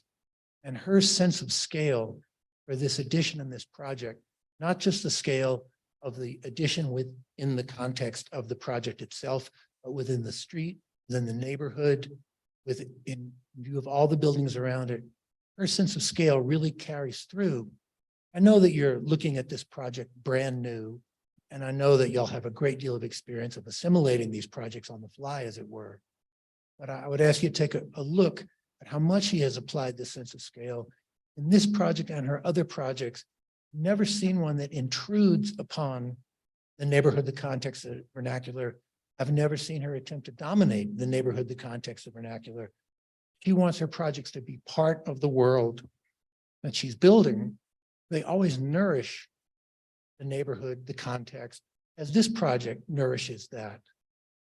And the last thing I'll say is, for someone that's so aesthetically advanced, it's rare to find someone with so much discipline about regulations, codes, and laws. As Stephanie researched the regulations, codes, and laws for this project for months and months and months, to make sure that everything she does is in adherence with them. And they want to make a place that I think is an anchor and an asset to this neighborhood for generations. And this is a place they want to live in for the rest of their lives. So I urge your consideration and thank you for your time. Thank you for your testimony. Anyone else on Zoom or in the room who wishes to testify as a member of the public? There's someone on Zoom, Madam Clerk? Yes, Mayor. Adam Johnson is on Zoom, and sorry, Adam, can you hear me? I can. Okay, cool. Hey, Adam, I need to swear you in for testimony. Okay. I'm just gonna assume you're raising your right hand. I am. I promise. Okay, thank you. And then if you'll just say I and state your name and then the street that you reside at. I, Adam Johnson, residing at 121 Arroyo Hondo Trail. Okay, and then I'm gonna read the next part and you can just affirm what I say, okay? Yes. Do you solemnly declare and affirm that the testimony you have in reference to this item shall be the truth and nothing but the truth, and do this under the penalties of perjury? I do. Perfect. Thank you, Adam. Thank you. Mr. Mayor, councilors, thanks for your hard work into the night, as often happens. I just want to comment on the H board's decision as an observer of the H board. They don't make random, oppositional pronouncements. This is a very old vernacular structure on a very, very uniquely Santa Fe street. And as Heather laid out, it's a more complicated case than others because you see that the board has approved some parts of the project, which Mr. Summer pointed out. The preservation mindset of the owners is great and should be applauded. But they didn't approve one portion of that, and that's the south addition, which they want to attach to a primary facade, which makes the building a contributing structure. So, when this happens, if this were to be approved, the contributing status of the building based on the primary facade on the south would likely result in a downgrade. And so it would lose its status as a contributing building because of the code and the way that it sort of organizes that. The board minutes of this meeting clearly state that the other parts of the project are to be applauded and approved. And so I am a little bit confused as to how the applicant is able to sort of lever in a sort of appeal in this one proceeding. And I would like a little bit of clarification on that. I think it's also worth looking at the public comment. The applicant should again be applauded for wanting to preserve the historic structure, but they did buy the house in 2022. They knew what the house's state was. And so a hardship claim, which is stated in the exception criteria, is not really valid in this case. So I would ask for any motion that you make to approve the aspects that the HDRB approved as experts and as the board that is appointed to address such matters, and not those that they did not. Thank you. Thank you. Anyone else, Madam Clerk, in the Zoom room? No. Okay, with that, then I will open the floor for questions from the governing body for anyone who testified, whether it's a member of the public, the applicant, or staff. Councilor Lindell, you have the floor. Thank you, Mayor. I just have a few questions about this. This residence isn't that far away from where I live, and my hat's off to you that you want to take on a restoration of this magnitude. The photos in our packet, this is really an unlivable home at this point in time. These are hard decisions sometimes because we can go very, very deep into the weeds on the regulations, or we can step back and watch this house deteriorate right into the ground. And that's what I've seen happening with some houses like this in that general area. The Mammoth project, I see a lot of notes in the packet from that you've been working with Crocker Limited. I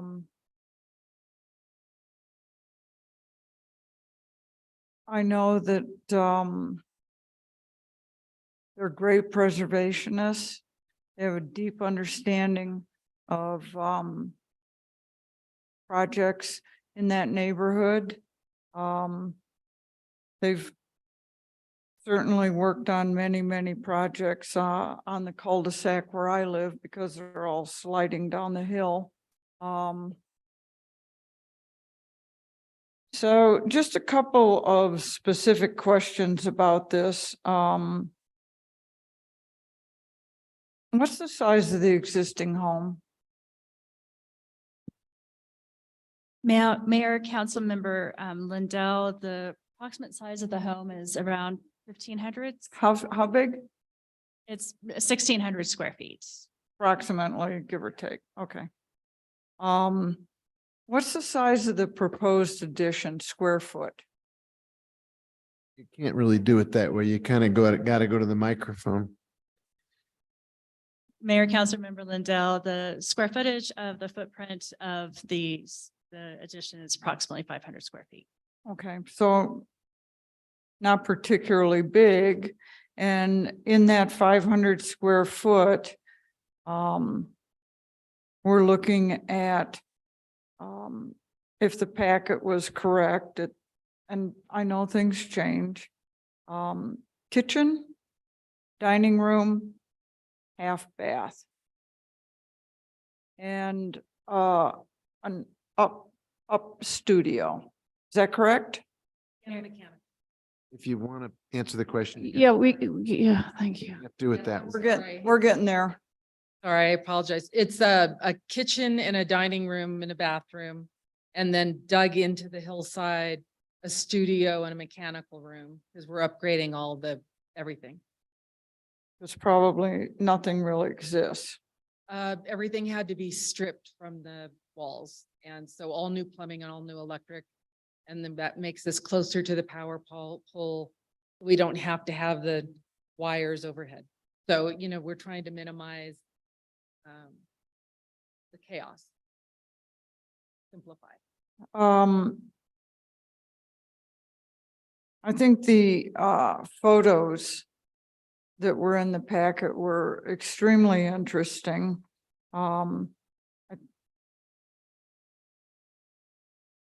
On the bottom of some of those pages,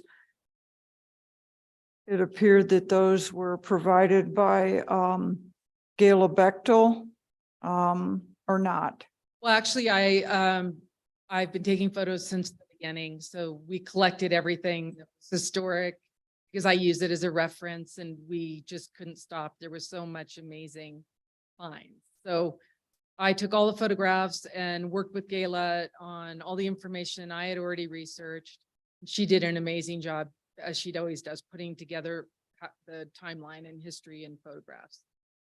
I really appreciate that you took the time to salvage those things from the property. It made me chuckle, the number of marbles that There are so many. that project would probably make me lose my marbles. There was an equal amount of symbols and anyway, it was pretty fantastic. And we were able to save a number of things, and we just really love the history of the house. And Well, I appreciate it. As I started out saying, there's numerous structures in the area that are deteriorating and will probably not be standing unless someone comes in and does a restoration on them. And I don't know if that will happen or not, but I've certainly seen numerous ones. And I also thought that page 142 in our packet out of 163 sorry about that. told it's actually the slide that Ms. Lamboy put up on existing and proposed elevations. And I think that tells the story in a condensed version of this project. So for now, Mayor, I will yield. Thank you. Are there, yes, Councilor Garcia, you have the floor. Thank you, Mr. Mayor. A quick question for staff, just because I didn't see it in the packet. As you noted earlier, and I guess in your first comments, there's two parts to this process. And I think, is it recommend or approval of what H board recommends? And then there's a second part, approval or denial of the appeal. So Mayor Weber. how do we handle that? Because it's never been presented in that manner before, so at least since I've been on council. Mayor Weber, Councilmember Garcia, the original intent was to present them together, and my staff report might be a little disjointed because it was determined by the city attorney's office. As with the exceptions now, they need to be considered first before an appeal can be considered. And so the request was made to divide those two out. And Mr. Rubili can also add something if he prefers, or Mr. Martinez. I think Mr. Summer has an answer as well, if you'd like it, Councilor Garcia. Mayor, I'll be very brief. Councilor Garcia, the reason that there was an appeal filed was because as the council knows, you started hearing exceptions. And so they approved the project of the restoration and then recommended denial. And I asked at the hearing, does an appeal flow from that recommendation or not under your new process? It was not clear. So I filed the appeal. It really is meaningless because we're going to do everything that the board said to do. We're not trying to appeal their approval. And really, this is before you on that new process, but it wasn't clear to anybody how to do that. So I would state for the record that we'll withdraw that appeal because it really is kind of meaningless. We're going to do what the H board wants us to do for the building. We like their decision. That's fine. The appeal was confusion about this new process. So I apologize for the confusion. Thank you, Mr. Summer. I appreciate that. And Ms. Lamboy, I guess just one last question. The H board is recommending that the exceptions be made for the existing structure, but the denial be made for the proposed addition. Am I understanding that correctly? Mayor, Councilmember Garcia, that is correct. Okay, thank you. No other questions, Mr. Mayor, at the moment. Thank you. You know what? I would entertain a motion to suspend our 11:30. So moved. Their second. because it's 11:15 and we're not done. There a second? Yep. Madam Clerk, do you want to call the roll on our suspension past 11:30? Mayor, I'll also flag Counselor Lee Garcia just stepped out, so we need to make sure that he's given an opportunity as well. Okay, why don't we we'll wait for him to withdraw that and we'll bring it back when he comes back. Presumably it'll be before 11:30. Well, we have a quorum. We can vote without Counselor Garcia I being. just wanted to make sure that you were aware that he was out of the room and wouldn't be here. I think we can, let's see what happens. Can you call the roll?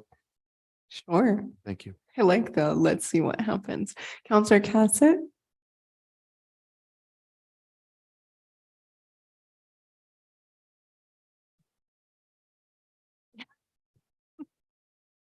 oh, God, yes. Counselor Chavez, Yes. Counselor Mike Garcia, Yes. Counselor Lindell, Yes. Counselor Rivera, Yes. Counselor Romero Worth, Yes. Councilwoman Villarreal, No, Mayor Weber. Yes, Motion has been approved. great. Okay, we can proceed. I just didn't want to have the clock ticking while we try to get our answers to these questions. So with that done, Councilor Mayor Worth, you have the floor. Okay, thank you. I need to go back to process. So we have the H board approved the exceptions to the main house, but they denied the exceptions to the addition, correct? Mayor, Councilmember Romero Worth, that is correct, although they determined with the main house that the materials were in like kind, so that an exception was not necessary for the main house. Okay. It all relates to the addition. Okay, so the main house being the original house, no exception needed. They approved everything that the owners want to do. So the problem is with it, for the H board, is with the addition. They said they denied the exceptions that were required for what they want to do. Am I understanding that correct? Mayor, Councilor, yes, that is correct. Okay, so what is in front of us right now? Are we supposed to, we're supposed to, this appeal thing, I don't understand. And we've heard that we were going to withdraw the appeal. So are we just rubber stamping or being asked to rubber stamp or reverse, or I don't understand. Mayor, Councilmember Romero Worth, with reference to the last case, where there were exceptions that were being proposed, the council is asked to determine whether the Historic Districts Review Board's recommendation was a good recommendation and either to approve or deny. In that case, the board recommended approval. In this case, the board is recommending denial for those exception requests. So it is up to the council to determine whether those exceptions meet the criteria for approval and whether the council wants to will take into consideration the board's recommendation or not. Okay, so if we were to vote tonight to do exactly what they did, then what happens? And they don't like it. Then they have to come back with an appeal. Back to us again? Or do they appeal up to the district court? I think, Frank, you want to weigh in on this? And you'll Please have to come. come to the podium.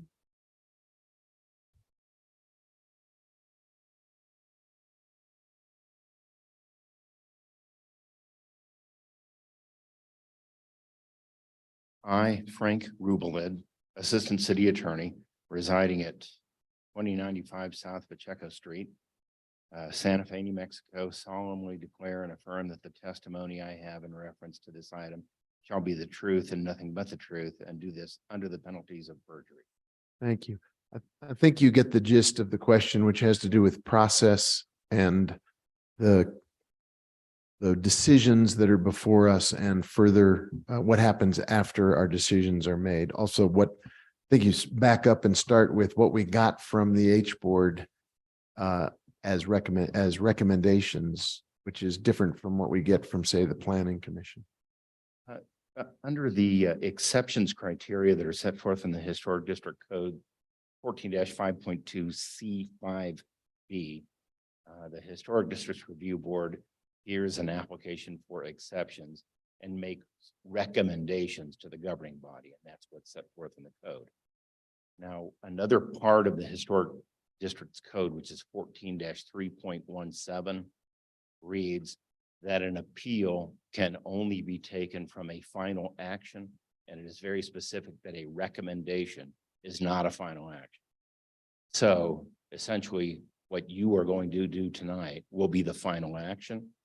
And as I read, and I believe the statute is 39-3-1.1, a final act by an administrative agency or a municipality, if there's going to be an appeal, that appeal goes to the district court. You have the final word on this. But I think, Councilor Merworth, if I may, my understanding is what Frank just said, which is we were offered a recommendation. We weren't given a decision. And therefore we are in a position to hear it as the governing body. Okay, so that's very helpful. So what we're doing is looking at the exceptions for the new addition and seeing if we agree or disagree with the recommendation that's been made by the historic board. And that decision will be final. And then if the owners don't like whatever we do, they appeal to the district court. That is correct. I do not believe you are bound by the decision of the Historic District Review Board. Right, because it's only a recommendation. Right, okay, so that's helpful because I think that it's coming to us in a different way than I think usually does. So that unmuddies that a bit. And there was some also confusion. Heather, you said you approved something after the board made a recommendation. Did you? Thanks, Frank. If you want to stick around, Yeah. maybe you may make a reappearance, but right now Heather's on the hot seat. Mayor, Councilmember Romero Worth, with reference to the building structural stability, the staff approved that some of the structural repairs be undertaken. So it all relates to the existing historic building that was approved by the H board. But there is no other approval. I only made a recommendation to the Historic Districts Review Board for them to consider, in which they recommended denial.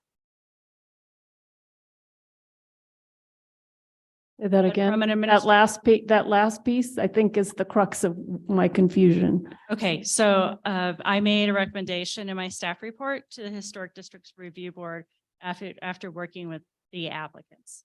And the board heard the case, considered the facts, and made their decision that recommends denial of the proposed addition. And you had recommended approval of the proposed addition. Is that correct? Mayor, Councilmember Romero Worth, that is correct. Okay, so they disagreed with you in essence. Okay, better.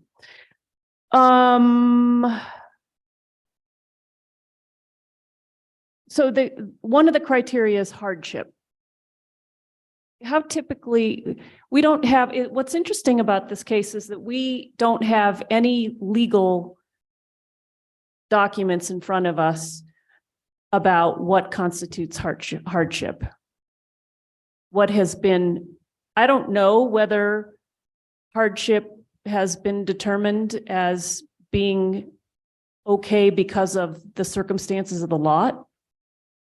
Mayor Weber, Councilmember Romero Worth, the specific language is that it does not cause a hardship or the operative word or an injury to the public welfare. So it's an either or scenario.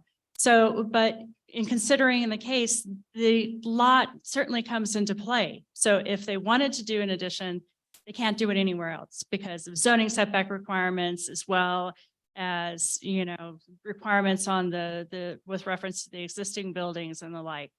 So in this particular case, it is a circumstance that is unique to the land that puts them into this place where the addition is. So, but the operative language is there going to be an injury to the public welfare? No, there will not be an injury to the public welfare in this particular case, and that it would retain, in the opinion of staff, would retain the overall character of the historic district. Have we done that before? Mayor, Councilmember Romero Worth, with reference to the historic districts ordinance, is sort of different from the zoning districts ordinance. I think that's where I'm getting confused, is we haven't done one of these historic things in a while. That is correct. And so the Board of Adjustment regularly considers circumstances that are particular to the land, that, for instance, doing an addition on that southern portion of the land, that would be something that you would hear from the Board of Adjustment, but this is a factor that goes into the discussion as well at the H board level. Was there another place to put the addition? No. And that therefore is a hardship, at least according to the applicant. Mayor, Councilmember Romero Worth, that is a hardship, and it is not of the applicant's own making. They did not create that lot.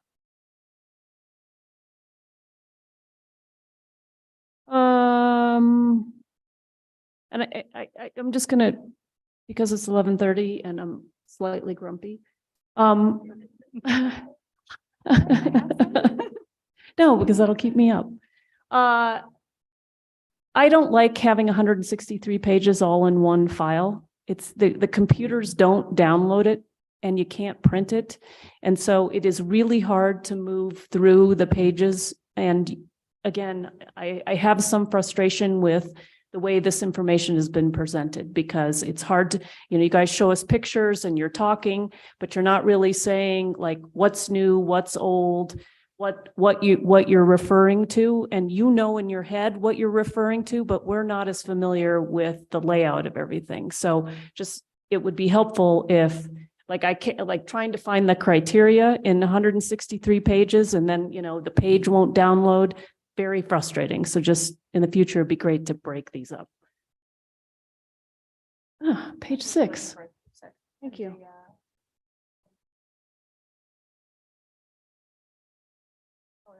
Page 6, that's all right. She's helping me.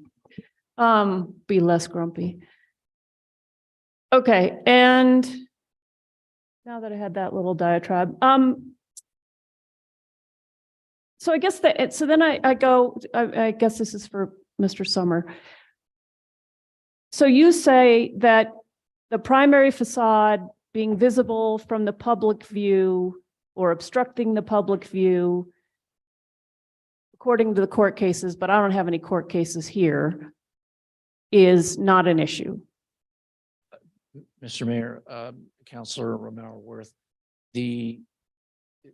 yes, it's not an issue because the courts have determined that the historic ordinance does not regulate or allow the regulation of a primary facade based on a view corridor. That's the Temmie case, went to the district court, went to the Court of Appeals, affirmed. This council followed that very ruling on at least 2 occasions in cases where I was. But I gave you the one on Plaza Azul on Alameda. It was this case on all 4s. Okay, and what was the name of the case? Because when you said it, yeah, I just recognized it. Plaza Azul on No. The court case. Temmie, T-E. Temmie. Okay, yes. Thank you. And I do have the memo that the staff referred to and that Mr. Chandler referred to. I could give that to you if you wanted to look at that. Okay, but is it in my 163 pages here? It is not. Okay. So may I give it to you? Well, no, I just think it's one of those things that, again, I think it would be helpful for it to be in the packet. Or some reference to it, not just the fact that you say it, but cite to it. Give us the basis for what you're saying. We made the presentation in front of the H board, made the same points. Right, but is that here in my 163 I pages? understand that, so I apologize, Ms. Romero. Yeah, it's just, I just feel like we're a little bit discombobulated. All right, but back to the historic board. So they think that if you attach this new addition to the old historic part, you're going to lose the contributing status of the old building. That is not what they found. They said that it could. And the only way a contributing status gets changed is by the H board. You don't do things that make it lose its status. The H board either says it's lost its status or it hasn't lost its status. Nobody is proposing to change its status. In fact, we're doing the opposite. We're trying to preserve this property. And there would be nothing in the record that would allow us to go to the board and say, hey, you know what? You approved all these changes to the main board and we'd like you to change its status. They'd say, no way. So the answer is the reference to the status relates to this is in its public, obstruction from a public view, and that affects its status as a contributing building. It does not.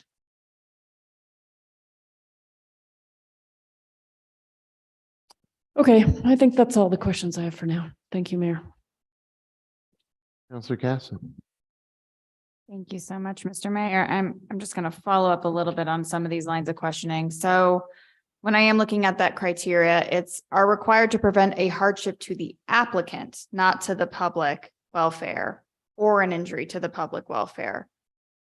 So I guess I'm failing to understand how not being able to build an addition to a house that was purchased a year ago that you knew did not have an addition creates a hardship, because the house was purchased with the understanding that it's in the historic district and that this was the footprint of the house that was being purchased. The hardship language, if I may, in answer to your question, the hardship language in the exception deals with, and almost every zoning code that deals with hardship says, if you're going to claim a hardship, it better have something to do with the land, i.e. it's too steep, it's too narrow, it's too this, that complying with regulations would otherwise be possible. In this instance, there is nowhere to add on to the property, add on to this building except this facade. And this hardship issue existed in the case you just approved. You approved a change to a primary facade. They had the exact same criteria, adding a portal on primary facade. What's the hardship there? There is no hardship. There is no damage to the public. They bought the house knowing that it didn't have a portal. That same question comes up. So you have to give it some meaning. And the meaning is, well, in this particular instance, hardship results from trying to make a reasonable use of the property that anybody else could make. And it's too narrow and it's too steep. And there is nowhere else to add on to this. That creates the hardship. So this question of hardship was just determined in the last case with respect to a portal. I'd argue it's a little different, but I'm not going to because it's 11:30 at night. Ms. Lamboy, could you please add on to that as well? Is that would you agree with that analysis of when we are looking at whether or not an exception criteria that it solely has to do with the land and not necessarily the utilization of the property, the personal utilization of the property? Mayor, Councilmember Cassidy, at the danger of, I'm not an attorney, but the hardship criterion is that all avenues are investigated. And so, yes, the applicant purchased the property knowing the size of the property. The applicant purchased the property with that exact lot configuration. And yes, the applicant knew that they would have to go to get approval for any type of addition or changes to the building. So the hardship, I'm sure Mr. Martinez is going to be upset with me for saying this, but it's the sort of the takings type of situation. Are they still able to enjoy and benefit with the property and benefit from the property as it currently stands, repaired and so on? Or does it prohibit them from enjoying the use of the property by not having this addition? That's sort of the test for hardship. And you are correct, is the hardship to the applicant is a subjective sort of approach. But thank you for reading out the whole sentence, because there is the or term as well, or an injury to the public welfare. So, and that injury to the public welfare typically has to do with, does this deny access to somebody on the street, or does it deny public services or what have you? That is what's typically interpreted for injuries to public welfare. So you are correct with reference to they bought the house at the size it was and realized it would have to go through an approval process. Okay.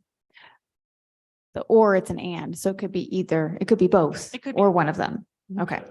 And then there was, some conversation earlier from Councilor Lindell about deterioration of the property and the upkeep of the property. And I would agree that that is absolutely one of the crucial things about, the historic district, that when individuals purchase land, they then become a steward of this district. And obviously the applicants have really, embraced that. And I absolutely do appreciate that as well. Does this addition in any way, shape, or form change the ability to rehabilitate the original home or make sure that it's not falling into disarray? Mayor, Councilmember Cassett, no. Okay, thank you. Back to Temi. If I recall this correctly, because I know that we did see a case where Temi came up quite a bit, because a few years ago we were on Zoom still. And that was a view corridor. And if I recall correctly, it had to do with the building of Loretto or something that was being built that blocked Loretto, but it was kind of like down the way. It was not on the same property. It was not an addition to something that then blocked. Am I remembering that case correctly? Mr. Mayor, Counselor, you're off just a little bit. So the in Loretto Chapel is here. Mhm. And then next to it is that corner. And Temi was proposing a building on that corner. And the argument was being made twofold, that the building blocked the view of the Loretto Chapel. One, that corridor on the same property blocked the view, and that the building blocked the view of the cathedral across the way. So it was twofold. And the district court found and was affirmed on appeal, saying the ordinance doesn't allow that doesn't regulate in that way, either on the property or through the property. And it was on the same property owner? Yes, Conditions too. the Kirkpatrick family owns that corner and the chapel. Okay. They did at the time. Thank you. I appreciate reminding us of that. And then back to the fear that this could change the status. And I do think it's interesting that the H board says that it could change the status because it is potentially a future H board that could potentially change the status. So can you walk through the process of how a status is changed? I believe that there's a regular almost survey taken of, that's why we get all those fun forms. So if you could walk me through a little bit, and I understand that they are not here, but the process by which this could be changed if it were to be determined by a future analysis of the historic district. Mayor, Councilmember Cassett. So status is consideration of status is a full hearing by the Historic District's Review Board. So not only do we need to get the information, updated information from the applicant, the owner, the history, which was done in part already. But there needs to be a publicly noticed public hearing where it's advertised and noticed to with the sign, and then the public hearing does need to occur. So it's not that there was a decision made at that hearing. It would have to come back to, like you say, a future historic districts board to consider whether that would impact the status of the building. And you are correct also in that we have a couple of vacancies on the board right now and working on some appointments. So it's likely if this were to come back, it would be at least 6 to 8 weeks before they would actually get to a board hearing. And the composition of the board might be different. And the basically case for consideration, is that driven by a property owner? So it would have to be a property owner coming saying, I'd like to change my status, so it's not contributing. Will you please consider this? Mayor, Councilmember Cassett, yes, the property owner can ask for that consideration. That's correct. So ostensibly, if this property were to be sold in the future, a future applicant could come back and say, hey, we don't think this is historic based on this. Would you change our status? Is that, I'm just trying to gather the threads of this argument. Is that kind of the process that I feel is probably being considered? Mayor, Councilor, that is correct. A future property owner could come back. Okay. Okay, I don't think I have any further questions right now. Thank you so much. Thank you, Mayor. Thank you. Other questions? Councilor Rivera, you have the floor. Thank you, Mr. Mayor. Just in relation to process again, we would basically have to make two motions this evening. Is that correct? One for the exceptions to the residents and one for the exceptions to the addition. Mayor, Councilmember Rivera, there would only be one motion that would be required because you're considering the recommendation of the board relative to these two items. So they're not separate items. That's all part of one case. But if we deny the exception, then we're denying the addition and we're also denying the exceptions to the main house. Mayor, Councilor Rivera, I will defer to Marcus Martinez to answer that. Or Frank. Frank, do you want to speak to the separation of issues or the lack of separation of issues? I think we're still trying to sort out the H board's recommendations on the two separate items and what exception has already been granted by the H board in effect, or said isn't applicable in the first place. But you're the lawyer in the room. Thank you, Mayor and councilors.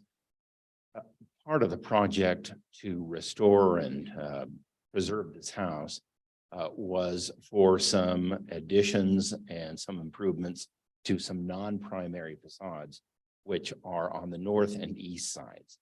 So you'll see if you look through the architectural renderings that there are increase in parapet, increase in height that are on sides for which they don't need exceptions. The exceptions generally tend to apply throughout the code for primary facades. And in this one here, it is the south and the west are the primary facades. They're the street facing facades, but that doesn't necessarily control. But in this case here, those are the primary facades. The additions that are going on the north and east side, they didn't need exceptions. They did have to meet the code design standards, and the board found that, yes, they met the code design standards. But there was never a discussion about exceptions because those are non-primaries. What Councilor Rivera was. I heard tonight that these are recommendations that needed to be approved by this governing body. The exceptions have to be approved by this governing body. The Historic District Review Board has the final word on design criteria for which exceptions are not necessary. You don't have to consider the north and east facades. All right, but tonight, based on the caption, we're looking at exceptions to an addition as well as exceptions to the contributing residence, which is not of old Santa Fe style. Both of those have to do with the addition on the south side primary facade. The addition, there was a question as to whether or not that addition that attached to the south primary facade meets the design standards for old Santa Fe style. And there was an exception necessary to attach it to a primary. Okay, so the primary residence doesn't need our approval. They've already been approved by HDRB and they can make those changes to the primary residence. What we're talking about this evening is just the exceptions to the addition. Correct. There you go. That was the question. Yeah, we don't need to, we're not dealing with the H board, as members of the governing body have also done. We're very complimentary about the main residence.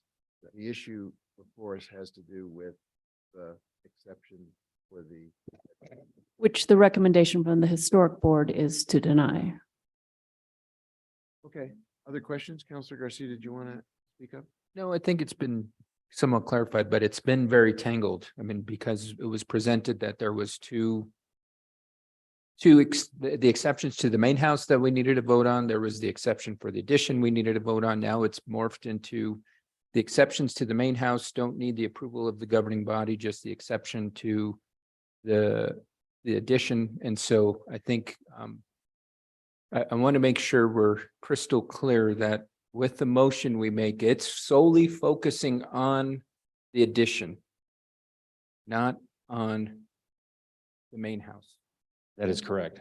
I don't think the governing body has the jurisdiction or the authority over the modifications to the house that do not require exceptions. Those decisions are made by the Historic District Review Board. Okay. It's the one thing the Historic District Review Board is limited on is exceptions. And the exceptions are only necessary for that addition. And I would recommend two motions. One, to approve or deny exceptions regarding the design style of that addition. And then or the other way around, or an exception to approve the addition to approve or deny an addition to a primary facade. So it's both the addition as a entity and then the Santa Fe style question. But it all has to do, Mayor, Excuse me. I missed what you started out. it all has to do though with, there are no exceptions required for the original house. That's where I think there was some confusion. I think we thought I don't know, there was some thinking that maybe there needed to be exceptions and then there weren't. And so the only exceptions are on the addition. Correct. City Attorney? To return to the memo in the memo, which is the 9-pager and not the 163-pager. I would recommend looking at it in the order that it appears there. So first, under exception criteria on page 4 of 9, about 2/3 down. The applicant requests an exception to construct an addition onto a primary facade. Then you would also be considering on the next page, really on page 6, top of page 6, the applicant requests an exception for additions in a style that is not of old Santa Fe style. Those are your two considerations. Right. Thank you. Other questions? I got a couple questions. If the applicant would take the stand, please, or stand at the stand. So my question is, if the addition is not approved, how do you live in the existing structure? Well, that will be difficult because we need to have space to both live and work and upgrade a kitchen space, as well as we have a guest room that is probably going to be filled by one of our mothers soon. But the kitchenette is the current option for cooking, right? Kitchenette is the current option for my mother's cooking, so that we could house both of one of our widowed mothers, which are jockeying for position right now. My father just passed away as well. So we have 2 bedrooms and then have added studio space to where the kitchen is. So we would have studio and bathroom. So we would be separate enough that Brian could have his studio space in one end of the house, and I could be loud talking by the kitchen, and the kitchen could be, the utilities can be upgraded and the infrastructure could be upgraded in such a way to be dry and But is the existing footprint sufficient for a full kitchen and all that to drop into what you've got there now? no, So that's a kind of a hardship. right. No, nowhere for me to work and no kitchen is a problem. So that's my question for you. Thank you. Or- thank you. Mr. Summer, I have a question for you, sir. The part that is kind of straightforward is the sentence that says, no additions are not permitted to primary facades. They're not permitted to primary facades. What's the response to that? The criteria of an exception is to say to vary a regulation. So very much like the last case in front of you, no additions to a primary facade. This person in the last case added an addition to the primary facade and they had to get an exception. So whenever you're going to vary a regulation such as that particular rule and, a whole host of other rules, you have to get an exception. It acts like a variance to the rule, but we call it an exception and we've got differing criteria that are variance. So to answer your question directly, that is the mechanism by which one varies the rule and it's discretionary in you all. Thank you. Those are my questions. Anyone else have questions about the case in front of us? Counselor Garcia does. Thank you, Mr. Mayor. Your question kind of piqued my curiosity in the sense of livability. So I guess my question is for the homeowner. What type of condition was the home in when you purchased it? Was it livable or is it in the condition that it's in now? Well, I would say that the elderly woman that was living there, but it had multiple water issues and there was termite damage to the floor and carpets over the floor and a lot of things that had just been, I wouldn't call it livable. We had to. I'd like to point out a couple of things that answer your question if I can. The north facing wall is unstable and has to be replaced completely. So that wall was coming down. The south facing facade where the doorway is, that adobe was melting and water had eaten away the parapets and so the structure on that side of the building was falling down. The person who was living there was living in a condition that was not safe. And would have there would have been major catastrophic problems in the house. So yes, somebody was living there, but it probably was not livable in the sense that you mean. Thank you, Mr. Kim. I guess one follow-up question. Sure. If this is denied, I think it was stated that the current square footage is 1,600 square feet, which is considerable size, or especially for a multifamily unit. Is that sufficient? Do you believe that a 1,600 square foot home is sufficient? No, unfortunately with the double adobe, I don't want to do the math of the walls are double adobe. So that is the square footage of the building, but that takes up a lot of space.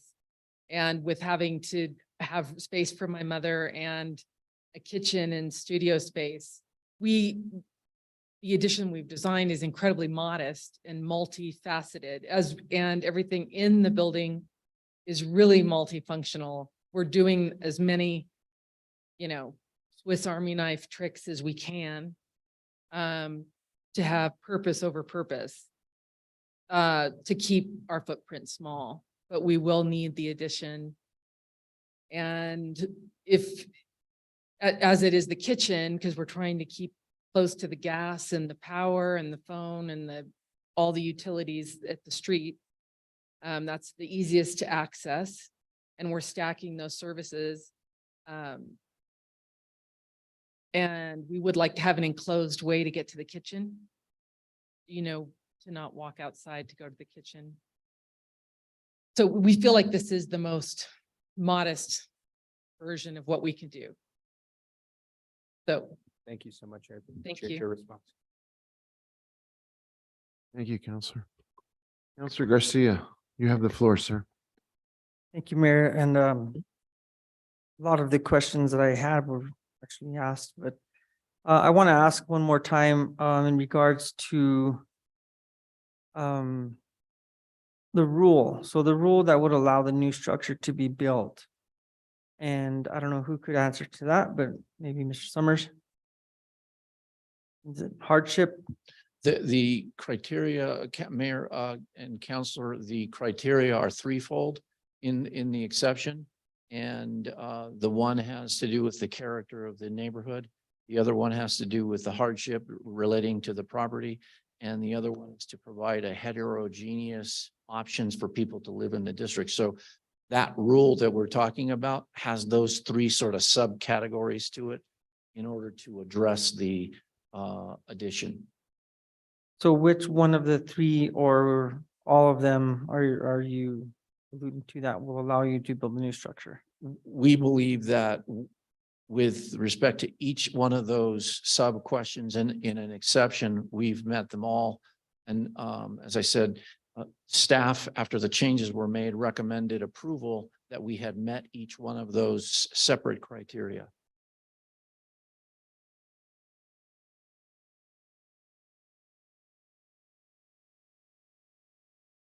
I'm sorry if did I answer your question? Yes, is the new structure required in order to, do you believe that the new structure is required in order to rehabilitate the original structure? The answer to that is yes, we do. There are a couple of reasons and Ms. Sanderson or Stephanie hasn't related to them, but all of the mechanical in this house is gone and it had to be removed and replaced. And there is no place in this 1,600 feet to replace where this stuff was because it was hodgepodge around. This consolidates all the mechanical into another place. If you put that in the house, then it makes it very difficult to complete the rest of it.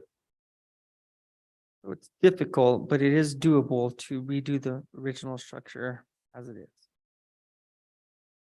Is it doable? Yeah, someone could reconstruct the house in a way, but it does not really function the way a house or the your needs for Brian and for Stephanie. Okay, thank you. That's all I have. Thank you, Counselor. Other questions? Seeing no hands, I have a motion. Oh, well, we have to close the hearing. Okay. I don't see any other questions, so I will close the public hearing. And I will entertain a motion or two about the proceeding in front of us. Counselor Romero Worth, Counselor Lindell. Well, I think Counselor Lindell and I are going to make different motions, so. Okay. I will go with whoever. Want to flip a coin? Whoever puts their hand up. Counselor Lindell, you have the floor. Thank you, Mayor.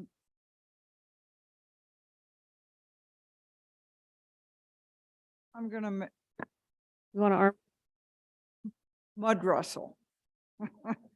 Hair pulling at midnight. Counselor Romero Worth had the floor. Counselor Lindell, she's right. Don't let her proceed. You have the floor. I'm going to need help on this because there is no motion in this packet. But I would like to move that we accept the recommendation from the H board. Councilor Romero Worth, I would like to recommend that the motion be made regarding each of the exceptions they're seeking. One motion would be that the governing body, that you would be moving to accept the applicant's request for an exception to construct an addition onto a primary facade. I think she's going the Yeah, I'm going the other way. to deny the request. I want to put a motion out there to fall in line with what the H board recommends. Okay, well then a motion to deny the applicant's request for an exception to construct an addition onto the primary facade And then a second motion to deny the applicant's request for an exception for additions in a style that is not of the old Santa Fe style. Okay, so let's take those separately. Can you state it? And then I'll say so moved. How about we do it that way?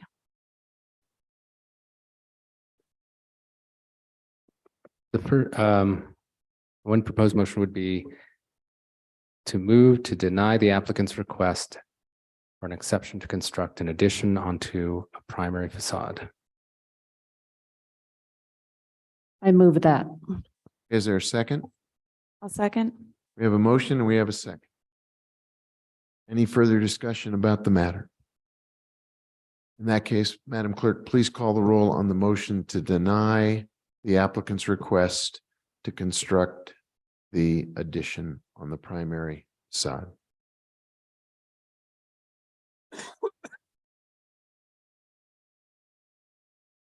Counselor Chavez, Yes. Counselor Lee Garcia, Yes. Counselor Michael Garcia, Yes. Counselor Lindell, Counselor Rivera, Yes. Counselor Marworth, Yes. Councilwoman Villarreal, Yes. Counselor Cassett, Yes. Mayor Weber. No? Motion is approved to deny. Okay. Do we need the second motion if we've denied the request to build the facility in the first place?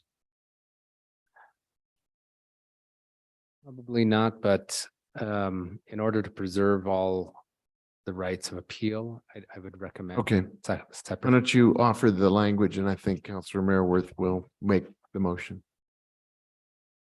The motion could be that to deny the applicant's request for an exception to additions in a style that is not of the old Santa Fe style.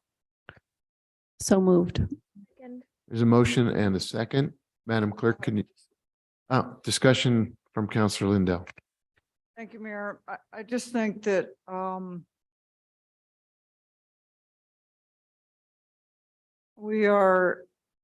when we do this and it's clear what the vote's going to be, that we are, ensuring that these old properties, will absolutely deteriorate into the ground out of neglect. It makes me sad. And, you know, I've driven Rodriguez Street many, many times. And there's lots of other streets on the east side that have similar properties. But I just don't see people that want to do, this isn't a renovation. This is a restoration of a property that who knows how much longer it would have been standing. So those are my comments, Mayor. Thank you. Other comments? But I would just argue the opposite, which is I think that you can renovate these things and do them within the historic nature that we want to preserve and maintain and carry out. That's part of who we are. And I think that, you know, if we let these things go, if we let it slip, we're going to lose what is crucial to the historic nature and character of this city. And we can't do that. And I think you can actually. I live in a house that's about that size and is constant upkeep. So it can be done. Any other comments? Councilor Garcia? Thank you, Mr. Mayor. I echo Councilor Romero-Worth's comments. I think, you know, especially with the size, you got to think of the history of that space and you know, Councilwoman Villarreal and myself were looking at the packet and, you know, the pictures and, you know, the marbles was commented on earlier. It was a different day and age, and I would not be surprised if a family of 10 lived in that modest home. I live in a home that's similar to the size as well, and which is my grandparents' home. My grandfather built it, and there was 9 of them, and so it can be preserved. I think if folks want to work to preserve and do additions, there are bounds where it can be done. I think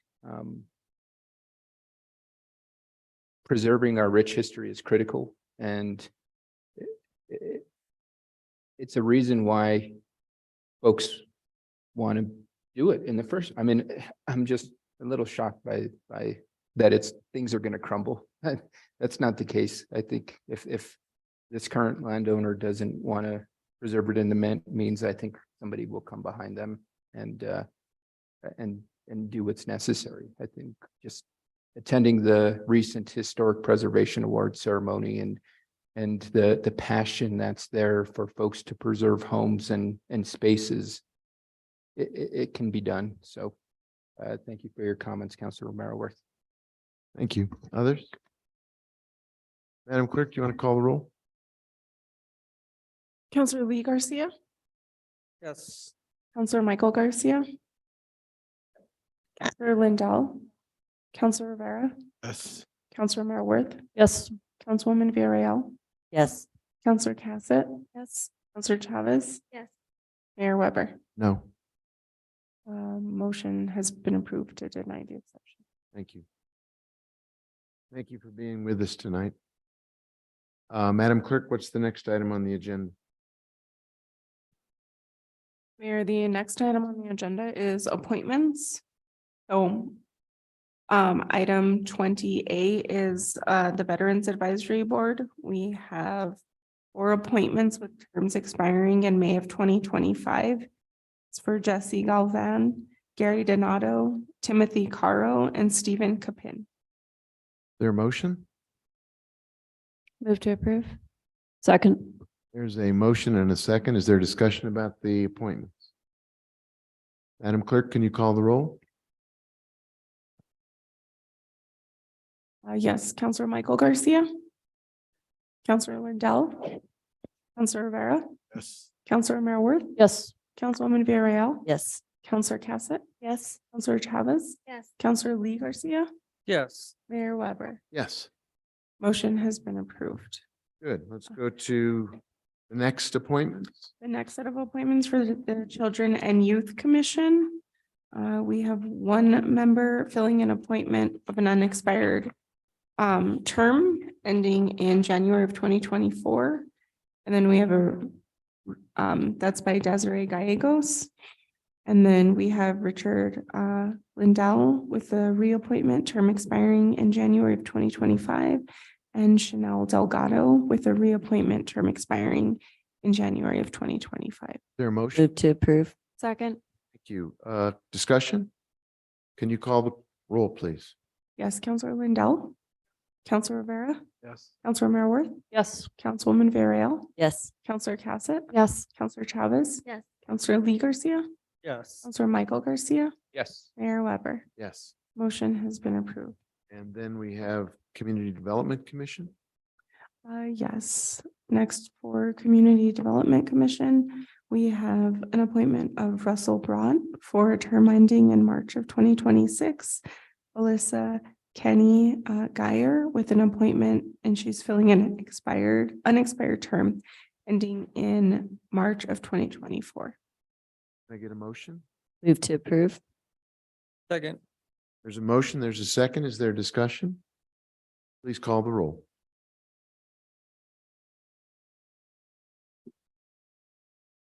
Counselor Rivera, Counselor Romero-Worth, Yes.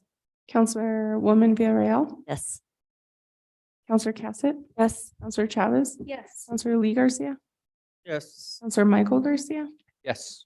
Counselor Lindell, Mayor Weber. Yes. And our last appointment is to the Public Safety Committee. It's for James Bolter with an appointment term ending in March of 2027. Can I get a motion? Move to approve. Second. Is there discussion? Counselor Lindell has a question. Are these appointments typically for 4 years? I would have to look at the term appointment for public. Seems like safety. a really long appointment. I don't know what the language in the section covering Public Safety Committee says. Do you know, Counselor Rivera? I don't know. I don't. I can Yep. look it up if you would like me to pull it.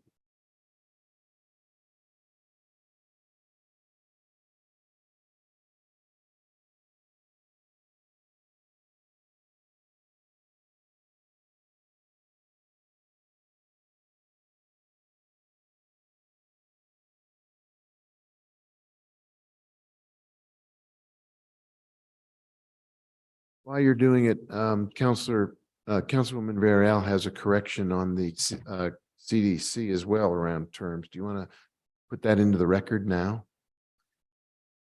Well, we already, I know, but I Approved think it, it's but- important for you to but it- identify the problem. it does, our appointments are 2 years. And so Russell brought, it says 2006, sorry, 2026. It should be 2025. Okay. I will update that. And Councilor Lindell, yes, for Public Safety Committee, the term of each member shall be 4 years. Okay, I think we should look at that. I think 4-year appointments are too long. Any other comments? Madam Clerk, do you want to call the roll, please? Yes, Councilor Romero Worth, Yes. Councilwoman Villarreal, Yes. Councilor Cassett, Yes. Councilor Chavez, Yes. Councilor Lee Garcia, Aye. Councilor Michael Garcia, Yes. Councilor Lindell, Councilor Rivera, Mayor Weber. Yes, Motion has been approved. thank you. That is our last item for the night. We are adjourned.